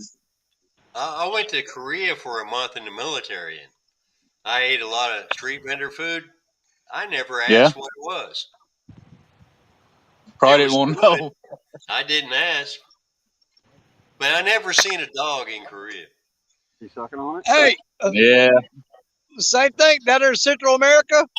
Man, you can't beat them dog tacos, man. They're good. James Bailey Catfishing came in and said, "Hello, Richard." What's up, James? How's it going?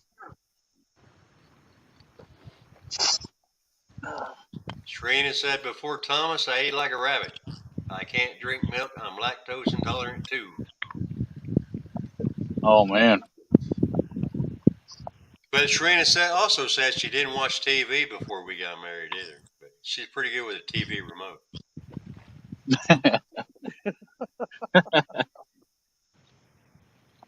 But it's only for what she wants to watch. She can't use the remote for when to change it to something I want to watch.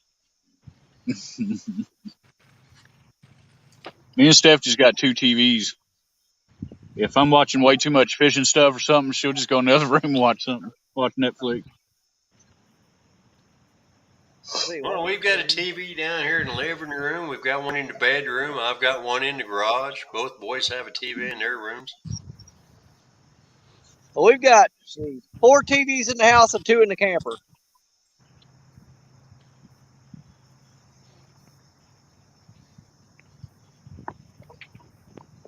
But then you're looking around all the laptops and the iPads and all that everywhere. Well, Sharina watches most of her YouTube on her phone. Yeah. Well, I do mine on my laptop. I watch it on the TV in the living room. I can't stare at that little screen for too long. I get a headache. Richard, have you had any bites on that rod down there by that white barge? No, I've been watching it, man. I ain't had nothing mess with it yet. We know Danny ain't got any bites, so we don't have to ask him. No. Richard's had a few bites. The reason I watch, I don't watch YouTube on the big screen because you can't comment. And could you imagine me not being able to say nothing back to anybody? Well, I watch it on the TV. I got it pulled up on my phone while I'm watching it on TV, and if I want to comment or anything, I just type it in on my phone, and then I can see all the comments on the TV. That's if I can't talk back, my head explode. James Bailey Catfishing said Danny should have his hot sauce with him. Catch another hot sauce blue cat. Yeah, Danny, what's up? You didn't bring hot sauce. My wife bought me a new bottle the other day, and I keep forgetting it. What kind of hot sauce you use, Danny? What kind you got? Oh, I've got some good. I drink it all, man. I've got some Dave's Insanity sauce. I drank hot sauce that you wouldn't have no snot left in your head, but you got done. Tell you what, Danny, if you're going to be at CatCon in February, I'll bring you some Dave's Insanity sauce. Hook it up, because I'm going to be there. Okay, because this is the hot sauce I've ever had. Well, I'll have to work that Friday, but I'll get off work at 4. And right now the plan is, I get off work at 4. I'm gonna rush straight home. Stacy's gonna have everything ready to go, and depending on the weather, we'll either drive her car or my truck. If it's bad weather, we're taking my truck. But we'll drive 5 hours. I'll get off work at 4 o'clock. Get home. We should leave by about 6, so we should get there Friday night between 10:30 and 11. And we'll just go straight to the hotel room. We'll get up, do Saturday, hanging out with everybody, and then we'll probably either leave Saturday night or Sunday morning. Well, Shereen and I are hoping to be there Thursday night so we can be there for Friday and Saturday.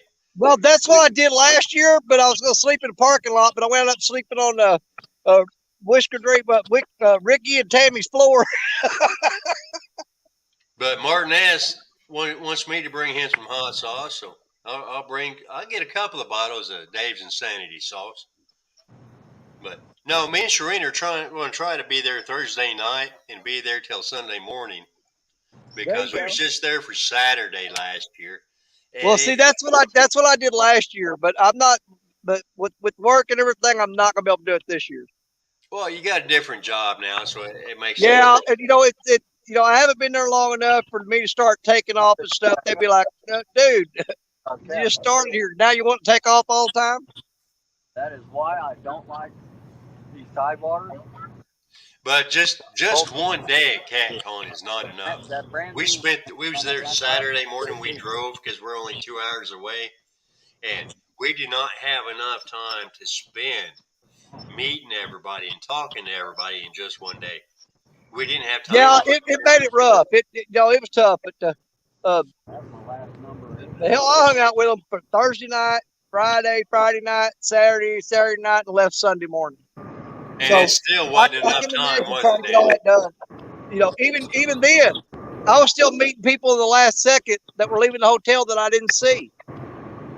But we was just there Saturday, this last February, and trying to meet everybody, see all the products, all the vendors, and do everything. And one day just isn't enough.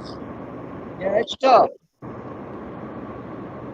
So my plan is to go Thursday night, be there all day Friday, all day Saturday.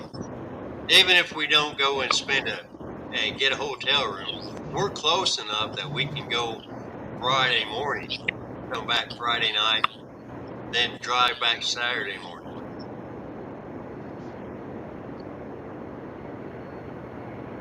I might have to move my camera. The sun's starting to come down through there. I might have to move my camera so it's not blowing right into the screen. I might have to move the other side of these rods. Let me get all that took care of real quick. All right, guys. Danny's moving. I'm just picking up this and moving down. Evil with his glasses over I'm just gonna walk down here, set up. Can't sit just for a bit. Jerry's climbing up some rocks. I'm gonna try to reel in, rebait. Martin asks us, Serena, he rides on Thursday. But Martin, I'll get some Dave's Insanity sauce to bring to you there for CatCon. Because Martin S. is going to travel from the UK to CatCon. Oh man, that's awesome. Get this back out there for that. We'll have a good time. Oh yeah, it'll be interesting to meet some of our UK friends. For sure. So everybody bring your stickers, because Martin's going to want stickers that he doesn't have. Oh, I see it, yep. Pretty good. That almost don't look like 922. Yeah, I like Dave's Insanity sauce. It's good. I haven't tried the El Diablo yet, but we will. Oh, Serena, we ain't rich, but gas would be cheaper than a hotel room every night. I think you got one laying there. Huh? I think that's one that's laying beside it. I put it in the bag now. I picked it up. Okay. Awesome Outdoors says he hopes to see Martin there at CatCon in Louisville.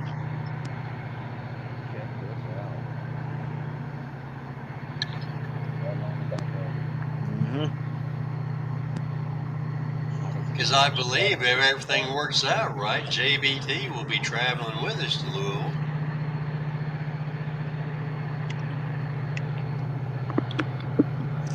He's planning on going to Louisville for CatCon in February and making a stop here at our house.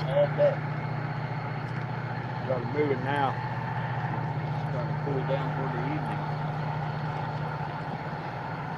And apparently, according to Sherena and JBT will have their show stickers there. Keeping it big time with Sherena and JBT. Hey, look, there's Richard down there. Come here. Chicken running up there, buddy. Chicken.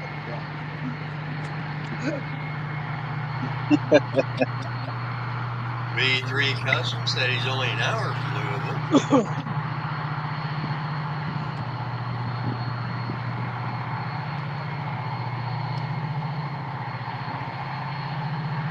Come on, Rod. Let's do some JBT more. said he's getting his plane ticket next month. John Parker, real-time catfishing. Looking forward to CatCon.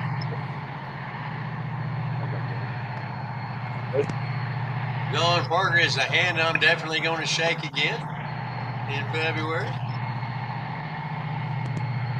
That way I can get rid of that bad juju. I ain't caught a fish all year.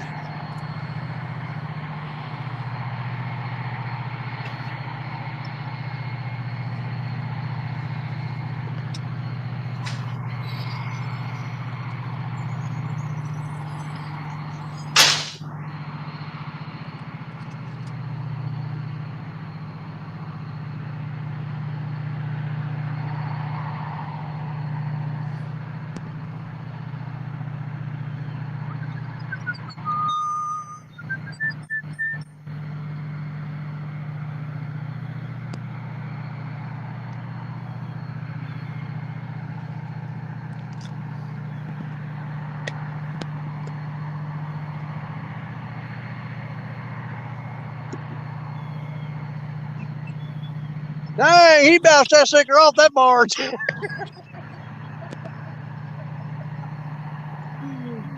threw it right up in there next to that red one. He got it right in the pocket, right in the corner.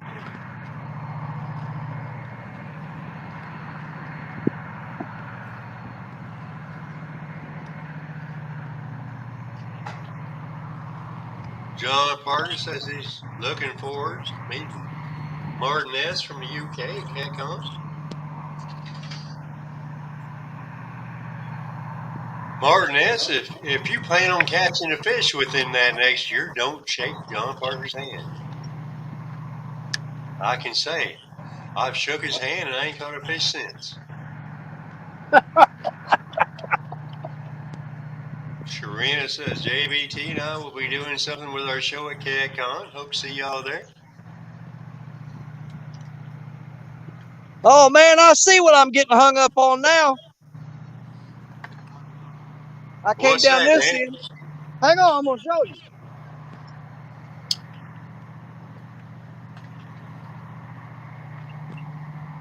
It's a freaking steel cable.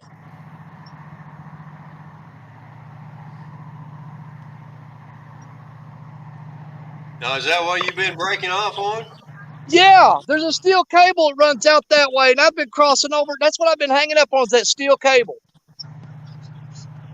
So it's not a I ledge. thought it was a ledge. It's not. I wonder why that ledge stopped, halfway up through there. It's just gone.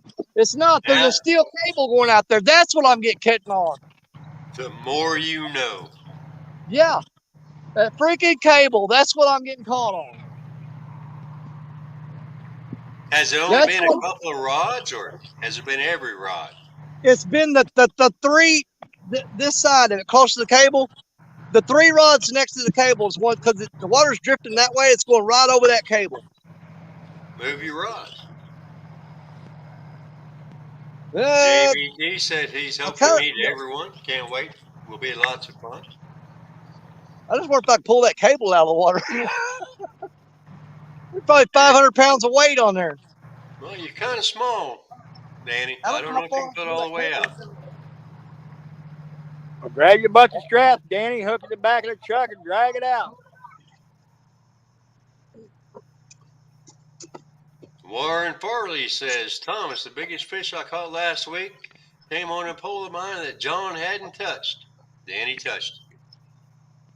What did you catch on that rod after that, Warren?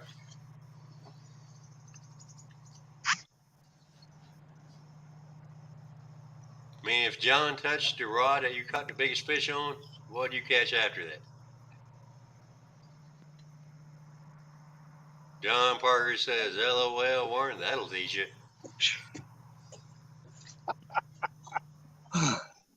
I pulled about 60 feet of it out of the water before I ran out of gas. Well, take a break for a minute and then run another 60 feet of it out. Yeah. Sucks getting old, doesn't it, Danny? It does. Bad thing is, it can't be prevented. Truth. No, looks like Richard's coming out fishing on credit. Hey, I just refreshed the bait. I took that one off. We'll try. Now, which rod was that, Richard? What's that now? Which rod was that? Was that the one down by the white barge, or was that the one in front of you? The one right in front of me. We'll try a chunk of shad. See what happens. Miller Time Fishing wants to know how late are y'all staying out? I'm leaving when it gets dark. I got to be in bed by 10 o'clock tonight. Normally, I don't go. Used to, I didn't go to bed between 12 and 1. But now, I have to get up super early for this new job, so I got to be in bed by 10. How early you got to get up now, Danny? I get up around 4. Oh, well, I get up around 4 also. I go to bed around 8. Well, used to, I was only 2 minutes away from work, and I had to be there at 8 o'clock, and I would get up at 7, and I wouldn't leave the house till like 7:58. Yeah, but you had that office out there in that shed, so nobody ever knew what time you got there.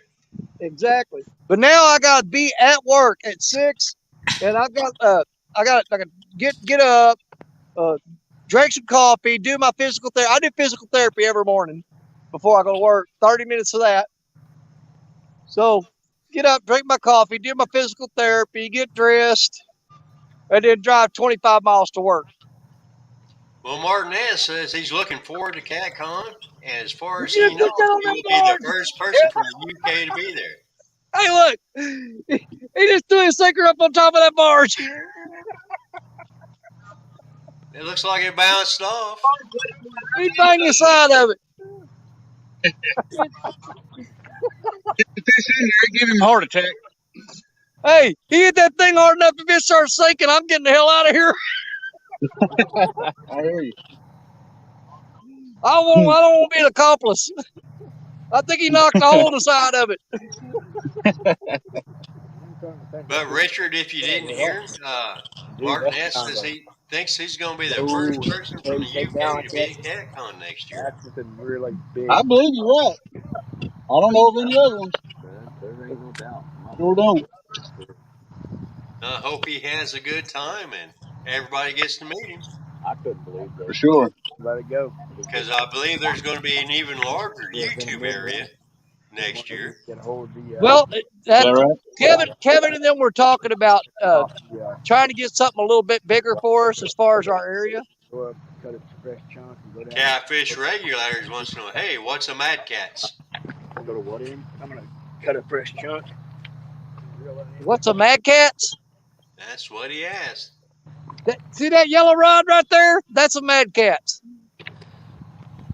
JBT says, I'll see y'all later. Take care. Right under a rock. Later, JBT.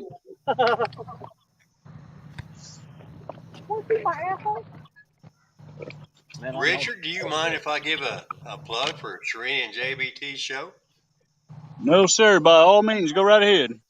Well, Shereen and JBT have a show on Friday nights at 6 p.m. Keeping it big time. If you haven't checked it out, go ahead and look Central for it Time? on Serena's channel, 6 p.m. Central. Danny Stone's watched it a few times. Oh, every time I've been live, I plug that. Man, I'll tell you what. That is my new fun thing to do on Friday night. That show is awesome, man. I love it. Fridays at 6. Yep. I don't Can miss somebody it. Can somebody drop Serena's link in the chat, please? Now, did they do that every Friday on Serena's channel, or they bounce it back and forth between her and JBT? Well, right now they're doing it every week on Serena's channel. Okay, that's what I thought. Because I know they've done 2 episodes, and I ain't missed one yet. And JBT and Sharina will agree to it, once they both hit 1,000 subscribers, I'm going to give away one of my reels that I haven't used yet. Oh, cool. A light blue Pro Rocket that has upgraded bearings on it. Oh, Well, man. if they don't agree to it, just send it to me. I don't know why they wouldn't agree to that. That's. But I've upgraded it with those high-speed bearings. I already had the Carbon-Tex drag washers, but it's got the high-speed bearings that I got from Pipeline Tackle. Yeah. I just don't like the color. It's a light blue Pro Rocket. And since it is handy, I will go get it and I will show it to you guys on screen. I got a rod it would look real good on, Thomas. Just saying. Yep. I'll be trying to win that sucker. Oh, me too. I got a blue Mad Catz rod that it fit on.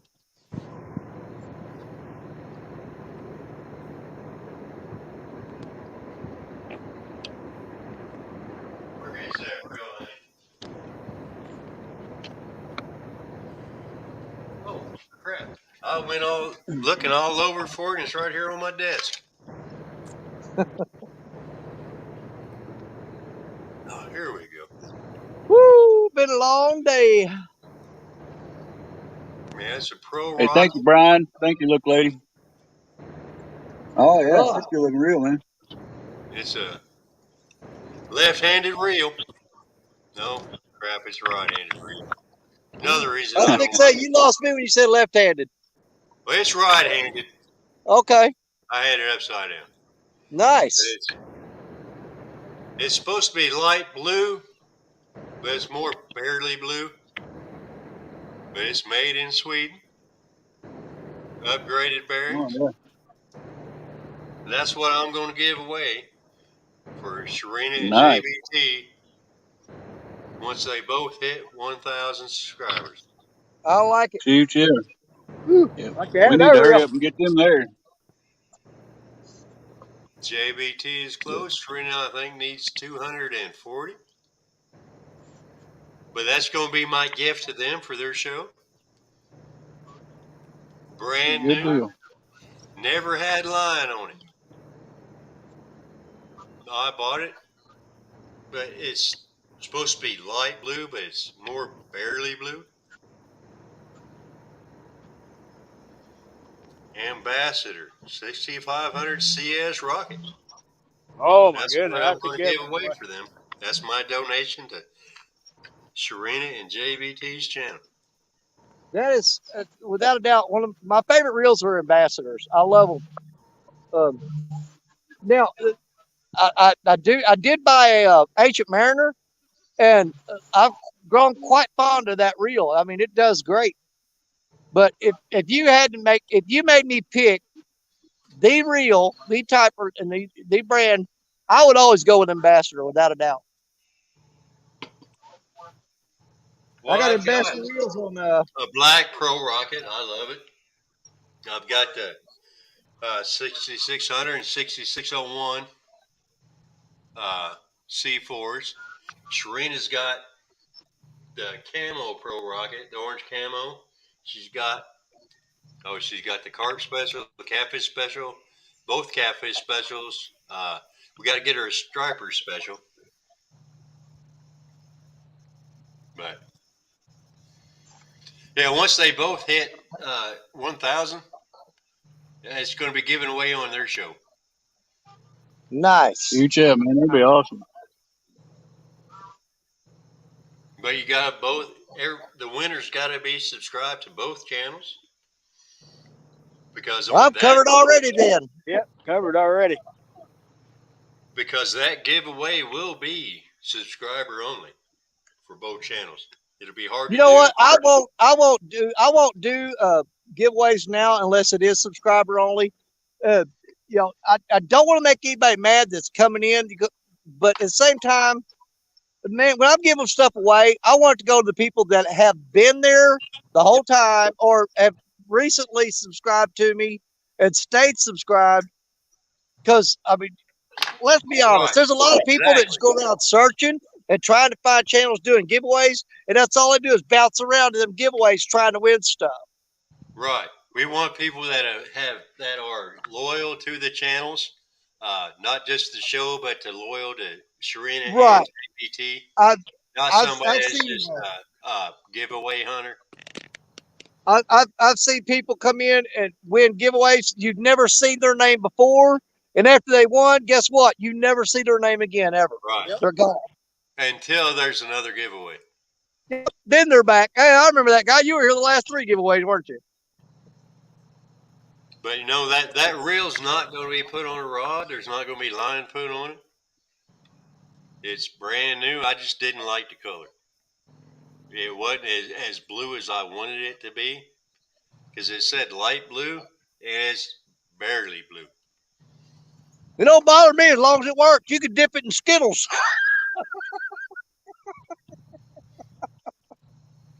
So everybody that's listening, go check out Sharina's new show with JBT, keeping it big time. It is a great show, you guys. They're doing good. They're going to go a long ways with that show. Well, we hope so. I believe it. I both absolutely have no doubt about it. They have a good repertoire between each other. They have a good time. Yeah, well, Sharina carries JBT a little bit, but yeah. No, he man, when he did the pack bait and made the pack bait Friday night, I mean, that was really cool watching him go through the whole process. The thing that bugged me is I got the OCD thing. I kept wanting to push it. I said, roll your sleeve up. You're dipping your sleeve down in that bucket. It was just driving me nuts, man. Oh, he kept doing like this, and I'm like, just push your sleeve up and be done with it. LG Bass said my 6501 Pro Rocket Black Edition is my best casting reel. Yep. LG Bass, I didn't know they had a 6501 Black Edition. So now I'm going to have to look for that. My Black Edition is a 6500. I like left-handed reels. Thanks a lot, buddy. Good thing that did happen. Now I'm going to have to go find a new reel. Good thing I did about get a backlash. I do try to match the reels to the color of the rod. That, like my Muddy River rod is blue and white, but I put a red reel on it. That is a Segulang. So now that rod is a red, white, and blue set. Now the rod I got from Michael Murillo is green and black. So I got a green Ancient Mariner with a black handle. So it's green and black. Maybe I'm supposed to get back. And kind of just continue on with that pattern throughout the rest of the show there, with the rest of my rods. Billy with Cold Creek Catfishing said that would look great on my blue Uncle Lou rod. Oh yeah, it would. It definitely would. Every day fish on. So that's right, Danny. It just has to work. Visibility. 922 Coffee Barbecue said sub to both again. JBT said my friendo is the best. That's why I call her my bestie friendo. Mike Sampson says Sharina, keep it reeling. LG Bass said Sharina and Drell's new show is awesome. It is. I'll say it every time you ask me, or every time you bring it up, I'll tell them how great it is. Real Gals Fishing said any fish? She didn't see that a while ago. No, she came in after Richard caught that. Yeah, she wasn't in here. I think when I got that one. Richard, she don't know. Hey, that's your wife. You tell her. Well, we got, let's see, Jerry got a channel cat, I got a drum, and a 21-pound flathead. And so far, that's it. Danny and Stephanie's fence, she's at work. She can't watch. Yeah. LG Bass says he has a Purple Rocket 6501, the left-handed model. I think LG Bass ought to just send that to me. Mm-hmm. And Stephanie said, woohoo. Heck yeah. Thank y'all. We're having a great time prepping and doing the show and interacting with everyone, and we're glad y'all enjoy it. Stephanie said, "Way I to go." haven't. Right on. I haven't seen it pop up on my my like recommended or my notifications. So I need to check, make sure my notifications are set, or if I'm even still subscribed. YouTube's bad about taking away a lot of my subs for some reason. That's terrific. I need to make sure I'm subbed to both of them and got my notifications. I don't think them notifications work half the time. No, They don't. They don't. Because I know 100% for a fact I'm subbed to Danny. I got the notification bell on all, and I never ever see any of his stuff. I got to go search his channel to see anything new. It does that to me on Panfish Nation. I have to. I know when they're coming on, and I got the notification, and it still will not show it. It's just the fact that I know when they're coming on. I have to go and go to his channel and pull it up every freaking time. Huh. Richard, Stephanie said that was a good looking fish. Well, thank you, baby. Yeah, he was a pretty one. Tell her what you caught it on. Oh, you ain't gonna believe this. Vienna sausage. Well, ago, caught it on a Vienna sausage. No, I'm playing.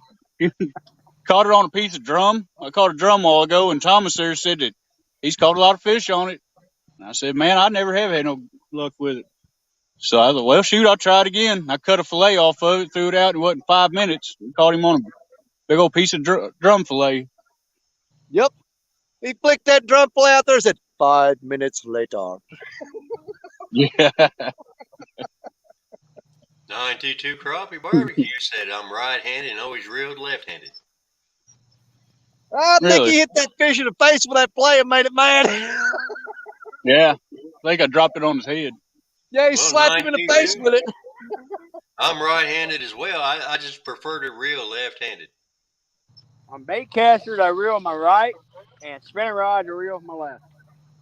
I keep everything to the right. I can't do that ambidextrous bull crap. I keep everything to the right, even my spinning reels. Even since I was a kid, all my spinning reels is on the left, and my bait caster is on the right. Yep, exactly what I did. Great mind. A spinning reel on the right just feels awkward to me. I don't know. It just don't feel right. Cannot do, because the wife has hers on the right. And every time if she's not near rods and I reach down and grab one, I'm all funkied up. I'm like, man, I'm trying to, Right. Well, Stephanie said, got to run. Sorry. Good luck, guys. All right. Thank you, baby. Whisker said, check your actual YouTube notification settings. The buzz can be set to all, but if your notification settings are not correct, you will not get alert. Well, I'll check it out. Now her phone's about dead. Well, that's the thing. I get notifications. I get notifications on about half the people I'm subbed to, but I've got notifications turned on all of them. But only half of them work. See, I got them on for everybody, and the only time I ever get a notification when somebody goes live is I get a Facebook notification when Muskrat goes live, because he goes live on Facebook too. Yeah. Like on Tuesday night when he does a show, he does it on Facebook as well. So I get a notification from Facebook saying he's live, but I don't ever get them on YouTube. Maybe I need to look at them settings he was talking about. Jerry, we've got a question for you. We're not supposed to say the person's name, but what's a skipjack?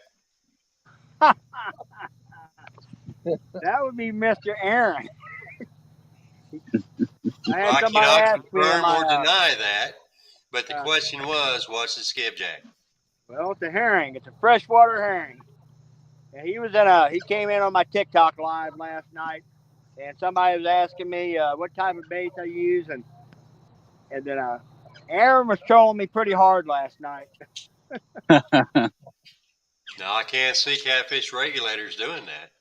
I think you might be making that up, Jerry.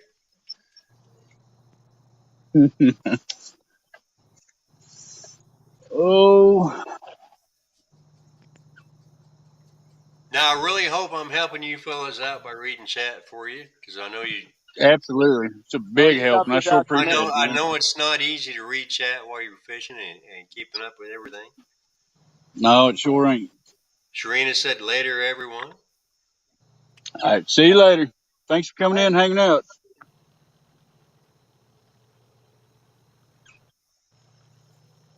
Spring Mountain Catfishing Lisa said, good luck, all. Well, I sure appreciate it. Thank you.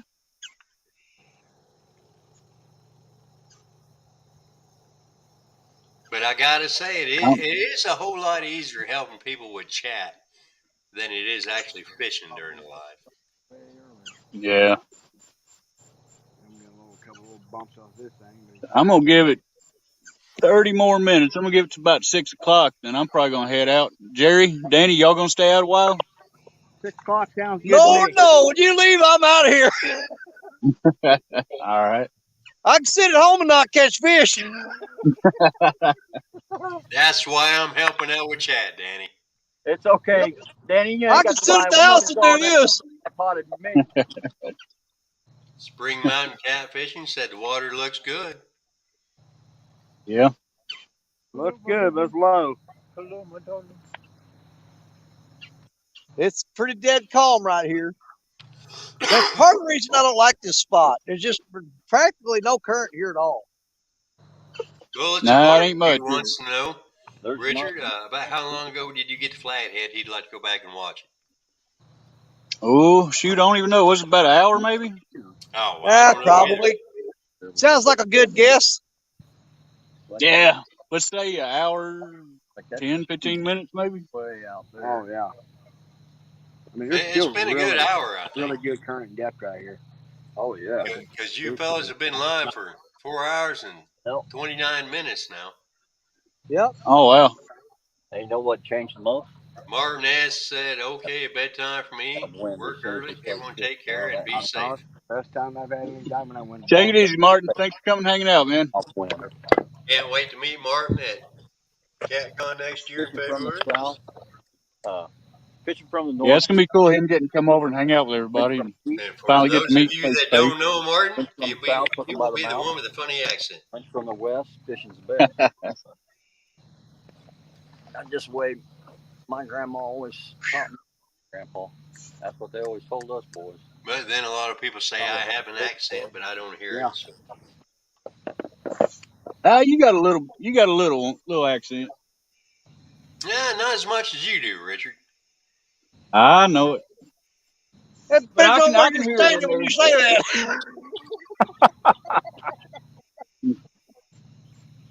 But I was in Washington. I can hear a little bit of accent in there. I was stationed in Washington State for a little while, and oh yeah, I had just spent a year in Memphis, Tennessee, before I went there. And my mechanic that I took my car to, he swore up and down I was from the South. I do laundry. Oh boy. But I'm from Southern Illinois. You know, I I don't have an accent as far as I'm concerned. all run around naked. yeah.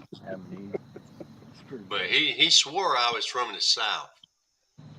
But you know, from around Seattle, Washington, where I was at, you know, I guess maybe I did. I don't know.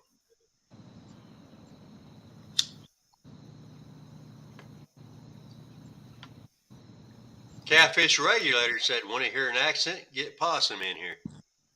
Oh, yeah. Yes, sir. Yeah. That's a fact. Captain Morgan said, hey, Possum. Yeah, half hour. All right, we got a half hour to get a big one on here. Could happen. So where's Possum from? Right here? He's from right here around us.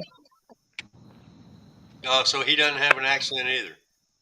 No, not really. Hey, last time Possum was fishing, it was by them rocks right there. He was sitting on them rocks right over there. Brandon's from Saxon, ain't he? Well, kind of.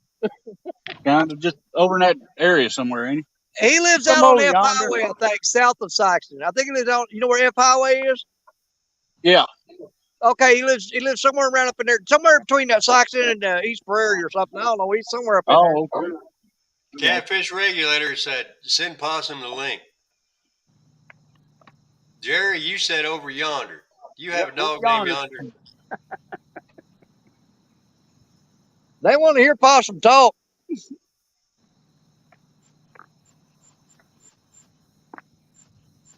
Because, I mean, I could possibly have an accent. You know, my mom's from Indiana. My dad's from Western Kentucky. And I was born in Illinois, so I may have an accent. I don't know. There you go, Possum. Richard put out the link out there for you. He's probably picking cotton. Yeah, he's probably driving a picker right now. Well, Possum Outdoors is in chat. He said hello to Captain Morgan. He can pick cotton and chat at the same time. Trust me. Oh, yeah, all you got to do is just have a phone. The machines they drive now, they just set the GPS coordinates on them and sit down in the seat and take their hands off everything. Martin S. says, thanks, everyone. Had a great time with you. 11:33. All right, Martin. Dude, something said. Good night, Martin. I don't know So if it's he's on 6 there. hours ahead of us, so yeah, it's bedtime for him. Monday morning comes early. I put on the road with Mama till at midnight. So I got up this morning. I was making breakfast. I put a big old cut a bunch of potatoes and. Because if I'm correct, I made the gravy and I put a roast Richard, in a slow cooker. Danny, and Jerry, y'all are all three from Missouri, right? Yep. Yes, sir. Right. So Yeah, y'all me and don't Danny's from the same little town. We actually grew up about a mile apart from each other, just a little different time. And so you guys Jerry's don't sound the same, so you can't really say that you guys have an accent. Yeah, Jerry's only about 2 hours north of us. Yeah, something like that. Yeah, not far enough. Captain Morgan said if Danny would slow down, he'd sound more hillbilly. Too quick for him. But see, y'all are from Missouri, and if I would have to pick one of you to have the most different accent, I would have to say it would be Richard. Who's got a different accent? Missourian? Think so? From a certain twang. Oh, I was gonna say. Oh. Yeah, I've been told I definitely got a southern twang. Yes, you have the most southern twang. I mean, Danny just talks fast like he's from New York, and Jerry just sounds more like everybody else. I'm always in a hurry. I don't know how much time I got left on this world. I got to talk fast. Catfish Regulator said Possum's backstage.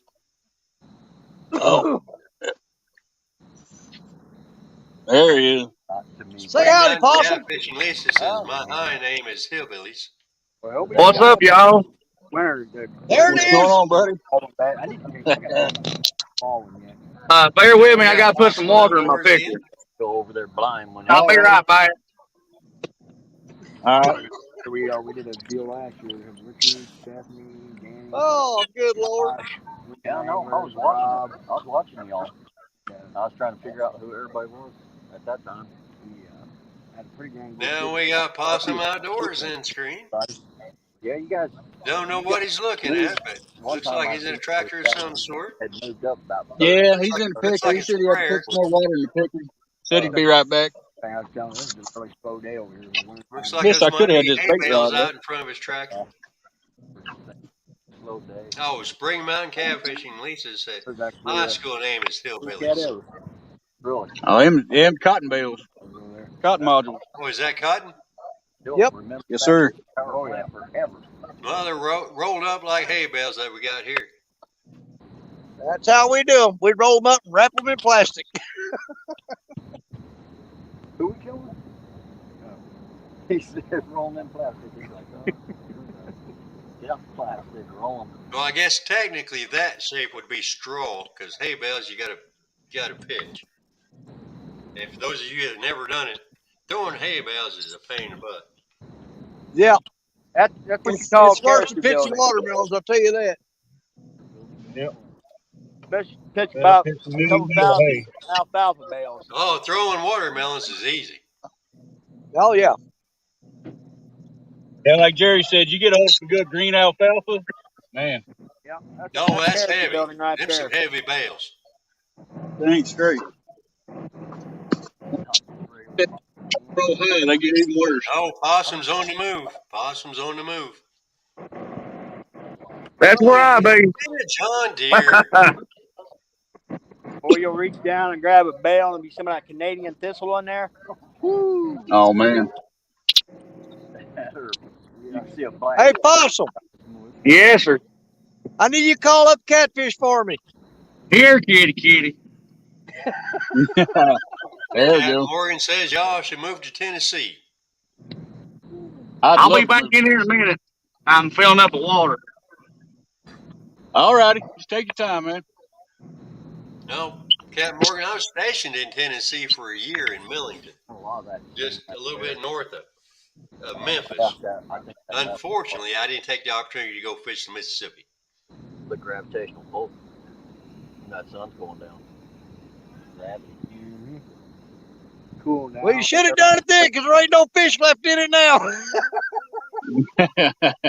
We not caught them all. Well, that was 30 years ago, Danny. Well, there was fish back then. Yeah, fish wasn't what I was interested in 30 years ago. Well, I imagine not.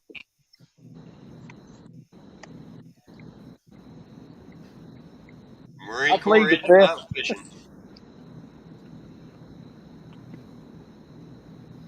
Thomas, say you're in the Marine Corps? Yes, sir. Thank you for your service, my friend. Thank you. Sir. Yep. Ooh. Yeah, Most that's people- one thing I do love about Richard is he is very pro veteran, man, and he is a huge supporter of the veterans. Most Absolutely. people don't know that there's a Navy base outside of Memphis. Really? Yes. I did not know that. That's what I don't say. know where any of them Navy boys are, man. I was Army.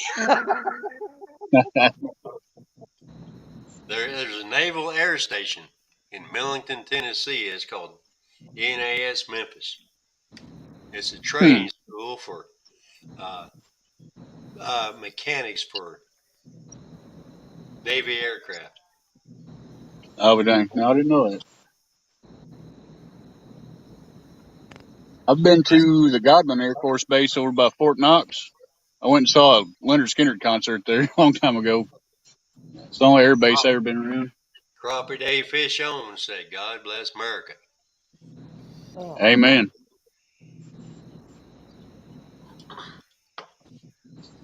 Oh, But I spent a year at NAS Memphis learning the basics on Oh, really? aviation electronics.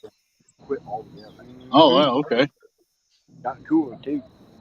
And I got to tell you, going from algebra to calculus and all of that math in 9 weeks is a pain in the butt.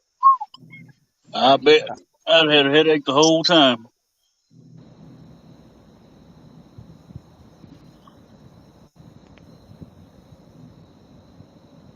I can tell y'all right now, you better get a screenshot of this spot because you'll never see me back here again. Oh, you'll be there again, Danny. Now, don't you count on it. Water might be a little higher, but you'll be there. Well, I'm going to be down there on that island, way down there. That's where I was going to go today, but it's too crowded down there. Too many people. Well, if water gets any lower, we can just walk over there and fish on the Kentucky side. You know what I mean? That's true. Crappie Day Fish On said hillbilly spelled cuz IR1. Yes, sir. Yeah, I really want to go back where it was last night, but man, entirely too many people doing today. So who are you guys taking on in Brian B's tournament? Who's going to be with Brian B on the Potomac? Brian B, Has, Ernie, and I think maybe Stan. Mo?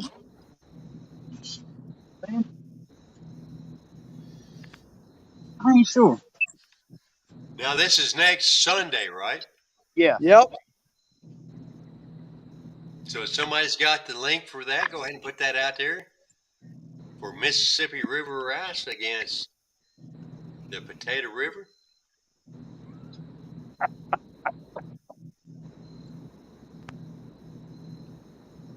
Because we know this time of year the Potomac produces some fish. Do you guys have a strategy for this? You don't have to Yeah. say it. Panic and pray. You don't have to tell your strategy, but do you have a strategy? My Man, our strategy river is right now is in such cast and bad pray. shape, man. We may be up a creek. Yeah, the shallow, this low river, man, it's hurting us. This is the worst year I've ever had fishing, ever, in my entire life. Same here. Danny, did you shake John Parker's hand at CatCon? Nope. I hugged him around the neck. There you go, brother. I mean, I will say, it has not been the best year for numbers, but I have had a pretty good year as far as big fish. Yeah, I did catch I got a 58 pounder earlier this year. I caught my piebald blue cat, and I busted my PB with a 70. What, 2.5 months ago? Yep. So I got a 70 pounder about 2.5 months ago.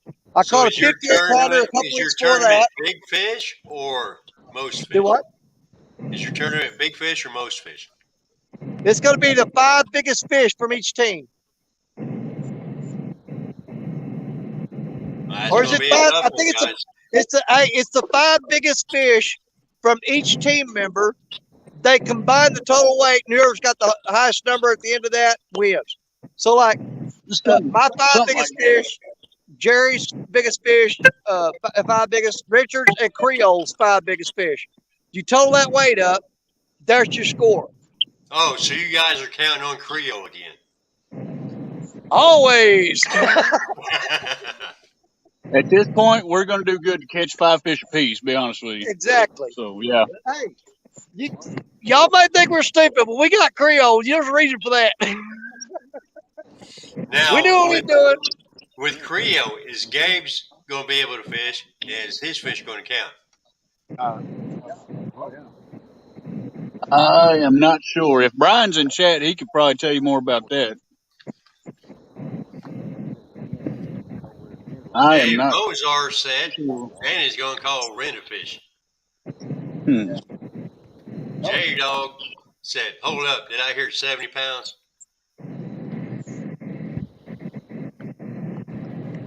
J-Dog, I ain't talking about the one that broke the scales.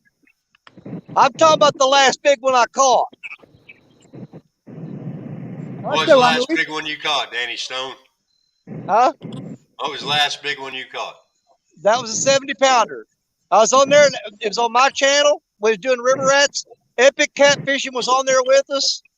That was the last big fish I caught. But yeah, Tim Scott came on the show that night. So that was a great night for me. So what you're saying is J-Dog has caught a bigger fish than you. I think J-Dog has like a 72, I think. So that would be bigger than yours. I don't care. See, I don't worry about that kind of stuff. So I worry about the fish. Hey, listen. I worry about the fish I'm catching. I don't worry about what somebody else is catching. So maybe you need to go fish on the dog pound. You know what? I'm going to someday. He's offered several times, and I am going to get down there and hang out with J-Dog. That's on my bucket list. I've got to get that done. We've been fortunate. Maybe J-Dog can get you on his 73. He could. It could possibly. But you know, hey, the river, the fishing's been just as tough for him lately as it is for us. Because you got to remember, the river he's fishing in is attached to this river. So whatever conditions he's got generally is the same thing we're dealing with. Well, no, generally what he's dealing with is less than what you have. Because as low as their Ohio is, it feeds into the Mississippi. Seriously, it's been tough on the Ohio and the Mississippi for the past, probably the past couple months. But this year has been the worst year for both those rivers because we started out the year, we was facing floodwaters with logs and trees and stuff floating down, and it went from that to drying up. What J-Dog said, J-Dog can't even get himself on a 3-pounder right now. It's tough, man. The fishing is tough right now. It's been a bad year everywhere. Yeah. I mean, there's still people out there catching fish. You see them on YouTube, but you got to remember, you're seeing like 3 or 4 people go, oh, so-and-so got a 90 pounder and so-and-so got a 60 or something. You got to remember, there's about 1,000 of us fishing and only 3 people catching. Right. I mean, I like fishing my river, but right now it's at like 1.3 feet off my bank. And yeah, it's tough. I have a boat where I can go fish the Ohio, but gas prices got up to over $5 a gallon, so I'm not going to take a tank of gas to get there and back. Real Time Catfishing says, hey, Jado. Yeah. Because Shereen and I want to come and fish over on the Mississippi with all you guys. But price of gas is keeping us from doing that. It's kept us from getting our Kentucky license this year. If y'all ever get the chance to, it'd be awesome to have y'all down here come fish with us, man. Be a good time. Our Kentucky license are $110 for the both of us. I don't know what the out-of-state Missouri is, but we have our Illinois license, which would give us the chance to fish the Mississippi along with you guys. We just, be on different banks. But I want to be able to take my boat and put that in there because, I have a boat. I want to fish a river in a boat. Right. And Richard, I don't think I've seen that many videos or lives with you this year in your boat. No, not too many. Is that due to gas prices? That's got a lot to do with it. But me and Stephanie took it out a lot to some smaller places. We was trying to do some dragging because me and her both kind of fell in love with dragging up at Baldwin with Jerry and Marcia. And so we just wanted to do that. You can't drag over here, really. So we did some crappie fishing. Huh? Mike Herman's in chat said he paid $2.89 in Newburgh, Indiana for gas today. That's not too far. It's getting better. But I put gas in my truck yesterday at $3.55 a gallon.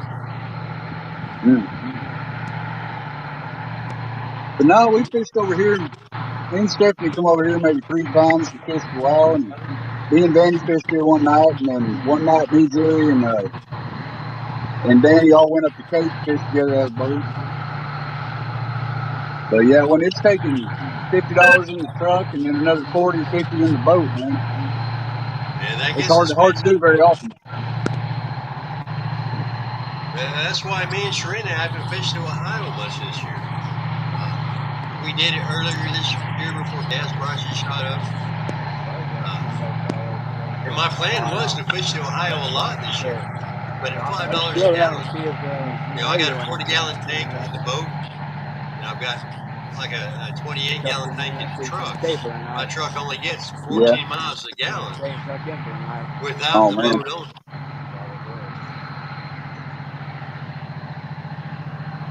So, the Ohio was just monetarily out of reach this year.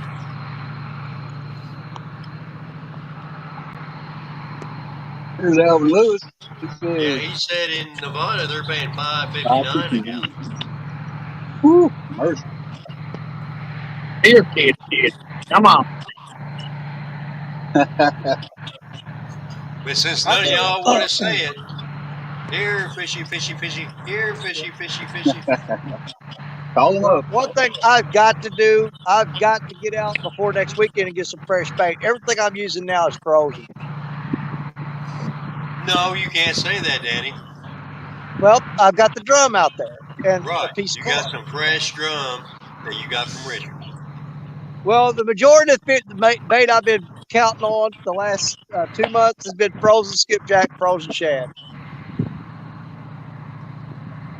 Yeah, that's something I've got to get better at, is catching fresh skipjack and shad. But I just don't think we have it in my area. Well, I may have to make a run to Kentucky Saturday morning and get some bait. Well, I know where Mike Greenwell gets his skipjack, but Yeah. that's an hour away from me. And again, if I'm going to do that, I might as well just drive down there and take the boat. But that's Well, it's a 2 hour and 15-minute drive for me and Richard to get to Kentucky Dam. Yep. well, It's like it's 3 it's hours close, for me. Yeah. it's close to that for us, I think. Yeah, but even then, you're rolling the dice because if they're not running and biting, you just drove 2 hours 15 minutes there and 2 hours 15 minutes back for nothing. And with Right. gas prices today, that's a hard gamble to take. Well, that's why Shereen and I haven't been on the Ohio as much as I like to. LG Bass came in and said, "Sorry if I missed hellos earlier. Was eating fried chicken, so I couldn't answer." I don't Rub it blame you. in, That's Tom. fried Rub it chicken in. holding me talking.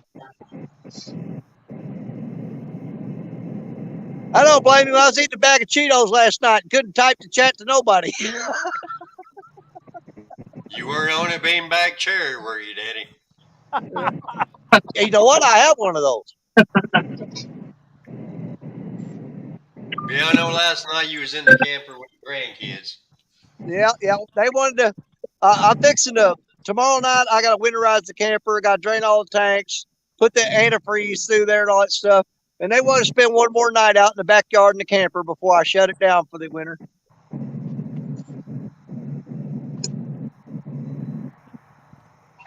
But everybody knows about Cheetos in the beanbag chair. Yeah.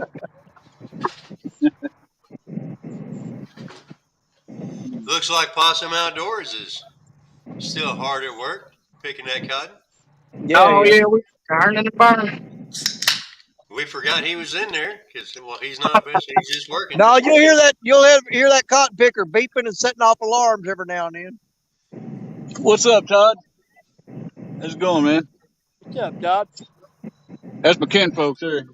Okay. Oh, Todd Jenkins. Yeah, hey, Todd. Yeah. Now, the reason Possum was brought up is because of his accent. So let's hear Possum talk a little bit. Yeah, he said like really 2 words. I'm not noticing any difference in his accent than the rest of y'all's. Depending on what you call stuff, I guess. You can't hear that?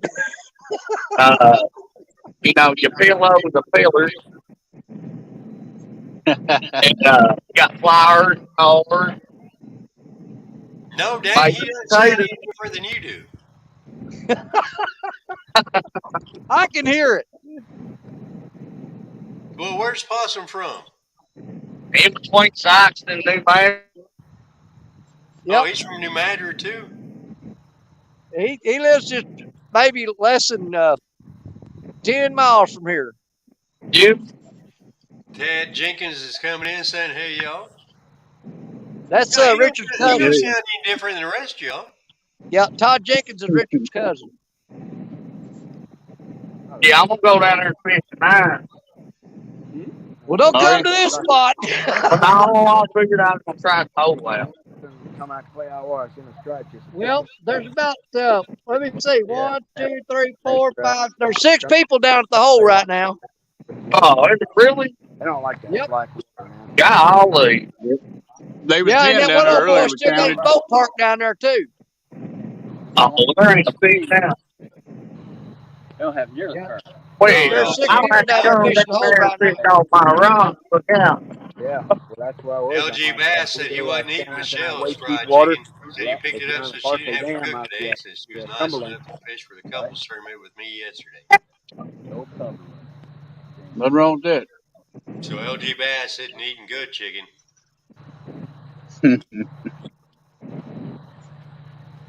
He might be eating gas station chicken.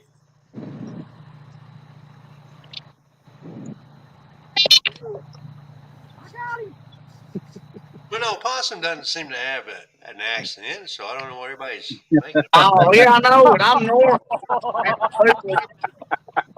Oh, dear Lord. Maybe it's something I'm not hearing, but I he sounds guess just like so. the rest of y'all. Of What do you course, think, Jerry? Do you hear it? Oh, definitely. I That's- could be wrong. I mean, Austin got that you pure guys Come might on. gold think I have country an accent accent. right I there. don't think I do. Raise your hand if you think you have an accent. I don't have no accent. See, I didn't see Possum raise his hand. Drink finish. Richard How didn't about raise I? his. Well, like I I said, don't think it do. But it's to have an sarcasm. accent, depends on where you're standing when you're talking. That's true. Like if I stand in New York City right now, I'd have an accent. But standing right here, I don't. There you go. That's what you got. That's right. But Danny, if you're standing in New York City, would you have the accent, or would the people in New York City have the accent? Well, you're the one that's a visitor, so you're the one that's got the accent. How do they know you're a visitor? Because you got an accent.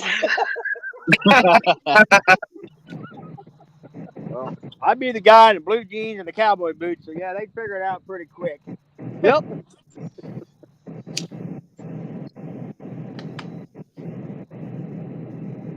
Well, now, Jerry, unless you was in a country bar.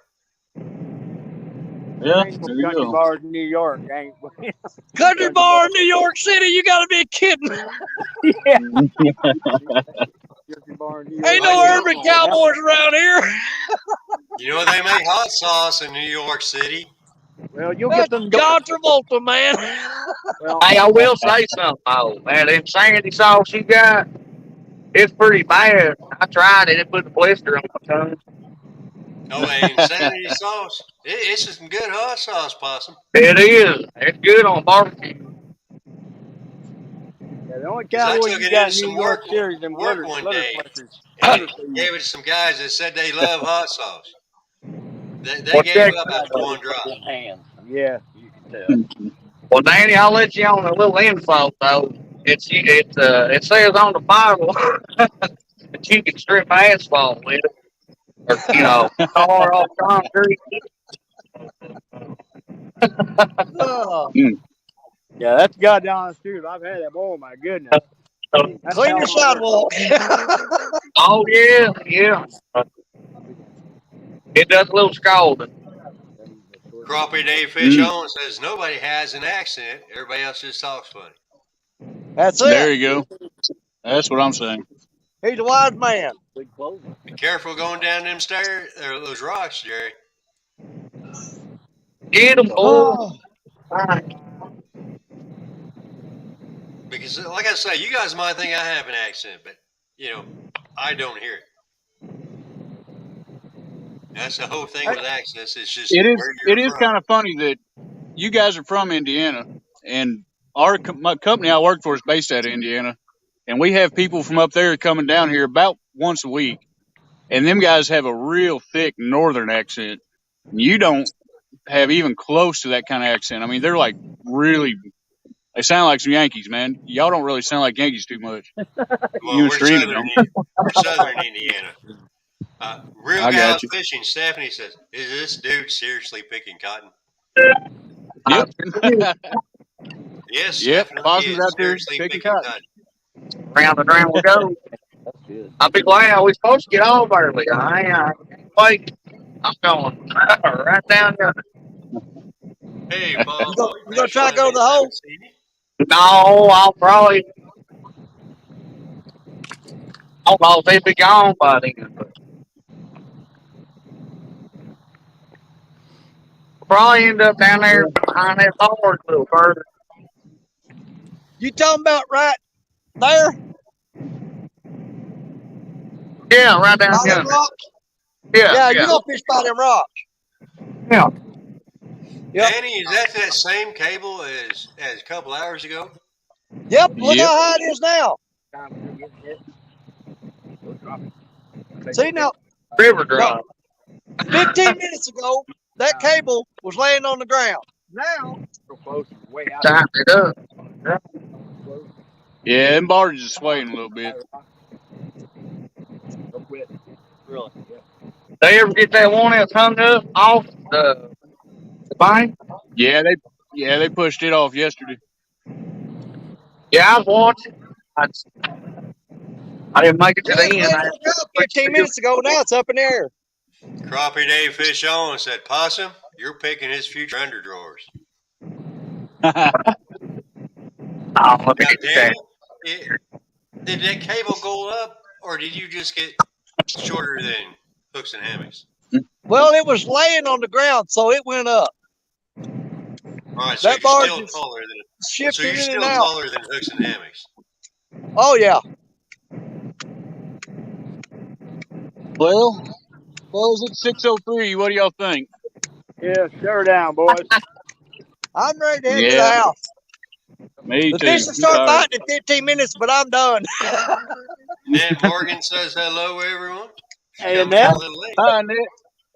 How you doing? Got a Well, pretty good Thomas, little I walk sure out of here appreciate it, man. ourselves. Means a lot having you come up here and help us out, chat and everything, and just getting to hang out with you. Sure appreciate it. Sure enough.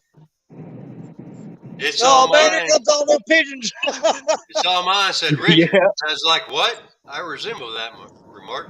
Pure Bostonian all the way. you're So, busting. Well, I Oh yeah. appreciate you letting me apparently come up Michelle's to from Boston. Oh, it ain't a bad thing. Green Mountain It ain't a Catfish bad said thing, Michelle. enjoyed watching. Hey, I love Yankees too. But Richard, I hope I can Well, help you guys out today by reading chat for you. oh, you Anytime, sure just did. let me know. Well, it's good just to get to hang out and talk to you a while. Yeah. Well, I Absolutely. appreciate it. I'm glad I can help you guys out. Because I know Well, it's hard to read chat while you're fishing. And it's a yeah. whole lot easier to have somebody else read it for you. And Brandon, thanks for Park. coming up and hanging out with us. Oh, And hey, I Jerry, appreciate you letting me. oh yeah, anytime. You're always welcome. Jerry, y'all be careful getting out of there and getting home. Yeah, we still got a heck of a walk out of here yet. So. But Yeah, if all you guys viewing haven't yet, go ahead and subscribe to all these fellas. Possum Outdoors, Fishing appreciate Freedom, Parker Pursuits, Danny Stone. Just go ahead and give them a thumbs up before you leave, before they end live. Much appreciate And go ahead and subscribe to each and every one of them. you. And before we get out of here, if I can get a mod to drop Laughing Cat Fishing and drop Serena's Keeping It Real, Yeah. There y'all you go. definitely go check them out. Oh, you don't And have they to do got a that, new. Rich. Somebody please drop them too. And remember, Friday nights at 6 p.m. Central, Serena and JBT's got a new show coming on. Everybody needs to go over and check it out. Yeah, and make sure that you're subscribed to Serena and JBT both. Yep. Because at some point there will be a giveaway for a brand new light blue Pro Rocket. Oh, wait a minute. I want to win that reel. Y'all don't subscribe. And it has all new upgraded pipeline tackle bearings, high speed bearings.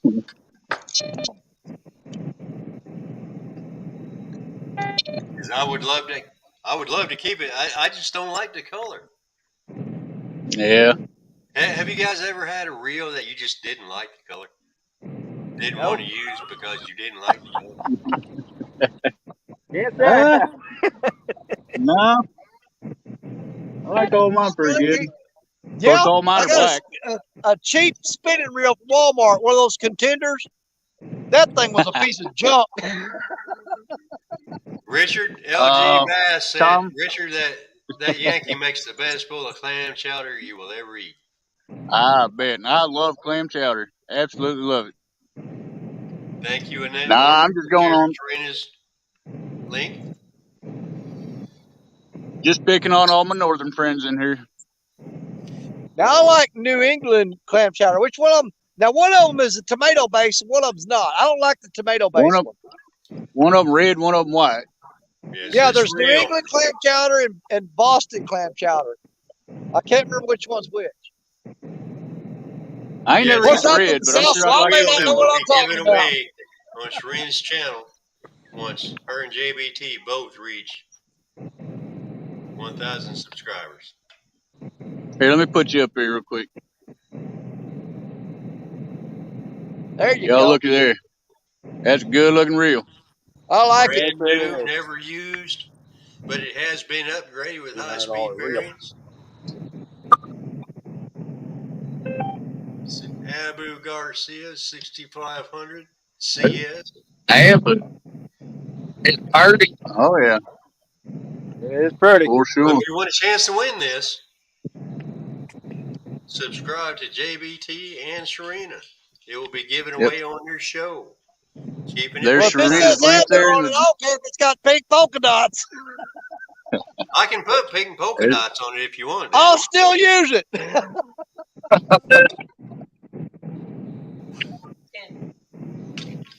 All right. Well, all right, guys. I think we're gonna shut her down and go ahead and head to the sir. house. Y'all be Everybody in safe. the chat, thank you for coming in and for hanging out with us. Sure appreciate it. And we'll see you next Saturday on Parker Pursuits channel. On Saturday, not sure what time yet. And next Serena We'll Sunday, figure out time at, sometime. okay. And next Sunday at 8 a.m., we're going to be on Brian B's channel for the River Battle. So And everybody Serena wants be you to sure to know check them that out. she can't wait to see y'all on her show on Friday. Absolutely. Well, all right, everybody. Y'all have a good night and God bless. Have Thank good you for night. letting me come up, Richard. I appreciate it. Yes, sir. Thank you.